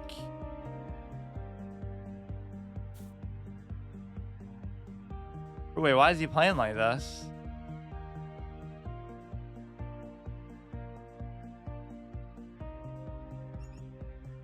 Good game. I guess he's still distracted at school, basically.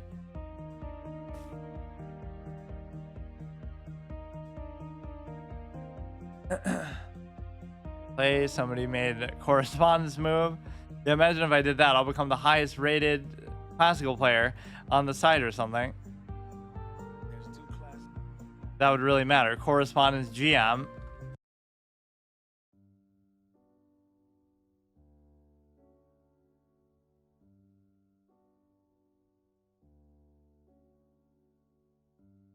Let's just try to play a little bit better here than what I've been doing. Go ahead, raise this. Like, it's hard, but like, why can't you just imitate how you play in a normal game? It shouldn't be impossible to do that. Like, play the first 3 minutes of a game that you would normally do, but I guess you wouldn't normally be making moves this fast anyway. Or like, the whole secret to how I got so far too wasn't that I finally learned openings. It was the fact that I was starting to calculate openings more. Like, I wasn't trying to move fast in the opening. I was just taking my time. And that's why I was able to get to even as far as 13. Not that that's a big deal, but so people kept saying, oh, study openings. But actually, no. Just use a couple minutes to try to figure out the opening to the best of your ability to just survive it. And then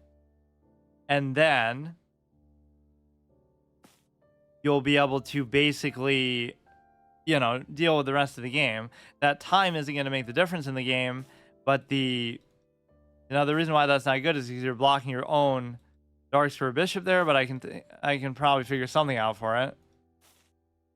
Go like this, go like this. Why was I disconnecting there? That is still covered, so I don't even get it. What? Or maybe you're meant to go like that and then figure something out. If you go like this, I don't know what that is. Sometimes you just gotta call their bluff on it though too. And you can unleash, take the queen. Okay. I don't know. Only +4, I can still come back and win, but I say what they're gonna do as they're doing it. Like, I love this. That's been ever since I started playing chess again. I've been doing that. I can't remember if I used to do that before. Probably a little bit. How can it be so? That he doesn't even do anything. There's nothing you can do when it's just by itself like that. If you take, I could still take. Come like this. You can't take the bishop, or actually you can.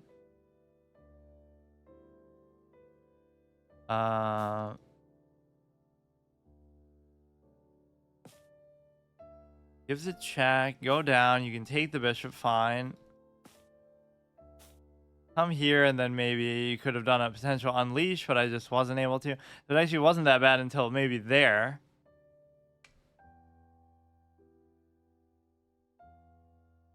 You would think this format would be very easy to speed run, as basically what I'm even trying to do, but oh no, I blundered my rook.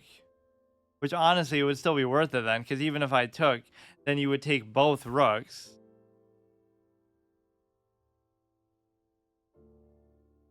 Or wait, now you just let me take that for free though, and you didn't have to even do that. You could have took, and then I would have took, and then you could have took and checked. It's only +1. Look how many times they let you back in it. He takes there, I can easily take back. Take there, then you take there, then I take there. You're attacking there, which doesn't matter. Just complete the pawn structure. Come there, then you can try to take there maybe. Try to just get my rooks aligned here. You just got to pose threats, and they won't know how to deal with them, even if they're not credible at all. You have to basically give yourself the ability to, or that's fine, just like, you'll take there, so I can cover like there. If he double stacks, I can cover that too. As you clear my notifications, where is that? I think it's just like friend requests and stuff. Or like just whenever it shows you that, okay, this you have to, I could just try to promote. Like, you might not even do anything in the meantime. You'll try to push this all the way. Something like that. You can't take it. It is interesting, though, what he's going to do with this, because I won't necessarily be able to stop it anyway.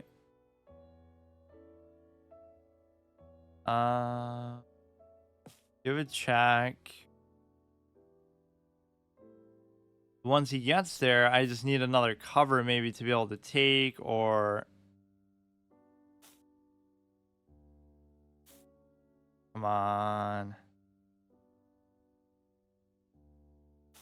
But he still won't do it, or he'll take with the pawn first then, obviously.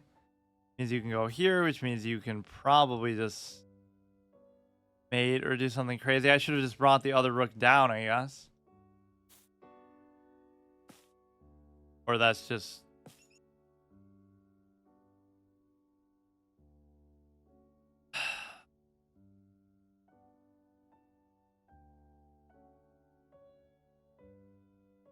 Yeah, I think it's just these messages, which you can look...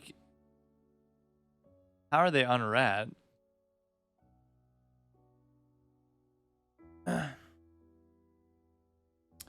I was doing alright for a while there, but now I'm almost... Really always feel like I'm losing on purpose, although that sounds stupid, but... Just doesn't feel like I'm trying sometimes. But yeah, even here I wouldn't mind, I guess, playing 2 games at once, but I still won't. Jesus, that's a little bit loud. Okay, go here. Yeah, so much for 10. I'm trying to get 9 now, maybe. Or he's letting me even do this. You get the little cheeky fried liver thing. Go ahead and push that out. Either you go for the 6 for 6, or you just let me take it. Or now you have the H-file thing, which I don't even care. Just mate me.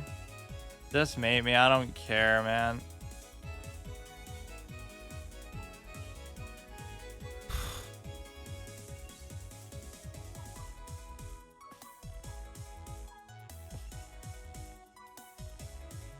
This is you.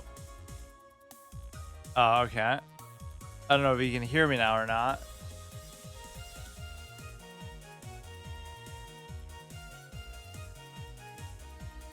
Yeah, I never even used PlayStation, so it's hard to say how valuable that is. Okay, just go here. Take this, take back, go here. Like, why is this so hard? That's good. Doesn't really matter.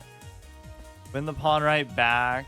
It's hard because it's easy, you see. That's the ultimate way to describe it.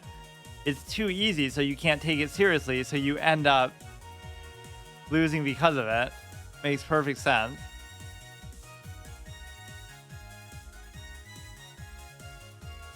To go here, just, I don't even know what I'm trying to do, but at least here it's not so bad because you end up basically being able to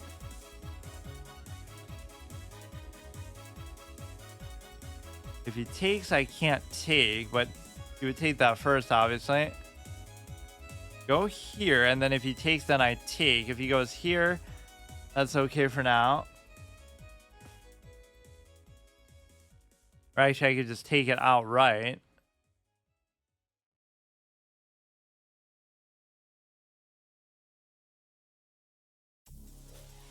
Yeah, so this one wouldn't have even been covered there. Try to bring everything else out. Go here. If I take would be okay. Attack the queen. If I take, though, you could pin it down. but then I could still take, but then you could take, but then you could take. It would actually still be okay. This seems sort of unnecessary. I would take, he would take, I would take, he would take. I always love when the responses are so snappy like that. Like, they know exactly. They're like me. Like, they just have a delayed calculation thing where they see immediately what they did wrong as soon as they did it.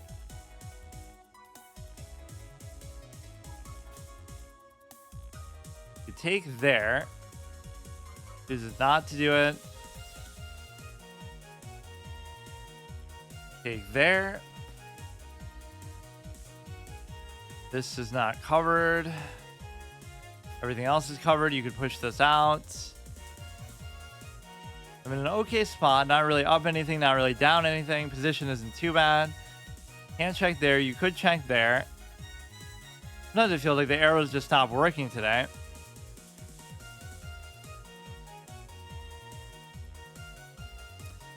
Here, he's not threatening any special pawns. If he doesn't take, I could just take for free.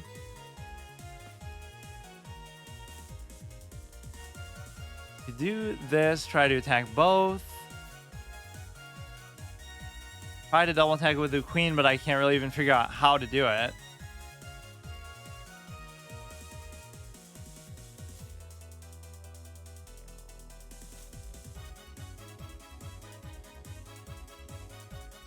He's not making any glaring mistakes yet, but he's probably going to eventually.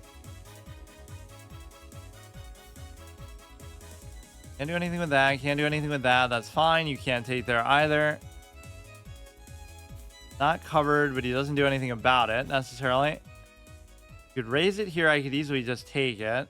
But then you would take, but then you can't take. Threatens there. So if you push, I could take. Okay.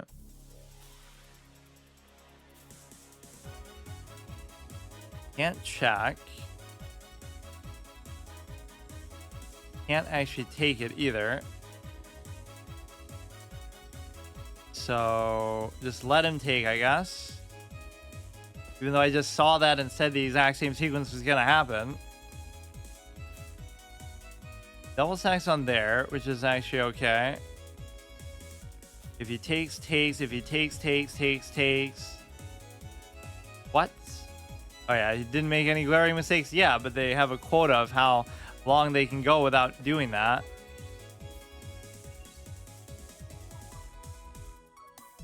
Go here. You can't take this. Just have to not lose on time here. This is fine. This is fine as long as that stays covered. Or whatever.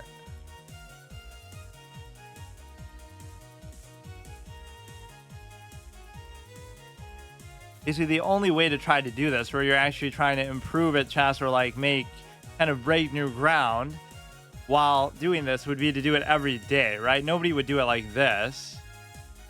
So it actually, it's sort of an optics thing where it makes it seem like I play more than I do just because I do it on stream. If it averages out over the last 2 years, like I played, let's say, an hour to 2 hours a day, which is nothing. That's, if you have any interest in the game, that's what you should do anyway. I don't actually have the means to promote, so I might not actually win this, all things considered.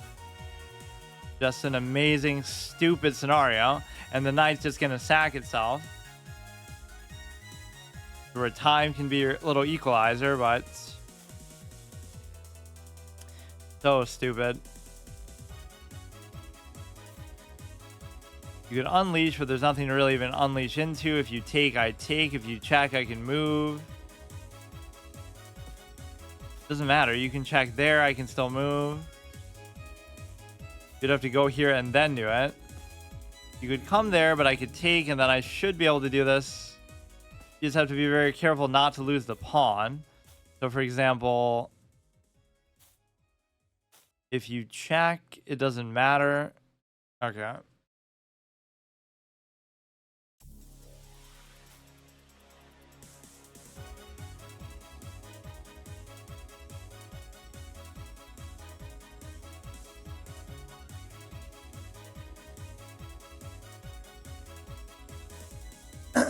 Peppa Pig is like his last achievement on PSN.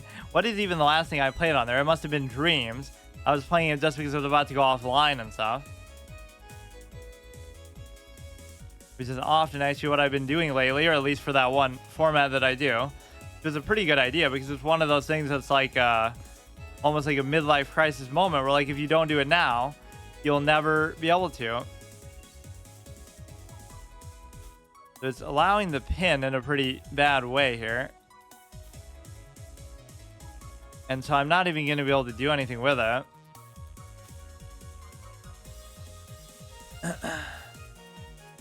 He's so fixated on what he's doing, he's going to miss out altogether. Guarantee the take. See, like, that wins you the game already. You should just win. But you'll have to go through 30 minutes of annoyance if it was a normal game. So at least here you get to escape that aspect. And it's still not even taken. If you can just accept that that's good enough, let him have it. You could pin this down, which doesn't bother me too much.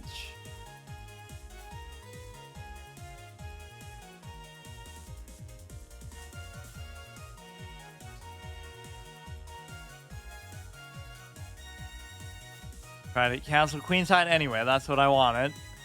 The queenside castle never bothered me anyway.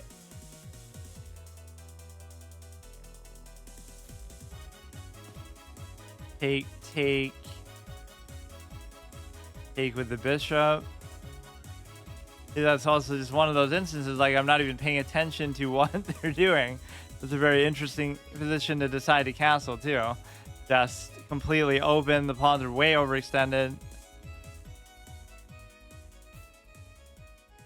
The threatening here, I could come like this.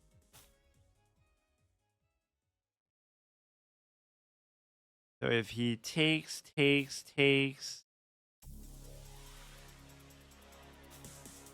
Nothing really seems too crazy here, but you can just simply take the bishop. But no, actually you can't.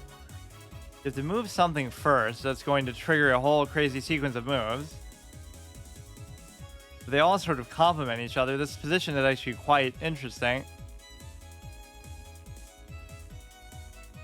This would, like, basically force the trade, but it doesn't matter because,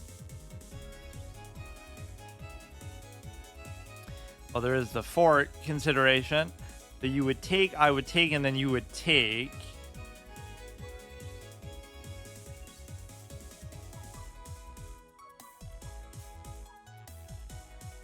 Chooses not to do it. Instead, he just gives me this seemingly for free.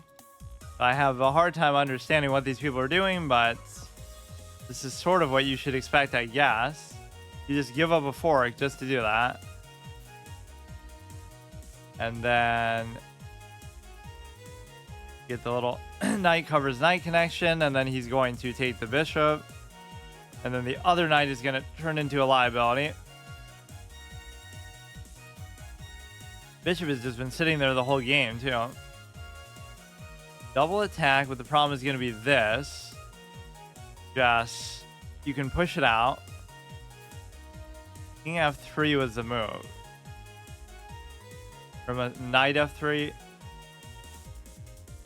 The knight, I always say, should be H for horse, but I guess that conflicts with what, like the H pawn or something?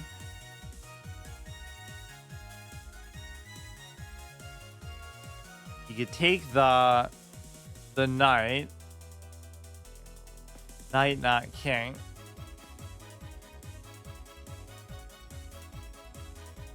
So we should be in pretty good shape now. If you push here, I can just keep moving it. Little hexagon knight, even if it's on my own territory, or it is actually an octopus knight still. He let me take there, but I chose not to take. The checks don't bother me anyway. Go here. The draws never bothered me anyway, except they really, really do. Missed a fork, but it wouldn't have mattered because you would have took. We're up on time, we're up on material, everything's good. Try to promote the passed pawns, but it really comes down to the point where you actually have to do that.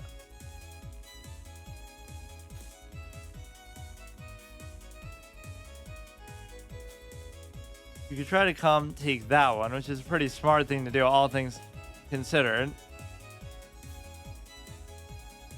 Alright, checks just don't get forked by the knight, in the sense that that can happen a lot with those two pieces especially. This should still be okay. Now I should try to push the other side, but the power is just in the threat. You're not actually going to be able to do it, or at least I won't be able to do it.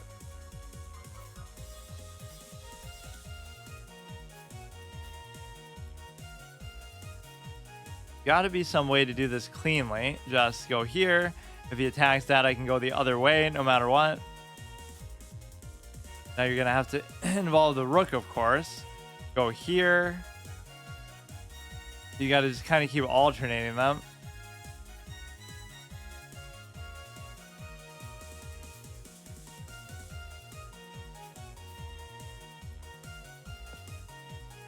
Give a check. Go here. Okay. See, most of these we're not really winning in a very engaging way. It's just kind of whatever. Like, it's just good enough to get by.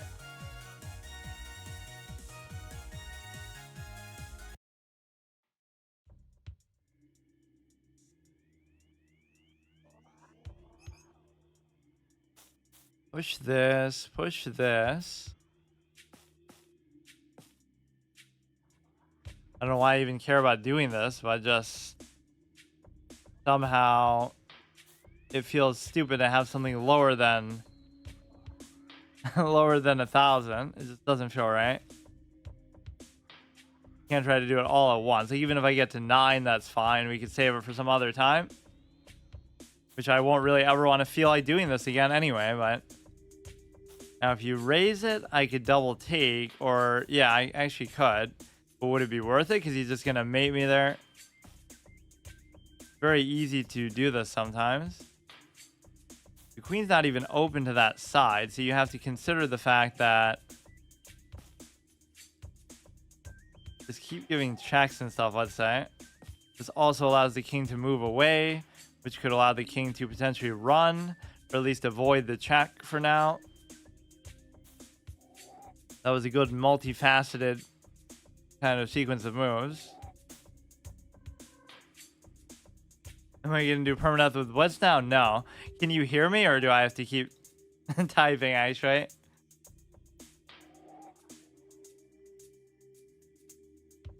It shows that he's muted, but in fact, I don't even know what that symbol means, because it's... Oh, shit. Or no, I should be able to do this. But then he could come down the same way. Wait a second. What is this move? If I go here, he could go there. No, I can still figure something else out. You go there, but then I go there, but then you check, but then I move.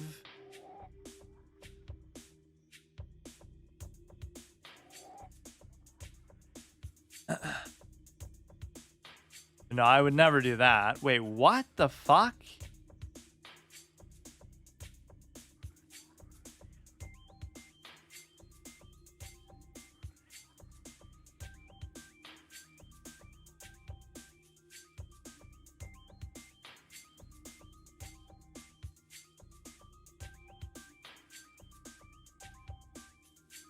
Okay, that's what a nasty 900 is going to be. Bro thinks he's Hikaru. Anybody who plays master formats is always going to be, you know, they sack pieces and do these crazy openings. The H file is definitely your Achilles heel in those big openings. You shouldn't let that be open unless you're sure you know what you're doing. Which, even as defensively proficient as I can sometimes be, it's just not trustworthy to do that. Yeah, I should go for an opening trap thing too. But it just won't work.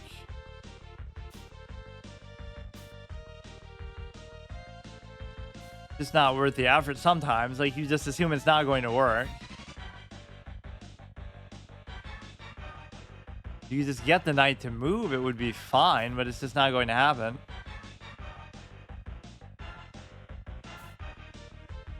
Attack the queen. Would be a check technically, and then I should be able to take.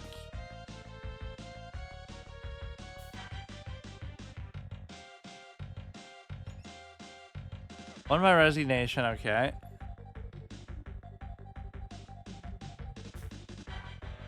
$879. Wait, why did I get so much from that one? Wasn't I like at 850? 51, I guess I got 9 from it. Let's just make a nice little push here for 9. Is it going to be really that hard?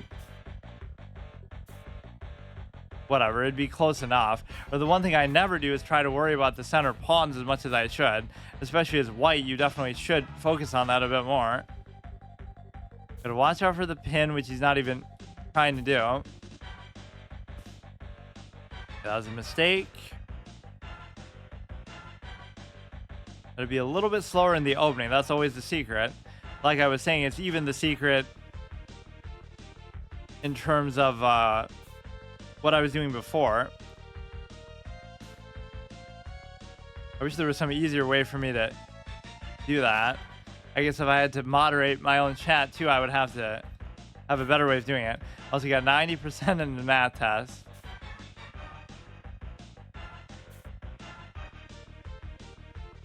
That I wouldn't be able to do at all. That's a weird spot, I guess, for the knight to be. He could secure it in there, though, even still. Chooses not to do it. Even then, I could just choose to trade it for the sake of... Here, I can never decide whether you should take or not. Maybe I shouldn't. But you don't want him to keep pushing like that, either. And this pawn will be covered no matter what.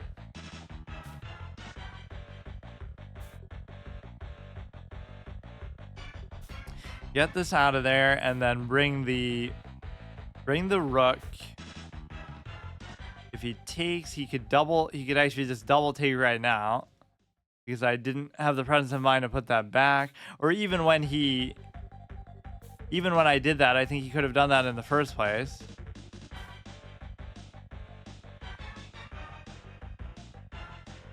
What am I trying to do on this side, really?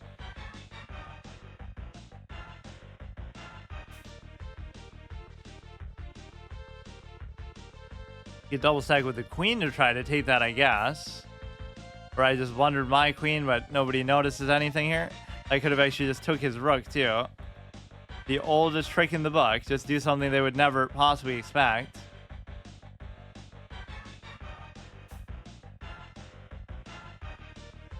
See, when would that ever happen in a normal game? Of course, it never happens to me, but... Can't really do anything about that. You go there, he would take. I can't take still.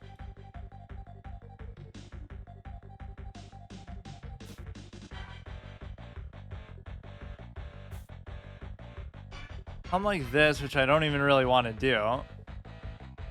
That into this, into take, but the only problem with it is that he has the bishop there as well.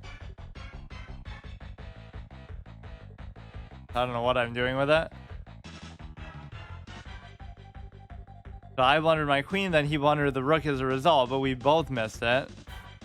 Almost like you just don't even want to process that that's what's happening.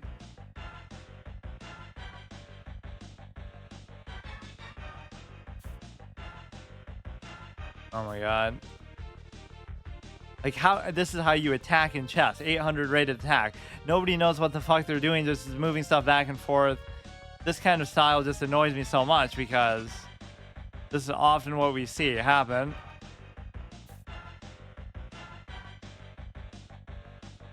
This is being double attacked. You can just move that up, or you could just cover it in some way.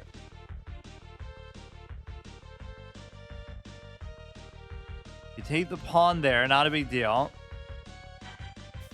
Cover it here, although this is an awkward spot for it to be in for sure. We could take, he can't take back. We're attacking the rook as well. You could do a weird move like that, but then I could still deal with it. He takes. Why would he do a thing like that? Might be worth it to do that, but it could be also a colossal mistake. So maybe I won't bother. That's always a very bad thing to do, where you sort of just you sort of just put yourself in a position where the rook is trapped between the pawns, whether it be your own pawns or whatever.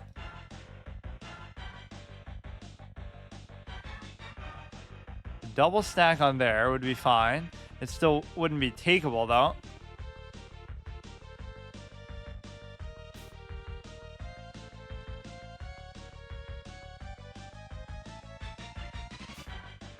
Gotta do something with this, give it check. No, I could actually take that, but then he would take there is the problem. And of course, the knight isn't doing me any favors in that regard either. I mean, basically, the knight just can't even do anything. It can't even move. Might have had a vague chance of trying to trap the rook, but okay, that was a mistake.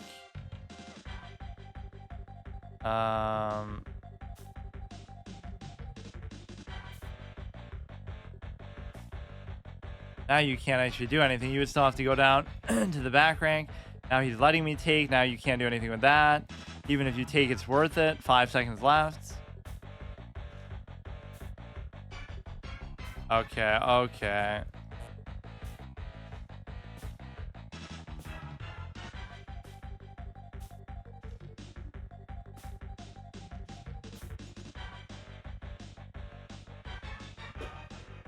Like, how did I run out of time, though? It registered that I did the move, so that's your fault. Like, that's like a Hearthstone animation issue. It does the animation, but so it knows what move you wanted to make.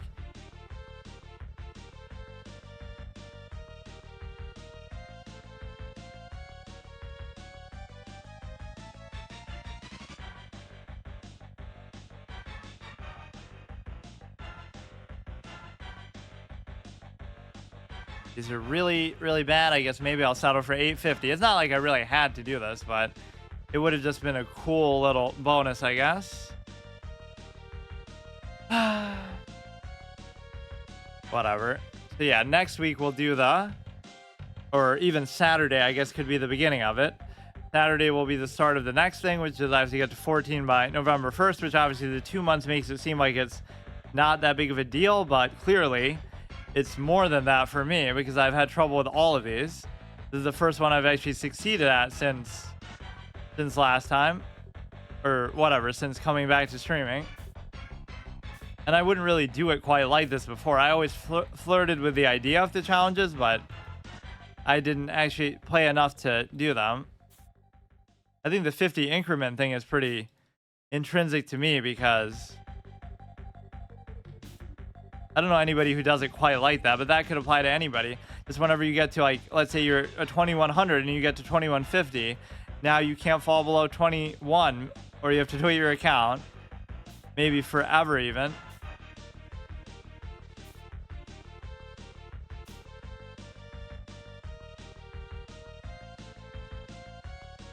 Targeting here, you could try to pin this down. You could just take it, which I argue we don't even want to do right now.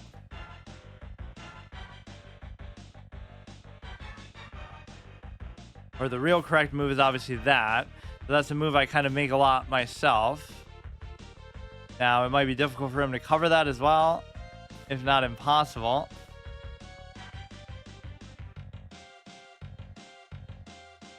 You have to address that, and then the problem is he'll be able to take the fucking thing instead, the other knight.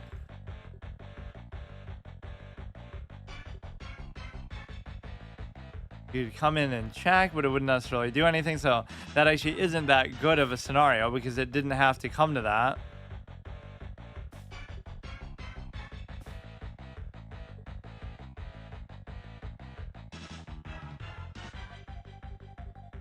Could do this little fork play. You can't take there, obviously. So if the queen moves away from there, then we'd be able to take with the bishop, because if he takes back, then I could take it with the pawn still. If he takes that, it doesn't bother me too much because of the simple fact that I could just take the other way.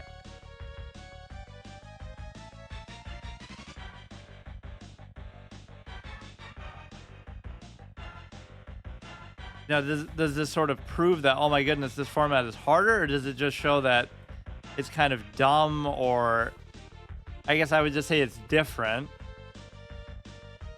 You can take the knight anytime you want, so that just doesn't even matter. You could give a check, which doesn't matter a whole lot. Okay, go here. You take there.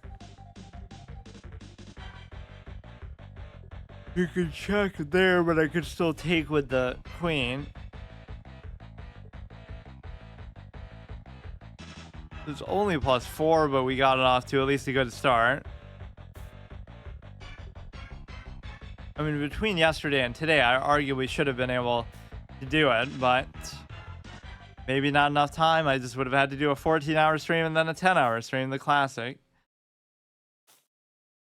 Here you can't do anything. Here is kind of scary, but it's really not. Or that, there's no point, I guess, in even doing that.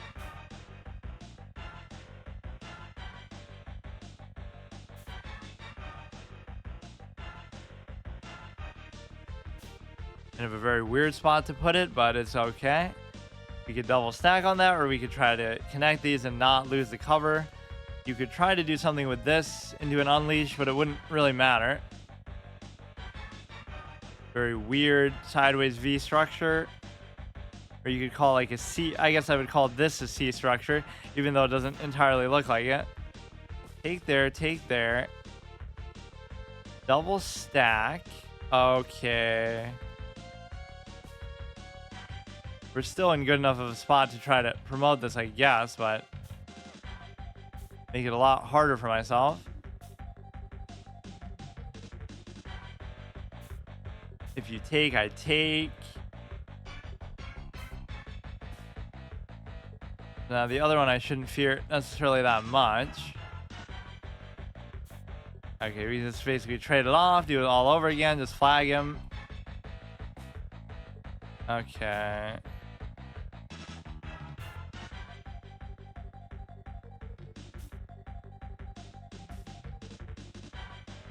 You have a check there, try to clean up some of the rest of these pawns, still a +2 scenario. Or now with the king involved, it might be pretty easy to actually do this. Well, it could be, but why even bother? Because I'm up by so much on time. Why even try? Now that's actually horrible because he'd be able to do that. This should go the other way with it, let's say.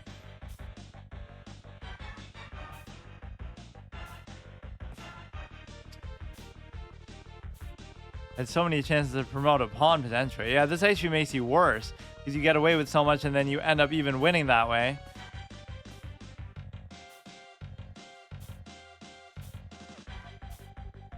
Even with these locked pawns that you know aren't going anywhere, they still, you know, you would think that could almost be a rule for a draw. They're like, oh, the pawns are locked, so you know nothing's going to happen, but it's at least theoretically possible that, oh, somebody could mess up and let the king through, so.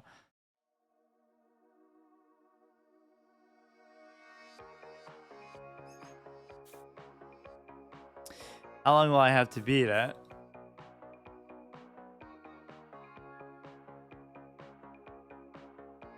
We do that.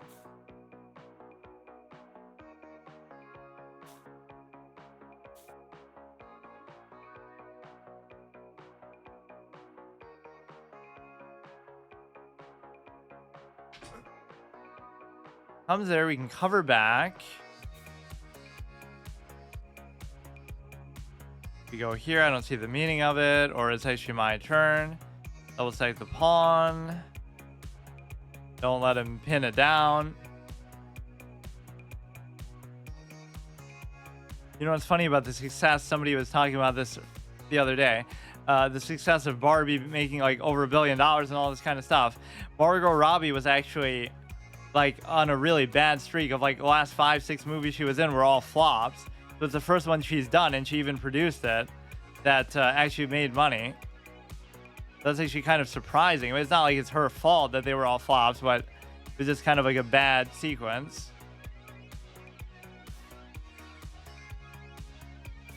You could try to come here. This is a concern as well. Very annoyingly placed pawn. And if he manages to connect to it, that could be even worse. You'd think at least at the beginning here, people wouldn't make mistakes that much, but sometimes they make them more because they're just, oh shit. They just get so cocky about the opening. It's not even because of the time format. They just feel like, oh, haha, we're so good because whatever, we've studied opening theory and this and that. That you can't take.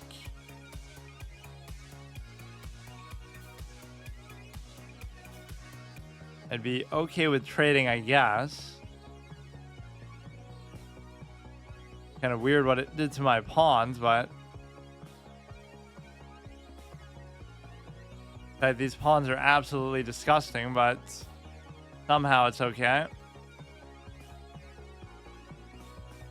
Take that, take that. Now we're in a still completely even spot. Targets that. I can come back here. We get an Octopus Knight-ish if we take care of that. He double attacks it, which is impressive. And I can't actually do anything to it.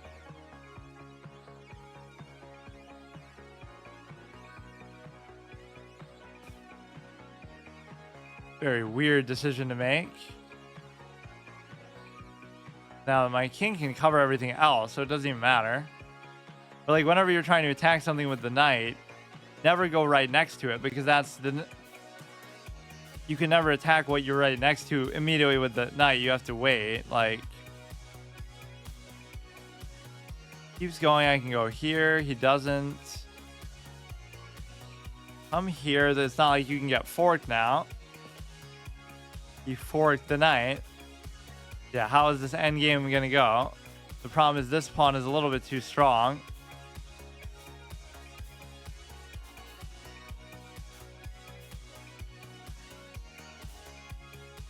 You should still arguably be able to stop it, but it's not that easy. You can't come to this side at all, so... Could you really be able to do this, though?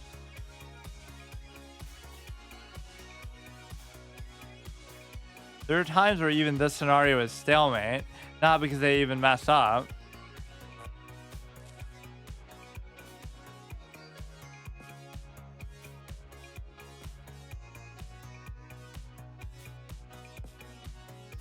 I guess I sort of buy into Nightmare's farming idea a little bit. Just play for obscene amounts of time and you can certainly do whatever you want to an extent.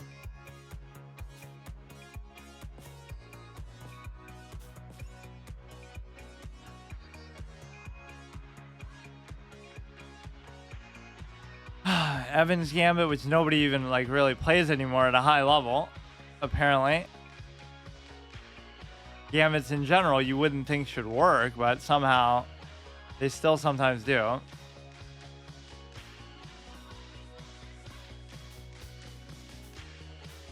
Like no matter how many blunders and stuff you make, you never feel like you're fully out of it. Whatever, we don't even get to close to 1,000. But whatever, you can't judge me on these formats. I should do one 10-minute game just to see what it's like. But no, I'll go into next month at least at 13. Which, at least that should be a rule, but... You know, I was hoping I would get some cushion anyway.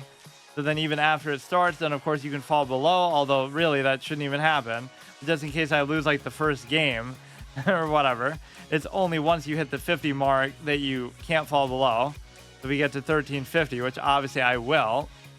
So 2 months is a long time. It's just somehow I really just didn't take that one seriously, I guess. I got off to such a hot start too. I came back to the account and I was on like 1125 or something, right? I go from 1125 to 1236 in like the first week.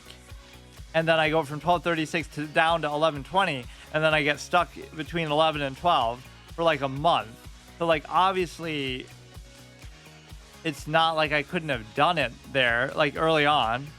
I just got like overconfident or something. So that same thing's gonna happen here. Like look how crushingly and brilliantly I got to 13. But now you have to start taking it very seriously. And now I unequivocally feel like you have to study. Even if it's just to make your life easier and stuff, but... So I got like maybe 50 rating here, so I just have to do like 4 more times. I don't really care, but it just kind of bothers me being below 1,000 in anything. it doesn't exactly mean anything. Like, and yeah, Blitz is even what they use for like, if you try to sign up to be a streamer on chess.com or something, it won't ask any other rating besides like, oh, what's your highest rating? It'll say specifically Blitz. Just because I guess, you know, the faster formats are what really sell. But you would think it should ask you what your bullet rating is then. Because that is my worst of all. Maybe that's why everyone's doing it. Everybody's an aspiring streamer trying to get a higher rating to show off or just whatever. Either to show off to the site or just to show off in general. Like, I get why that's a popular format, but chess is just not that kind of game. If you like faster paced, more action-packed stuff, you shouldn't be playing chess or watching chess in the first place. Just go play Smash Brothers or an action game or Street Fighter or something, right? Like, it's such an oxymoron. Chess is meant to be a slow, brooding, gatekeeping, elitist, just bullshit kind of game that ends in a majority of draws, that is all about opening theory and studying and endgames and preconceived borrowed knowledge. Like, that is basically what chess is. So if you don't like it, don't try to circumvent it by saying, oh, just play so fast so those things aren't as big of a factor. Or arguably, it makes them more of a factor because then you rely on them so much that everything else is just like a skeleton framework around it. But that's the thing you can be best at, or that's what you can guarantee will carry you a certain amount. Okay, see you tomorrow. Okay, so today is usually a bonus day of chess for me where I sort of just do that format where like, oh, I'll play until I lose. So I'll just, you know, as part of my main progression. And it's technically the beginning of the month. So now our next challenge begins where we have to get to 1400, but I kind of don't want to do it on today. I want to do it next week on my normal Tuesday, Wednesday format to start that. So instead, I'll try the stupid Clash of Clans variant that they are showing off, but I'll do that in permadeath too. So I'll just play it till I lose a game. And what else? Oh yeah, sometimes I'll use Saturday just as a way to cover up though. Like last week I got to 1300 and completed the last challenge, but I did it just in the context of, obviously that wasn't permadeath the session. It was just like, I did like a super long 8-hour session and even skipped my other thing I do on Saturday Paladins. So let's just try it. There you could trade, I'm not even sure. Can't take there, it's double covered, or actually you can take it though. Take. You just ignore that altogether. So how do we even get to it? Oh, here we go, dude. It even is advertising it there, but play bots, join Royale Club, Clash of Clans Club, limited time features events this month. Want more chess class? Bell chess variant. I do like the custom pieces and stuff too. I'm always a big fan of variants. Reminds me of that soccer chess that Wormius has too, just with the way the field looks. Click the icons, see 4-player, 2-player games. You know, that's almost what I originally was coming back to chess for, is I want to just mess around and have fun in variants and stuff. But I was so bad that I didn't even know. Like, I couldn't believe it because... Well, let's just do 5 and 2 since that's what it wants us to do, but then I realized how bad I was at chess, so then I'm like, screw this. I want to become a good player first, 2000 plus, and then I'll mess around with variants. Or it takes away my background, at least for this. This is such a cool idea that there's so many things you can do with it, but what does it do? Jump and freeze. Let's just play like a normal game, and then we'll see what happens. Look at this sick custom piece set. They went through all this effort just for fucking Clash of Clans. This is what it takes. I don't know why it's doing all that. So this will make you jump over a piece. He freezes that, which I don't really know what that's going to do. Like, why does it matter? He's 1483 in this particular mode, but he jumps over that to be able to take, which I don't really understand. Like, what if I jump? Ooh, I don't know what's going on.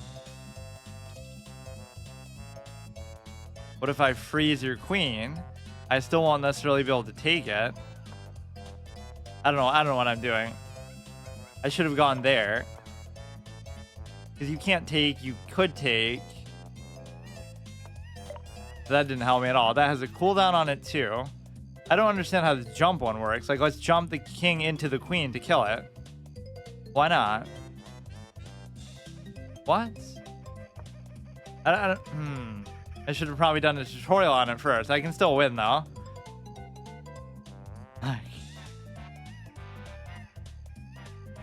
The jump is applied to one square. If there's a piece on that square, the other piece can jump over that charmed piece. Oh, you have to do it like that. Okay. He really likes to use the ice thing. So he captures. Okay, maybe I shouldn't do it till I lose one. I mean, I did say that though. Fuck. I could do a different variant, I guess. It is kind of cool. I'm sure they'll keep it around too. Let's see what other variants they have. 4-player chess, spell chess, doubles bughouse, duck chess. But there's only 4 people playing, 112 people playing. How can that be? Why are variants so underrated? Yeah, and what did Elon Musk say? Oh, no fog of war. Let's actually try this one. We'll try each of these till I lose. Since I lost that one so quickly. That's too bad. Wait. Or not each of them necessarily. Like, where's Chaturanga? That's one of my favorite. We got to do that. How do you even do this? The problem is nobody actually plays this, so... Yes, I know how to play, dude. I'm a fucking best player in the world. Just because nobody actually plays it.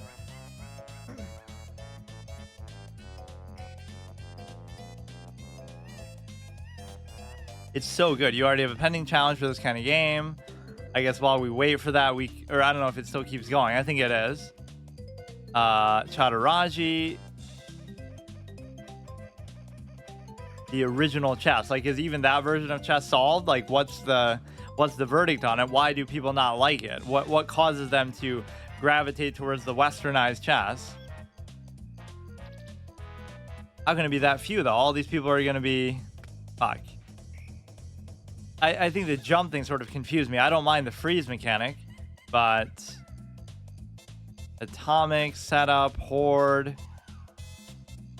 That's one of those sort of debunked things that's not that hard to just copy. Like, there's just a simple answer to who wins that. I can't remember exactly what it is, but... I guess I don't mind doing a Fog of War one. But then will it interrupt me in the middle? And you could play this kind of like a normal game, but you just have to assume what they're going to do. Like, I already know openings like the back of my hand, clearly, because I'm a 1300 player. That means you're like an opening god, apparently. Whatever he's doing, or it even shows you that. So, like, just take everything on sight.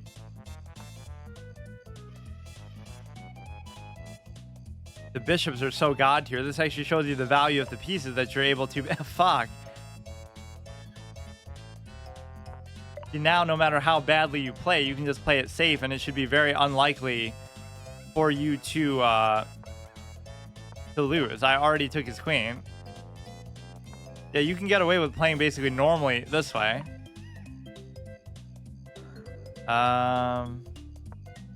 Relatively normally, at least. So this you might actually take. There might have been some en passant thing that you could have done there. Like, for example, why can't you see this square if the pawn is attacking it? That seems kind of weird. 5 minutes, but in what, though? What's going on? Oh, he's just challenging me to, like, a regular Blitz game. Did that mean that interrupted that? Because that doesn't count as a loss. Will it switch back and forth, or the variance page is just different? Well, that doesn't count, but whatever. I don't even have time to do this. I'll just stop. I thought I would win a couple of the spell chests and see what would happen. The first other streamer to accept my challenge. Go here, castle.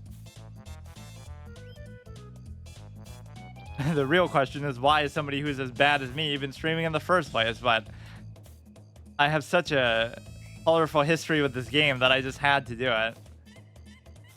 This will be the world's first fully live, like the Truman Show of chess. Like, I'll show you what it takes to become a grandmaster every step of the way.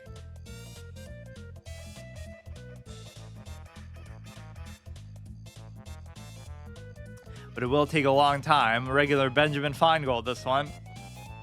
Even he got off to more of a head start. So he's going to basically end up trapping the knight, but not in too bad of a way. Take that, take that.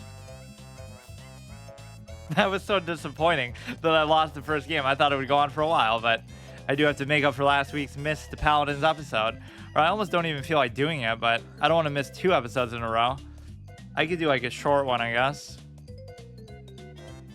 My schedule just isn't living up to the formats that I normally do. That'd be a great play, but he's presumably not going to let me do it. That's arguably a bad play because you kind of want the cover of the bishop, but I got to be very careful never to do a ranked game in rapid, though, against a viewer. If I accidentally do it once, it could fuck up my entire format. So this is Blitz, so I obviously don't care, but let's see. I don't know what I'm doing. I was actually struggling a lot in Blitz. I even do better in Bullet somehow. 5 minutes is a bit longer, though. I guess I was doing 3-minute games. I kind of make a firm distinction as to what a format is. Like, Rapid is always 10-minute or whatever. Blitz is always 3-minute. Bullet is always 1 minute, like exact. I don't mess around with that. So it's a very consistent format. I have a good pawn structure here, everything. And not even to be mean to some of these players, but like I never understand. I was so mad that I was even like 1,000 rated when I first started playing. How is anybody less than 1,000? Like not even in Bullet or a particular format, but like that's how you know I'm innately better than everybody else in the world, because it's like there's people actually below 1,000, so I must be a real prodigy. King of the Sandcastle. Okay, I don't know what the hell I'm doing though.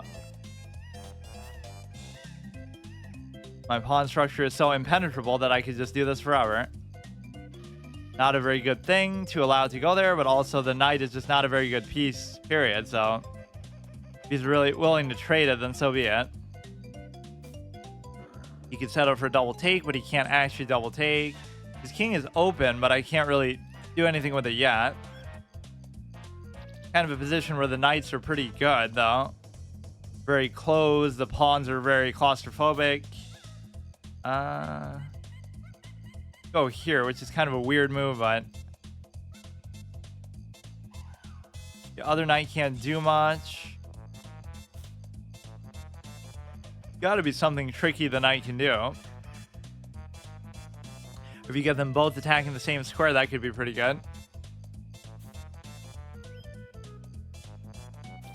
This, you won't necessarily guarantee to take it, but you could take something else, I guess, if he moves it away, or maybe still not.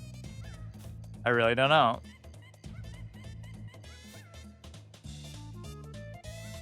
Take. I could still take back. King is wide open. I just can't figure out how to do anything with it.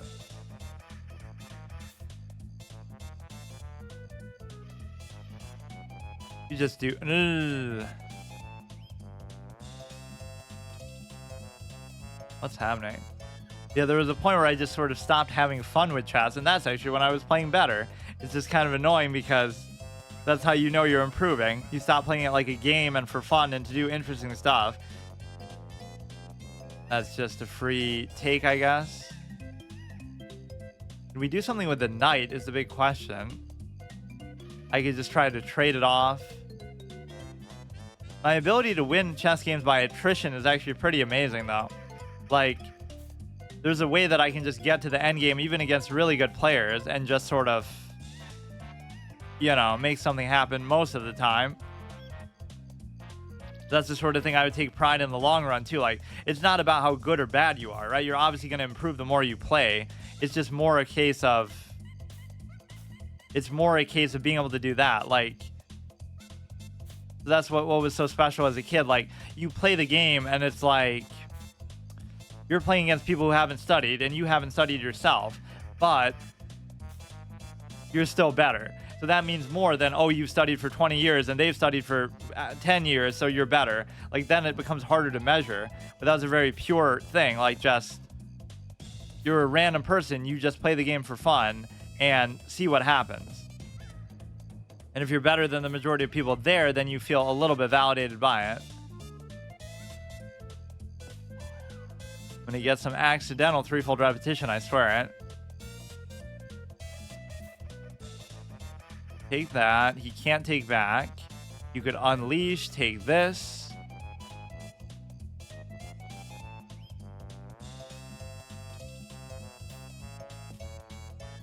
See if we can get a mate without even having to promote, which I think is going to be unlikely, but double take that. Takes, I take. Keep giving checks until something good eventually happens. That's still covered. What if I can give a check here? Or it could be very close to a stalemate, actually, come to think of it. Why should it be so hard to give a mate here anyway? I even want him to take the stupid horse. I'm not even trolling. I just genuinely don't even know how to mate here.